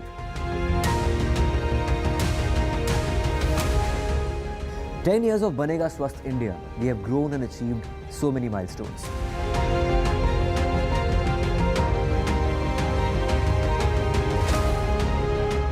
And now I have a plan to beat the urgency, to stop breathing with difficulty, to relieve getting choked with inactivity.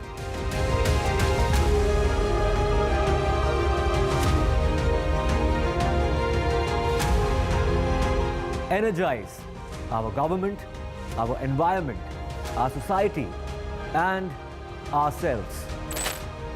Everyone, everywhere, every day.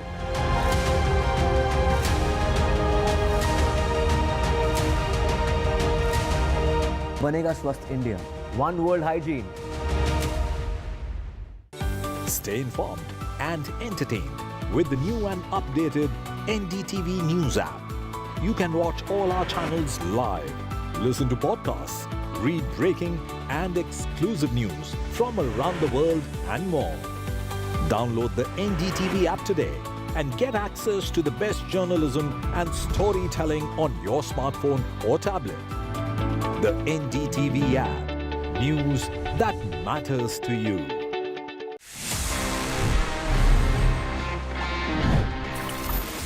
Okay, so guys, there we have it. Now this is the best and my personal favorite. Right, good evening. You're watching Left, Right and Centre with me, Tanima Biswas, and our focus will be on the competitive exams mess, the NEET and the NTA exam mess that we have in fact been tracking. Today, we are going to actually connect the dots as far as the investigation is concerned. From Uttar Pradesh to Bihar, who are these people who are responsible for playing with students' lives? How exactly were they carrying out this entire operation of leaking papers, putting out answer scripts as well, whether it was in the dark net or through social media apps? How was this entire operation being carried out by an alleged mastermind who was sitting in jail in Uttar Pradesh? Those are some of the facets which we'll bring forth in our show today, along with a roundup of other top stories. But first up, let's take a look at the headlines. The first GST Council meeting held in the national capital after the elections. In fact, Finance Minister also chairs a pre-budget meeting. The government says that they want to bring fuel under GST, but at the same time adds that the onus is on the states to bring petrol and diesel under GST. In another key announcement, the finance minister also says that biometric Aadhaar authentication has been added in order to check fake invoicing. Centre sets a panel to ensure fair exam process. A 7-member panel is set up, which is headed by former ISRO chief, focus on data security protocol.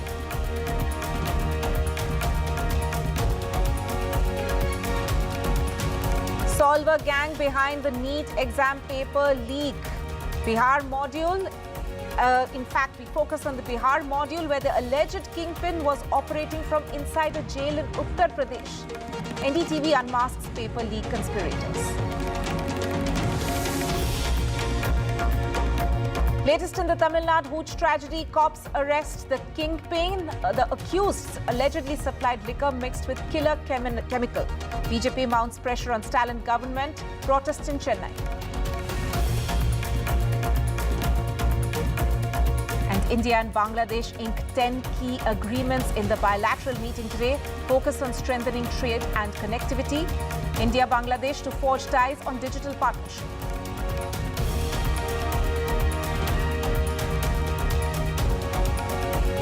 Right, our top focus, as we said, is on the competitive exams mess-up, which continues to spiral and escalate on a daily basis. Now, as the centre rushes in to clean up the mess and put things in order, we can see that the students are continuing to protest, calling for cancellation of NEET exams.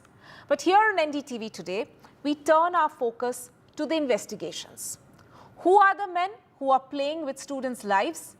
That is the question that we are looking to answer today. If we can put up that graphics on our screens there, where we are in fact connecting the dots today of some of these people who have been arrested by the police, primarily from Bihar.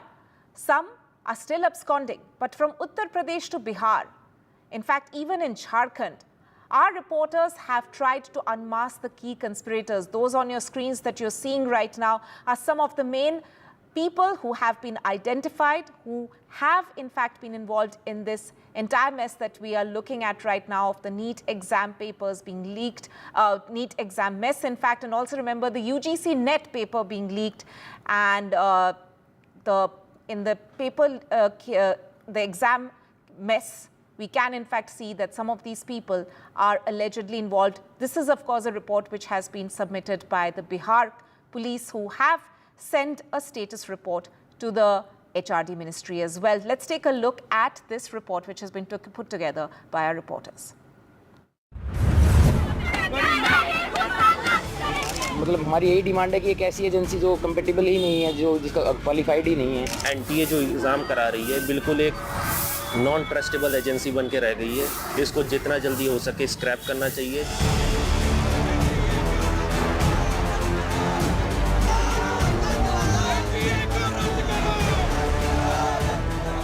As the NEET nexus begins to unravel, the rot that has ruined students' lives runs deep.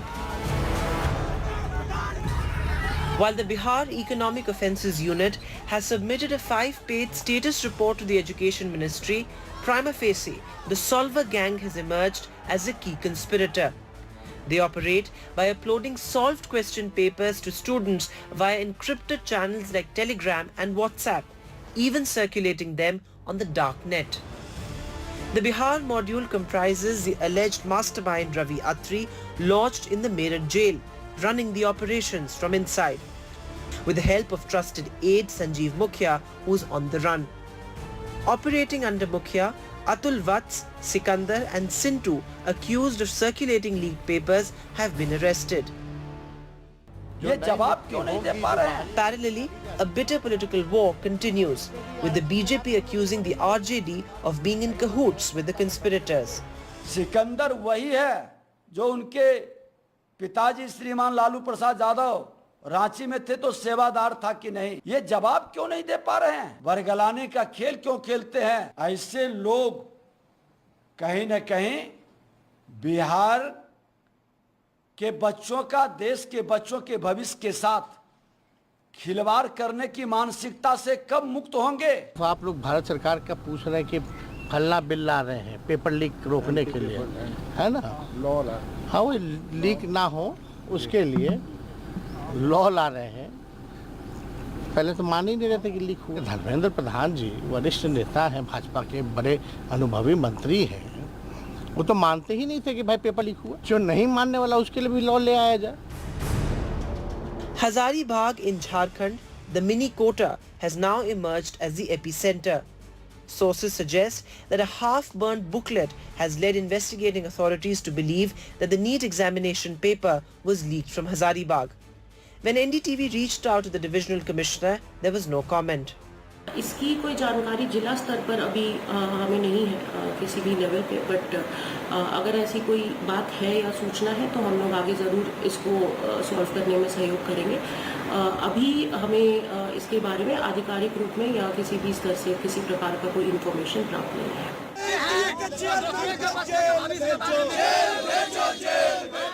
The opposition, however, calls it a well-planned conspiracy.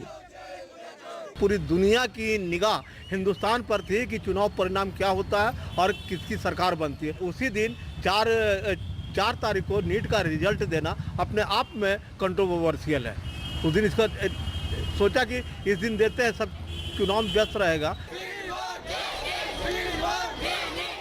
Teachers in Hazaribagh now worry about the future of thousands of students who've made this town their beacon of hope. बस ये feeling आ रही है बच्चों के side से, parents के side से भी क्वेरी आ रही है। पेरेंट्स आके विजिट कर रहे हैं क्योंकि एक क्वेरी आ गई है दिमाग में कि ऑफकोर्स अगर ऐसा इस साल हुआ है तो इट मे हैपन कि वो नेक्स्ट ईयर भी हो जाए, क्योंकि अभी जो मंथ्स चल रहा है हमारे पास हैं बहुत इंपॉर्टेंट मंथ्स हैं। तो अगर इस टाइम पे वो मोमेंटम बच्चों का टूट जाएगा तो ऑफकोर्स वो एक प्रॉब्लम होगा, वो डायरेक्टली हिट करेगा उनके स्कोर पर। कोई भी बच्चा जो मेडिकल का तैयारी कर रहा है वो काफ़ी सालों से मेहनत कर रहा होता है, तो उसका खुद का मेहनत तो डिस्ट्रॉय हुआ से हुआ, प्लस उसके सराउंडिंग्स में भी काफ़ी मेहनत चल रही होती है। घर वाले काफ़ी पैसेंसफुली लगे पड़े होते हैं, फाइनेंशियल रिस्ट्रिक्शंस काफ़ी ज़्यादा हाई हो जाती हैं।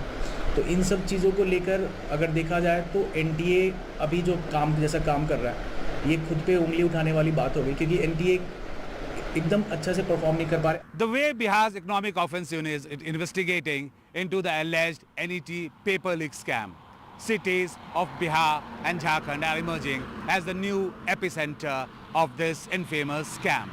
And Hazaribagh is one place where the investigating agencies are digging deep to find out where the paper leak actually happened from this place. From Hazaribagh, this is Prabhakar Kumar for NDTV. Right, I'm joined by my colleagues Prabhakar and Mukesh. Prabhakar from Hazaribagh, who's in fact travelled all the way there in order to connect the dots, as we were saying, and Mukesh tracking the conspirators and the roots that they have in Uttar Pradesh. Coming to you first, Prabhakar, so are we looking at this gang largely being involved in the UGC net paper leak case, or are the cops also suspecting that they have a role to play in the NEET exam mess? So is there a paper leak that they're looking at in terms of NEET papers as well?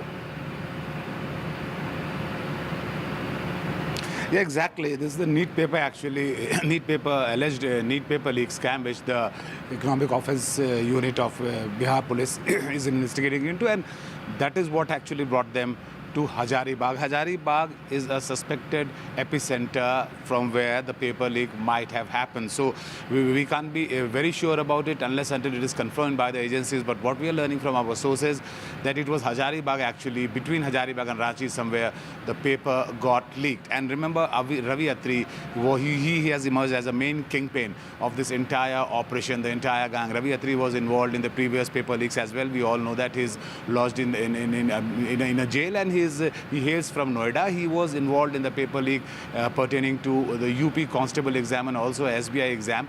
And Sanjeev Mukhia happened to be his main guy on the ground as far as the Bihar and Jharkhand is concerned. We are told that from one of the 5 centers in Hazaribagh, the papers were leaked. It was sent on a telegram to Sanjeev Mukhia, and then it was distributed to Atul Vats and Sikandar. These were the 2 men who had parked there in Patna. They have already confessed to the crime. They are under custody. Sanjeev Mukhia happens to be absconding as of now, and today NDTV tracked the family members of all these three guys, Sanjeev Mukhya, Atul Vats and Sikandar. We went to their respective places, met their parents, and they're all claiming to be innocent. But the fact remains, the EOU is confirming to us that they were the people who are actually behind the whole thing. And Hazaribagh might be one of the epicenters from where it actually happened. The team from Patna had traveled to Hazaribagh. They visited all the 5 centers, and at this one particular center, which is a private school out here, where they are focusing now, and they're trying to talk to all the people involved in the entire examination process to confirm whether the leak actually happened from Hazaribagh or not. Right. Prabhakar, also if you could just quickly touch before I go to Mukesh on the way this gang was operating, because we'll get to Mukesh and the Ravi Attri angle for further elaboration in a short while from now. But firstly, if you could just tell us, how was this gang actually being able to operate, whether it was UGC net papers or other competitive exam papers that they were putting out for students? What was their modus operandi? See, most of the gang members who have been arrested or who are absconding as of now, they hail from one particular district of Bihar that is called, that is Nalanda basically, which happens to be the home district of Bihar Chief Minister Nitish Kumar, and they operate in the states of Bihar, Jharkhand and UP. These are the 3 states they usually focus on. We are told that they were involved in earlier paper leaks as well, but as far as this particular case is concerned, it pertains to NEET, NEET exams, which we are talking about, and this is the exam paper leak, alleged paper leak, which the Economic Offence Unit of Bihar Police is investigating. And remember, these people, they were part of a larger gang, but they were kind of a territory manager, you can say, for these 3 states, and they would get the papers, question papers first, get it 2 to 3 days in advance, give it to the students, ask them to mug up the answers, and then go to the examination hall. Most of the students who were actually questioned by police, they have confirmed to the police that they were given a question paper, and that question paper matched with the question paper they got on the examination day inside the examination center. Right.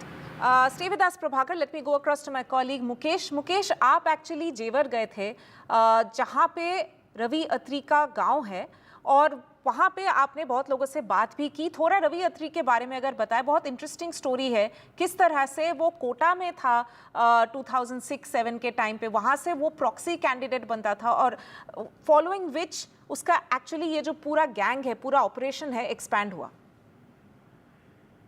देखिए, बिल्कुल रवि अत्री जो है greater Noida के नीमका गांव का रहने वाला है, और 10 अप्रैल 2024 को इसको जो यूपी एसटीएफ है उसने गिरफ्तार किया था. तब इस पर एलिगेशन ये था कि इसने यूपी के जो कांस्टेबल्स की जो परीक्षा हुई थी उसका एग्जाम पेपर जो था वो लीक कराया था.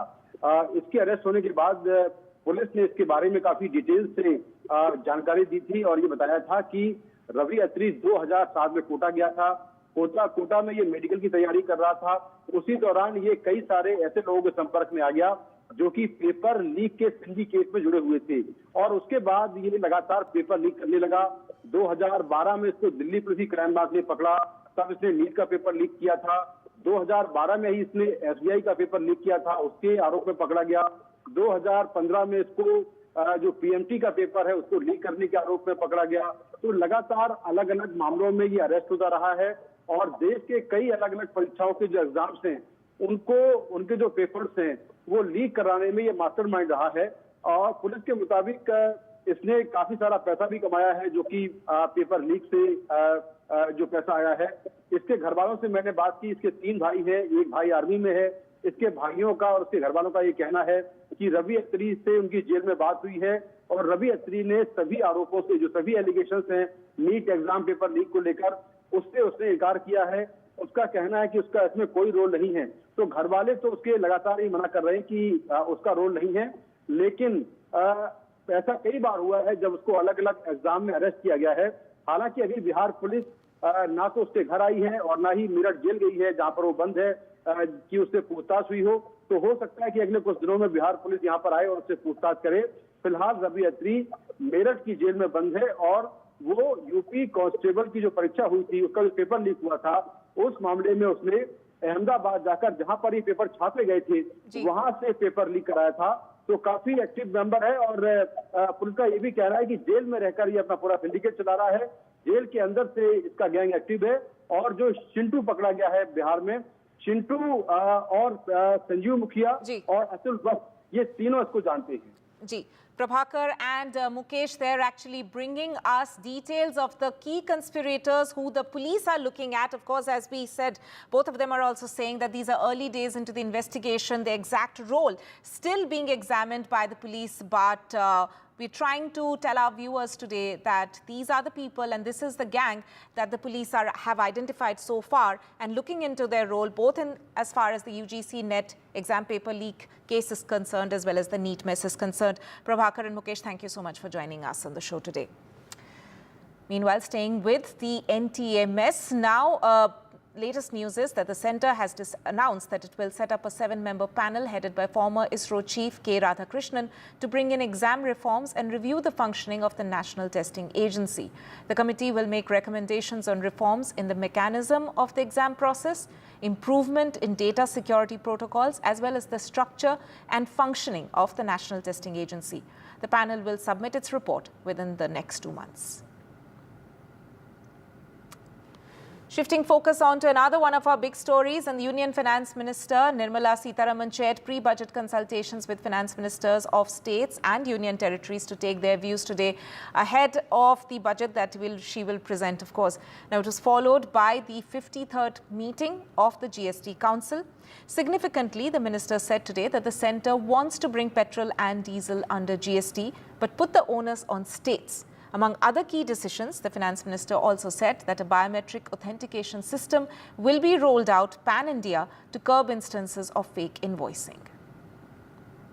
Petrol and diesel can be handled, for which the law has been already embedded. So what is pending is, once the states agree, in the council they have to decide what will be the rate of taxation. Once that decision is taken, it will be put into the act. So the indication or the intent of this central government, even as the GST was implemented, was eventually sometime petrol and diesel can be brought into the GST. It is up to the states now to say, all right, we'll all come together and get into GST, therefore come into the council and then decide on what will be the rate. Online में जो verification हो रही है, ठीक हो रही है, होने दो, उसका कोई बदलाव नहीं कर रहे हैं हम, वो चालू रहेगा। मगर ये सुविधा स्टेशन जो सर्विस सेंटर बनता है, उसमें जा कर के इकट्ठा सभी जो रिक्वायरमेंट है, आधार है, आपके बायोमेट्रिक वेरिफिकेशन है, आपके पेपर्स है, सब इकट्ठा देने में गुजरात में पायलट प्रोजेक्ट का एक्सपीरियंस बेस करते हुए मैं बोल रही हूँ, in a matter of 15-20 minutes all paper work is done and registration हो जाता है नया कंपनियों का। Bringing you a quick wrap-up of the 53rd GST Council meeting. Fuel, however, is not under the GST ambit still. The FM said it will be a state decision. Biometric registration, Aadhaar-based authentication will now be mandated pan-India, starting now in a phased manner. Hostel-related accommodations to be GST exempt for those within campuses. Now, before it was inside the campus, now even outside campuses, student hostel accommodation where at least 90 days of stay and a minimum of 20,000 rupees per person per month is being charged, they will be GST exempt. In terms of railway services, particularly platform ticket, cloakroom services, waiting room services, any intra-railway services, they will be GST exempt. And most importantly, if there is a particular demand notice that has been served and there is an interest penalty waiver that will be there if the case does not involve fraud. So these are some quick highlights coming to you from the 53rd GST Council meeting. The next meeting will be in August. Stay tuned for full coverage. On to one of the top focus stories. Tamil Nadu Hooch tragedy is turning out to be one of the worst Hooch cases in the country, with the death toll crossing 50 already. Scores of others still hospitalized. Now, the state police has arrested the alleged kingpin today, the one who was responsible for supplying the liquor mixed with the killer chemical methanol. The opposition in the state, meanwhile, continued to mount pressure on the DMK-ruled government. BJP protested in Chennai, seeking resignation of top ministers, including the chief minister.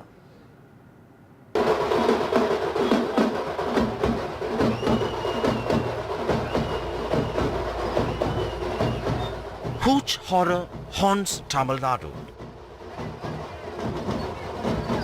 The death count in the terrible illicit liquor tragedy has crossed 50.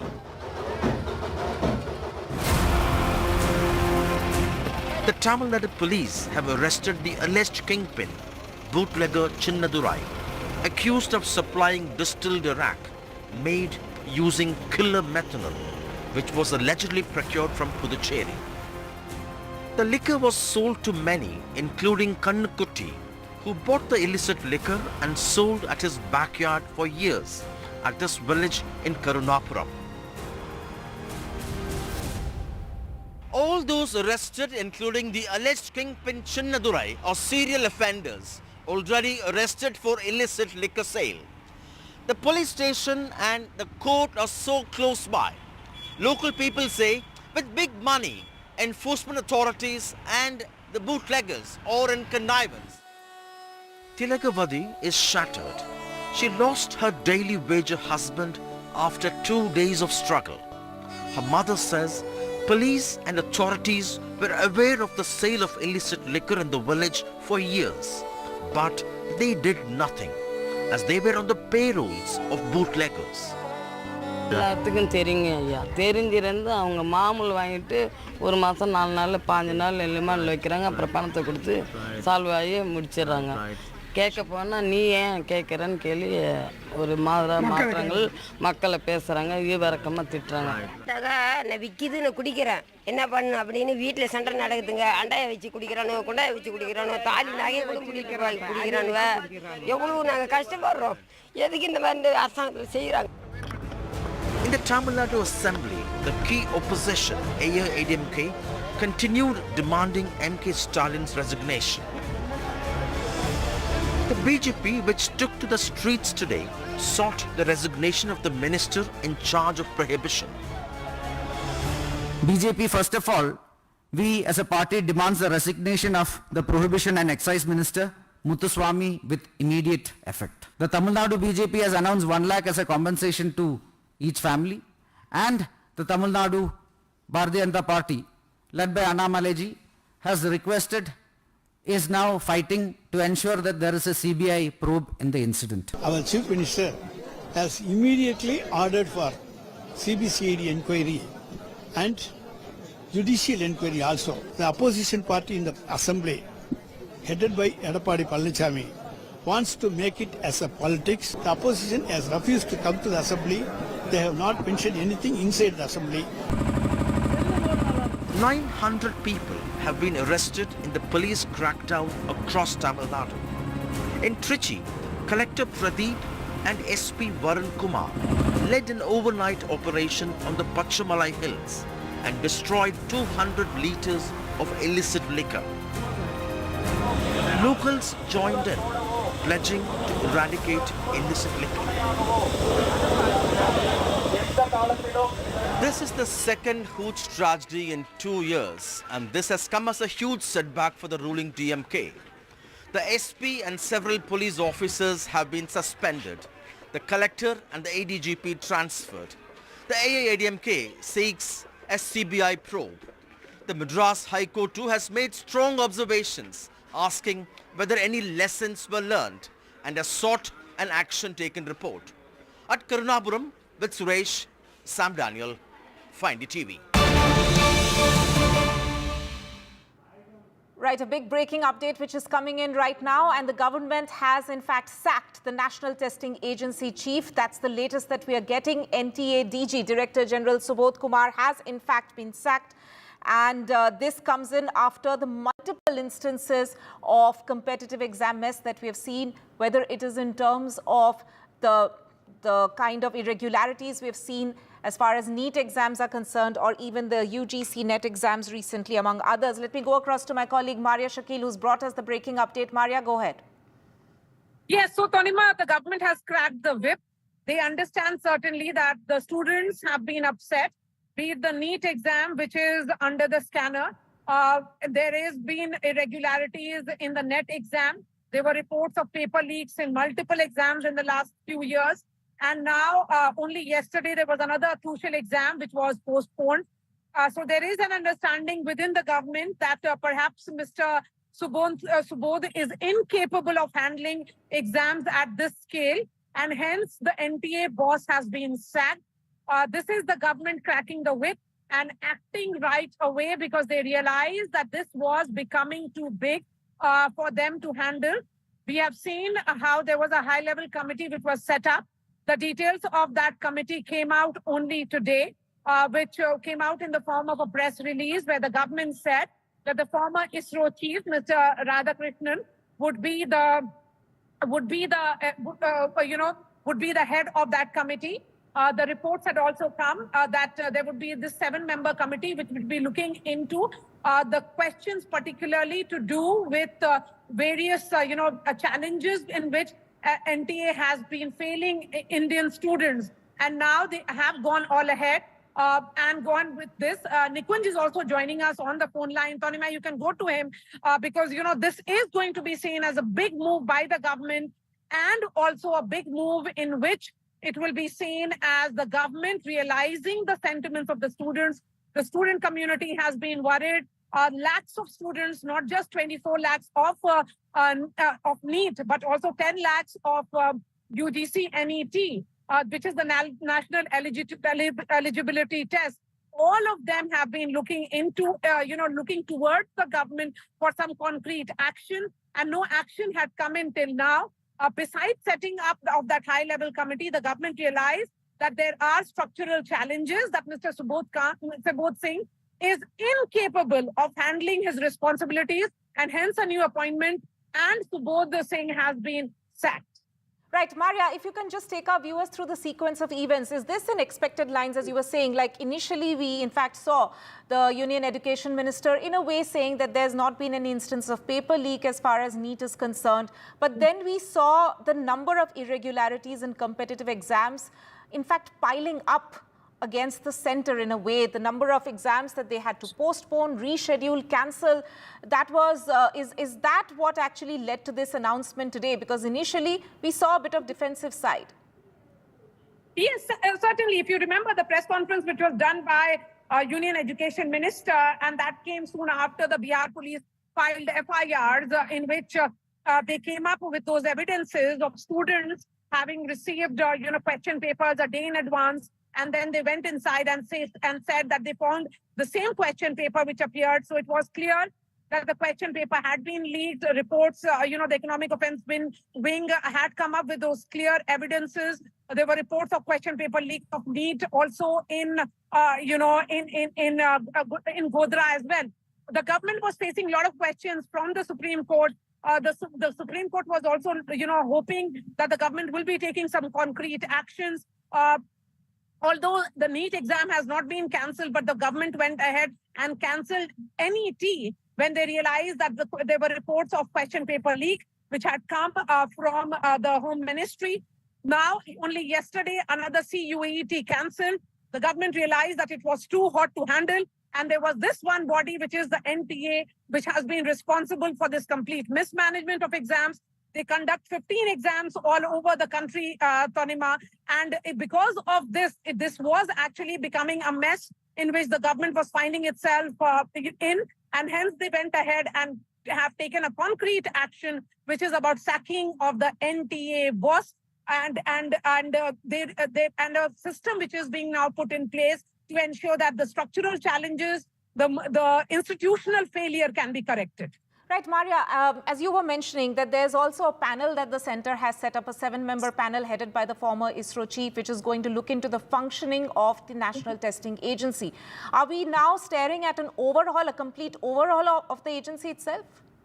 Yes, that's right.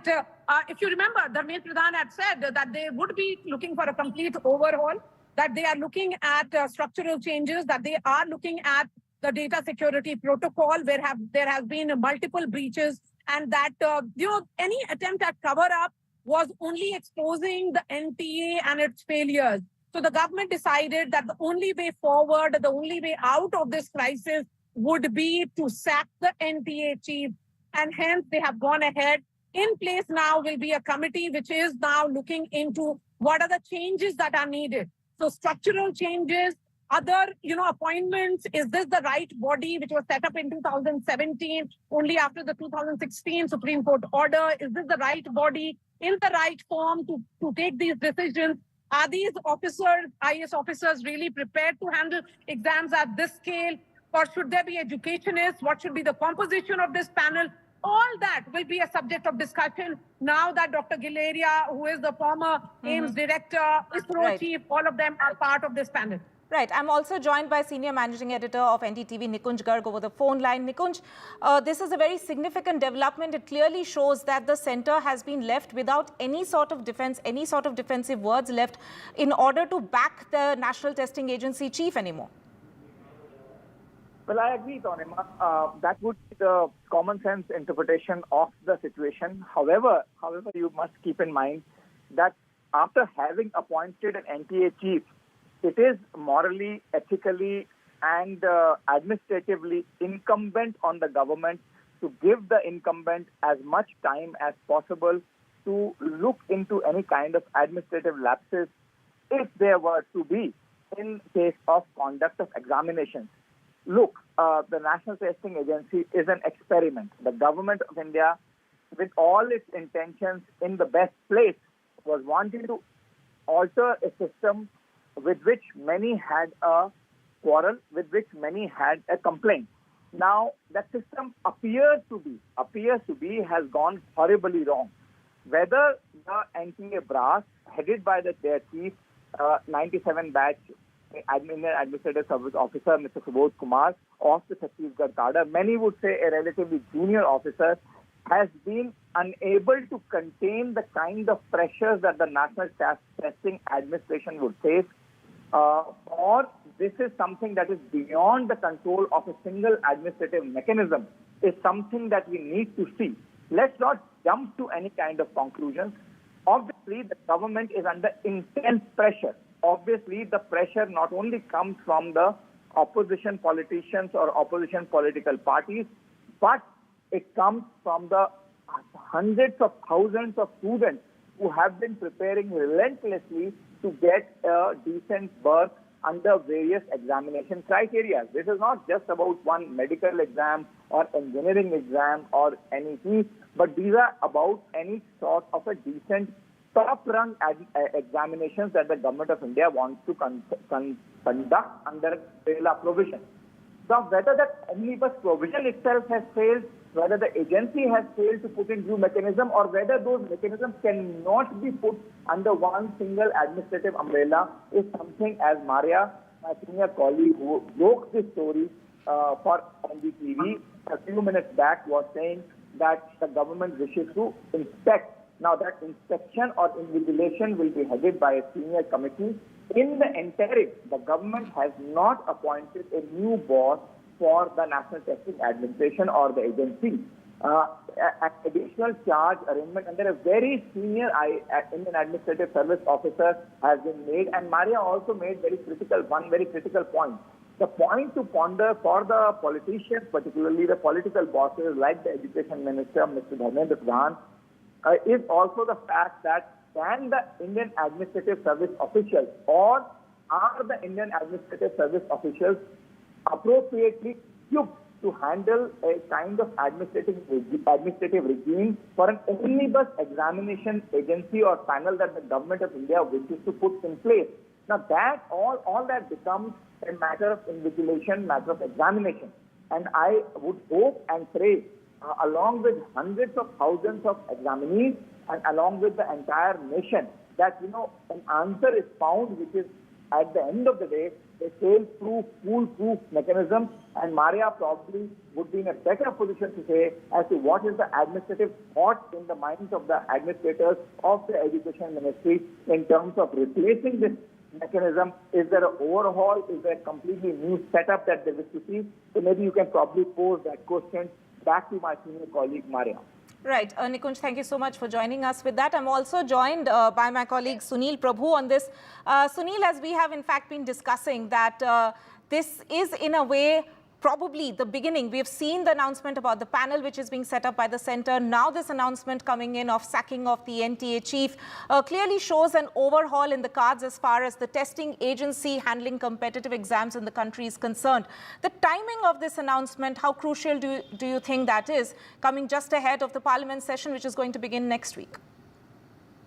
Well, I think apart from the Parliament session, I think the most important thing in the minds is that the Prime Minister himself at the Cabinet meeting had given a clear direction to the Education Minister, the HRD Minister, to get going and to ensure that what was happening on the streets as well as in examination centers should be stopped immediately. And he, taking that immediate message, taking responsibility, has really cracked down. Today you have seen the first step being taken. The NTA official has been removed and immediately put on compulsory wait, and he's still with the DOPT. But a senior IS officer who is the chairman and managing director of ITPO has been given the temporary and additional charge of handling as a DG NTA to ensure that all these competitive exams where there has been a lot of really question marks at this present stage, they're going to get into that entire aspect. And so he's been given complete control of looking and managing this entire issue. Right, Sunil, stay with us. We'll also try and get reactions of the petitioners who have moved the top court, who have moved the courts in order to get some sort of a relief as far as the competitive exam mess that we have been reporting for days is concerned. In fact, going back to Sunil now, Sunil, what can we expect? You know, this is, as we have been mentioning, the first step in a way of sorts. What if the students who are tuning in to watch us tonight, what can the students expect will be the way forward for the HRD ministry now? Well, I think the most important thing is that they want to get into the whole modus operandi of how this question paper leaks have been taking place. Why is the credibility of various exams been really, there's been a big question mark. Why are there certain centers? Why are certain people raising questions? Why is it, that only in certain regions that there is a lot of discrepancy? And it's in that context that while an investigation is being done by law enforcement agencies, they would like to get to the bottom of it to ensure that, whoever it is, whether it was a private testing agency, who were responsible for setting the papers, how were the papers being leaked? Yes, there is a lot of money that is involved. We have seen people and students paying 30-40 lakhs as alleged. So it is definitely something which is a cause of concern. If you break the backbone of the education system, as said by the Supreme Court itself, even if there's a 0.01%, I think these are all being done not so much for the Parliament session, which of course the opposition parties were going to raise, but the Supreme Court is going to hear this matter on the 8th of July. And as we've been reporting for the 8th consecutive day, there have been several petitions in the Supreme Court, all being deferred, no relief being given, but saying that we will hear this entire case on the 8th of July. The NTA itself agreeing that there was a mistake, and that is why in 1563 students will be doing the exam on Sunday. There is a huge demand in the NEET exam for a re-examination that involves 24 lakh students. We've already seen certain exams being postponed, for example, the NET exam. And it's in this context that the government has said enough of embarrassment. Somebody needs to take the flak. The present DG NTA has been kept on compulsory wait. He will report to the DOPT, and a new senior IS officer who's the rank of a cabinet secretary, mind you, has been made the DG. Right. Sunil, stay with us. We are, of course, putting up the circular on screens for our viewers. There's the circular which actually makes that announcement of the National Testing Agency chief being sacked. That is the breaking up story that was brought by my colleague Maria Shakil. But before we go to our reporters once again, let me also bring in Sudha Acharya, an educationist who is joining us over the phone line. Ms. Acharya, if you can hear me, how are you looking at this announcement made by the government today? Is it a face-saver move, or was it waiting to happen? There, the circular on your screens there, the breaking story, which was brought by my colleague Maria Shakil. But Sudha Acharya there, do you see this as a face-saver move by the government? Yeah, of course. I mean, somebody needs to take the accountability, and it was waiting to happen, in my opinion, because the way NTA has organized and conducted this examination, there was a huge question mark. So obviously, the head of the organization has to take the responsibility. So I was expecting this. Ma'am, thank you so much for your first reaction there. Let me go back to my colleague Maria. Maria brought us that breaking story, which we are also putting up the circular on our screens there, which actually makes that announcement where the government has in fact sacked the top boss of the National Testing Agency.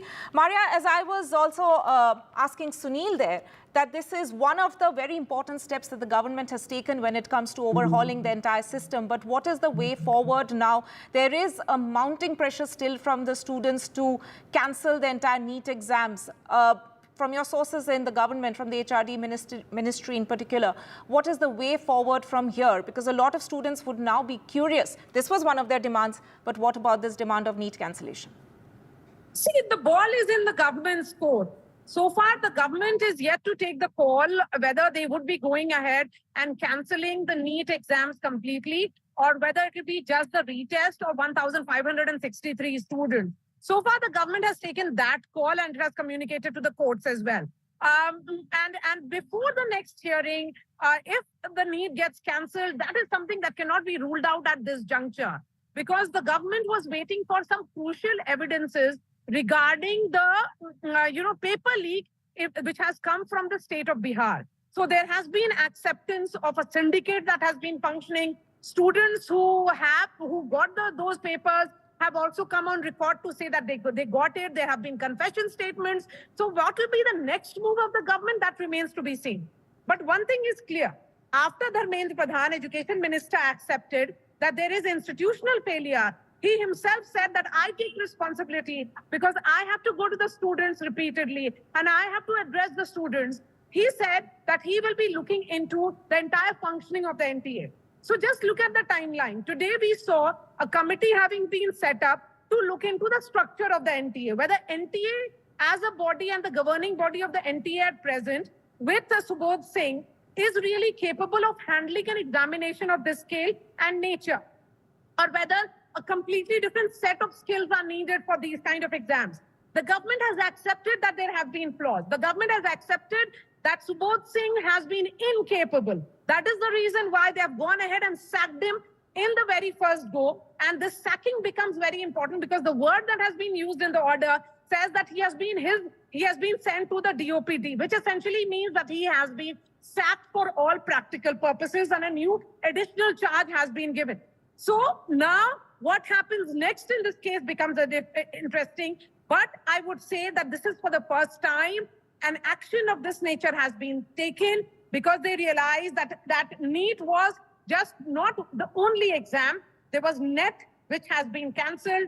Only yesterday, Tanima, we got reports of another exam being postponed because of some unforeseen circumstances and also logistical challenges. So if Mr. Subodh Singh is incapable of understanding the logistical challenges which are related to exams of this scale, then certainly he is not the right person to hold these exams, and hence the government going ahead and sacking. This is the word that has to be used. He has been removed from his post as the head or the Director General of National Testing Agency. Right, Maria, very significant there, and in a way, an unprecedented move also of sorts, that an official of this level has in fact been removed from his post, of course, following days of pressure being mounted primarily by the students there. But, from your sources and the fact that you've been covering this issue for days now, are we looking at more heads rolling? So, Tanima, I would wait and see. Yes, I do not rule that out because if the government has sacked the DG, he is the topmost boss of the National Testing Agency. The government has decided that they would be going ahead and, taking action against him. He's removed. Now what next? When it looks at the structural changes, what will be the nature of appointment that will happen? Professor C.B. Sharma, Tanima, is also joining us. And perhaps if Professor Sharma can hear me, Professor Sharma, only yesterday on the Big Fight, you were talking about how Mr. Subodh Singh is incapable of handling it. So now the government really understanding the mood of the nation in many ways, understanding that the student community has been extremely upset and they are demanding action, and hence they have gone ahead and realized that the buck stops here, the buck stops with the NTA chief, and hence action has to be taken.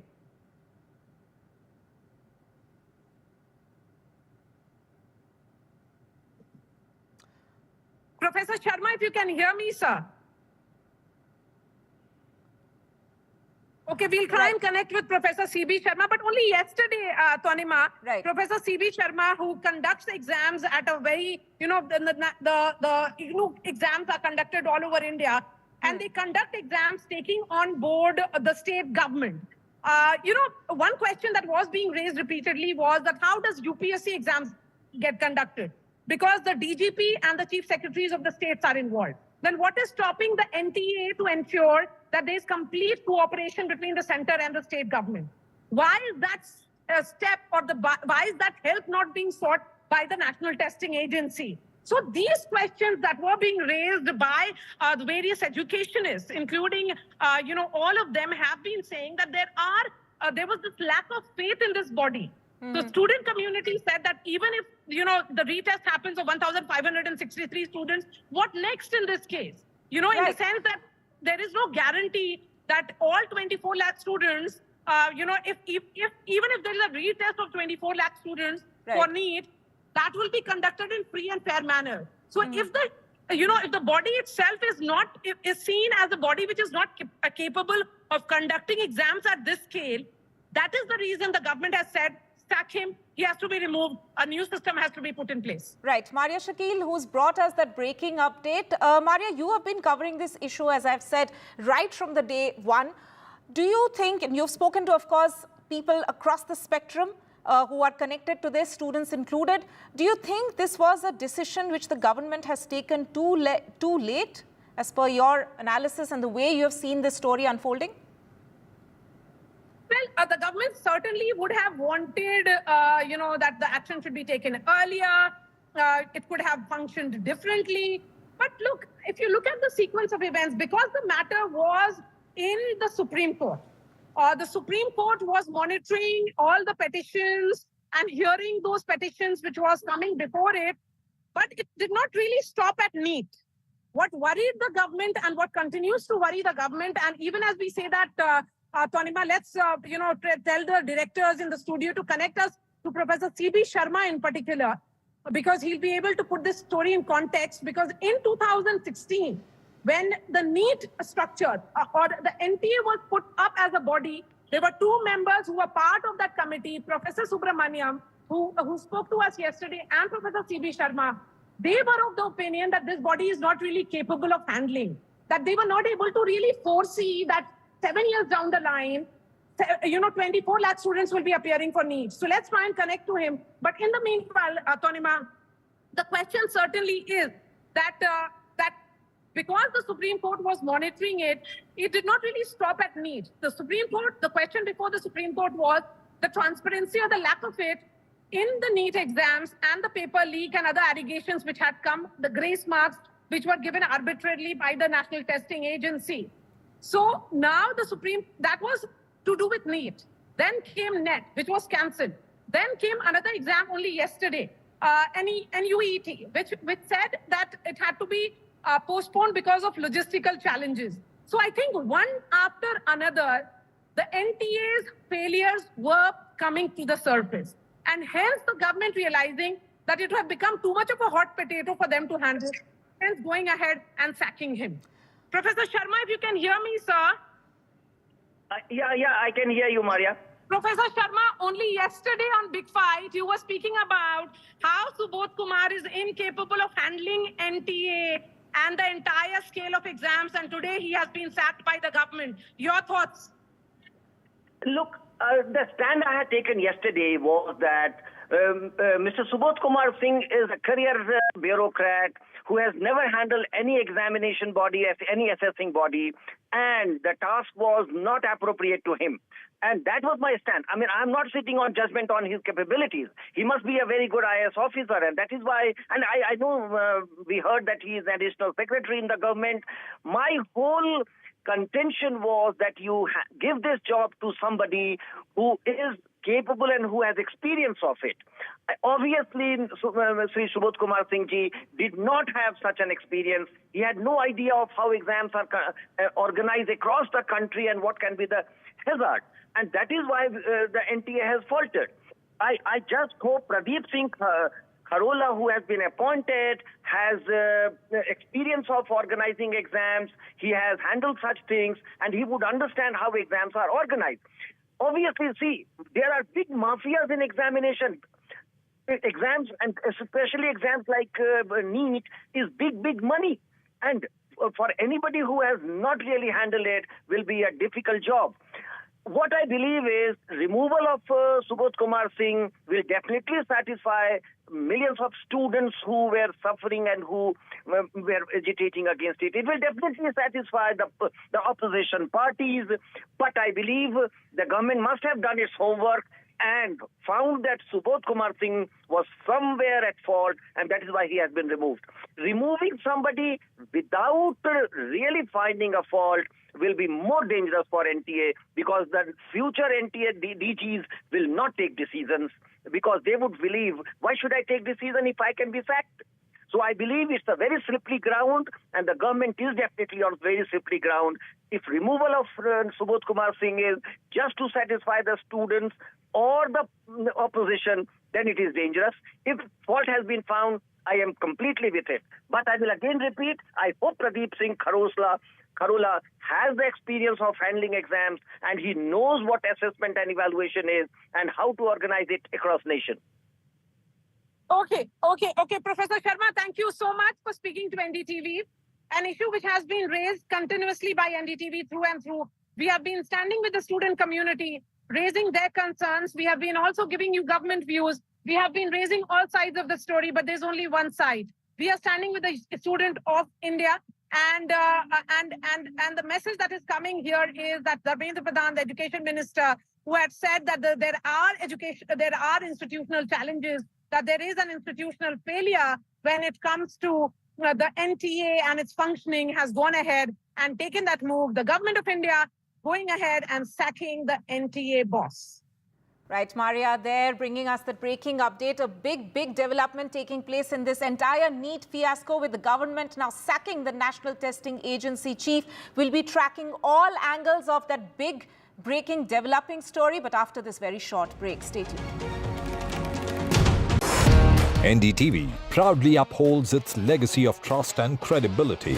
According to the prestigious Reuters Institute's Digital News Report 2024, NDTV is the topmost news platform in the country.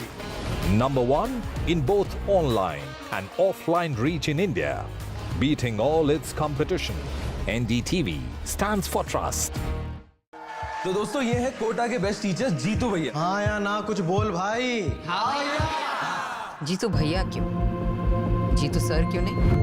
We are fondly known as Jeetu Bhaiya on this show, and that's how maybe everybody likes to call you these days as well. जो character है बहुत ही fictional था, मैंने पढ़ाया भी है और मैं उस कोटा के कोचिंग इंस्टीट्यूट में पढ़ा हूँ जहाँ पे मैंने बहुत सारे टीचर्स देखे हैं, बट जीतू भैया का जो कैरेक्टर है वो काफ़ी डिफरेंट है। पहले कहते हैं 11 लाख स्टूडेंट्स के साथ जेईई का एग्जाम दो और टॉप 1% में आओ, चलो ठीक है मान लिया, ठीक है नहीं, इससे भी आपका एडमिशन नहीं होगा, उसके साथ आपको बोर्ड से 75% लाने होंगे। ये कैसा 2 फैक्टर ऑथेंटिकेशन है इनका? जब मैंने पहला सीन पढ़ा तो मुझे फटाक से मेरी पहली चीज़ वही चीज़ याद आ गई कि यार ऐसा सेम मेरे साथ हुआ है। एक आखिरी बार जोर लगा दो और एडवांस में तोड़ फोड़ मचा दो।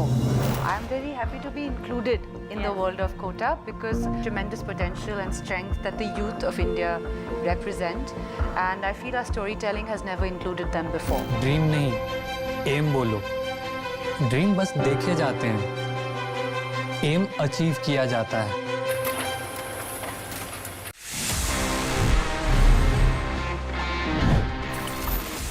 बहुत बार ऐसा होता है, and I've seen many guys जो कि 2 फोन कैरी करते हैं, सिर्फ इसलिए कि उनको 2 अलग अलग व्हाट्सएप को रन करना है.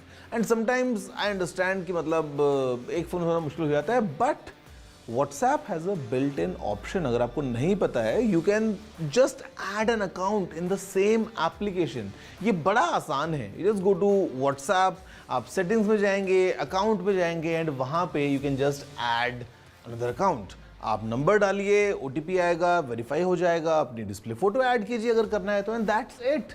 Your account is done. Basically, आप उसी एक Welcome back. For the benefit of our viewers who are just joining us, we are bringing you the big breaking update, and that is that the government has sacked the National Testing Agency Chief, Subodh Kumar.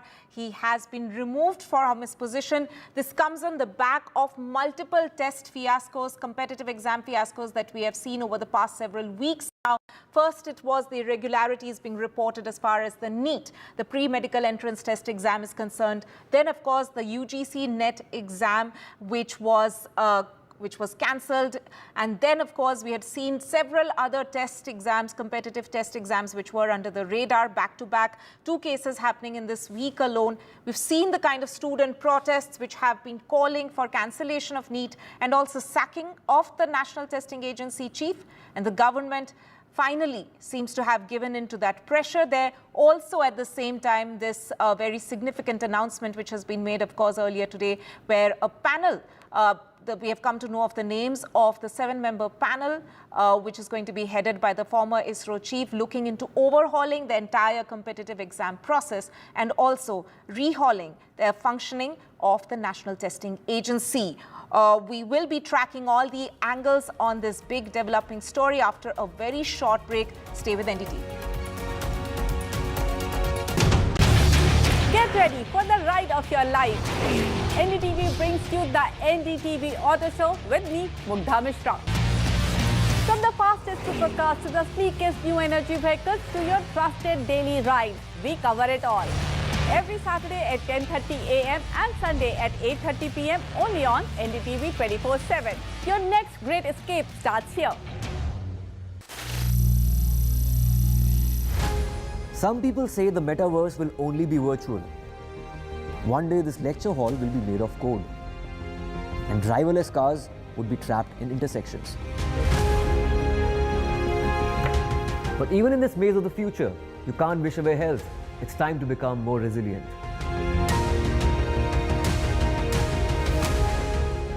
10 years of Banega Swasth India, we have grown and achieved so many milestones.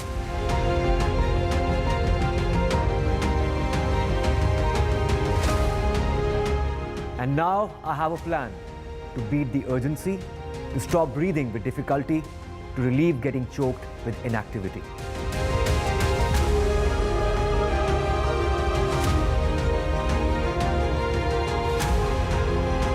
Energize our government, our environment, our society, and ourselves. Everyone, everywhere, every day.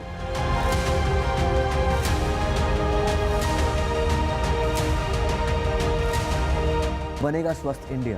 One world hygiene. Stay informed and entertained with the new and updated NDTV News app. You can watch all our channels live, listen to podcasts, read breaking and exclusive news from around the world and more. Download the NDTV app today and get access to the best journalism and storytelling on your smartphone or tablet. The NDTV app. News that matters to you.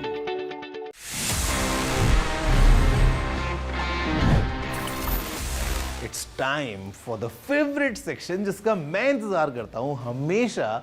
It's called Ask TG and यहाँ पे I answer all your questions. Let's see what we have for this week.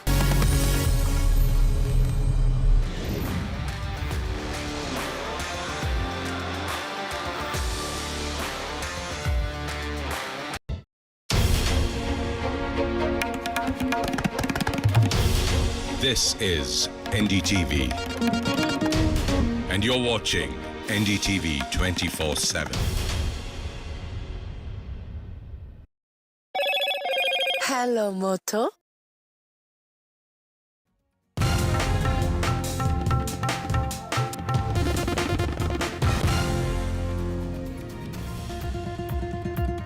Hello and welcome to watching NDTV. I am Vedanta Agarwal. Big focus at this hour, the exam mess spiraling out of control. In fact, the latest that we're getting is that the NEET postgraduate examination has also been cancelled. In fact, it has been postponed rather. It was to be held tomorrow. Remember, this examination is meant for MBBS students taking the exam. And of course, all the mess around the NEET UG and now the NEET PG examination has also been postponed. In fact, what the government says is that this has been postponed as a precautionary step, given the fact that there were all these allegations of irregularities. In fact, the government says in its statement that the Ministry of Health has decided to undertake a thorough assessment of the robustness of the processes of the NEET PG entrance examination. This, of course, is the investigation around the NEET UG paper leak continues, and now the NEET PG examination has been postponed. This, of course, comes minutes after the National Testing Agency chief was sacked by the government. In fact, he's been replaced with an interim chief. My colleague Vasudha, in fact, I'm being told, is on the phone line with us. So, Vasudha, yet another key examination postponed. The government, in a sense, conceding, saying that, you know, the integrity of these examinations is in question, which is why, as a preemptive measure, or perhaps as a precautionary measure, the government has decided to postpone this examination meant for MBBS students. The NEET PG is a very crucial examination and perhaps considered one of the toughest competitive exams. Absolutely, Vedant. And to just give you some context, there are around 228,000 students who take this examination. It was supposed to be held tomorrow, which is 23rd of June, across 278 centers in the country. And the ministry has, in fact, issued a statement saying that this decision to postpone this examination has been taken in the best interest of students and to also maintain the sanctity of the examination process. We've seen not just this controversy around NEET, but also UGC NET examination being postponed, the results of CSIR NET exams getting delayed. So clearly, this comes in a series of several developments happening in the education sector, and the government also facing flack for it. But of course, the NTA chairperson has been sacked right now. A high-level committee has been put in place. But with regard to the PG examination of NEET, this is not conducted by the NTA. In fact, it is conducted by the National Board of Examination, which falls under medical examinations, which falls under the Health Ministry, not the Education Ministry. And in fact, if you look at the statement, the ministry clearly says that they have looked at all incidents of allegations regarding the integrity of competitive examinations, and this is to facilitate a thorough assessment of the processes that go through that are put in place, when an exam like this takes place, and that is why this is a precautionary measure. And of course, the ministry also says the fresh date of this examination will be notified at the earliest. This is in line with what the government has been saying with regard to not delaying the counselling process. Remember, it has to begin in the first week of July for the admission process to be in order. Of course, this is the latest from the Health Ministry, comes within hours of the NTA chief being sacked by the government. And also, Vasudha, this announcement coming really at the 11th hour, given the fact that the exam was supposed to be held tomorrow. This is a crucial medical examination. As you're pointing out, lakhs of medical graduates, in fact, medicine graduates were supposed to appear for this examination. There were over 300 cities where this exam was supposed to be held. So perhaps the protests are only going to intensify now, the anger over the entire exam system, given the fact that, hours ahead of the examination, a postponement announcement comes. Of course, and these are, remember, this is the PG examination, Vedant, and we've seen voices that spoke during the cancellation of the UGC NET examination, where they said that, these are students in their late 20s, sometimes also early 30s, and, these are also students who don't want to be dependent on their households and families forever. So there is a different kind of disappointment, and, these are also protesters who, feel that there is a lack of jobs, and then the exams also keep getting postponed. So clearly there is going to be a lot of disappointment, and with regard to tomorrow's examination, several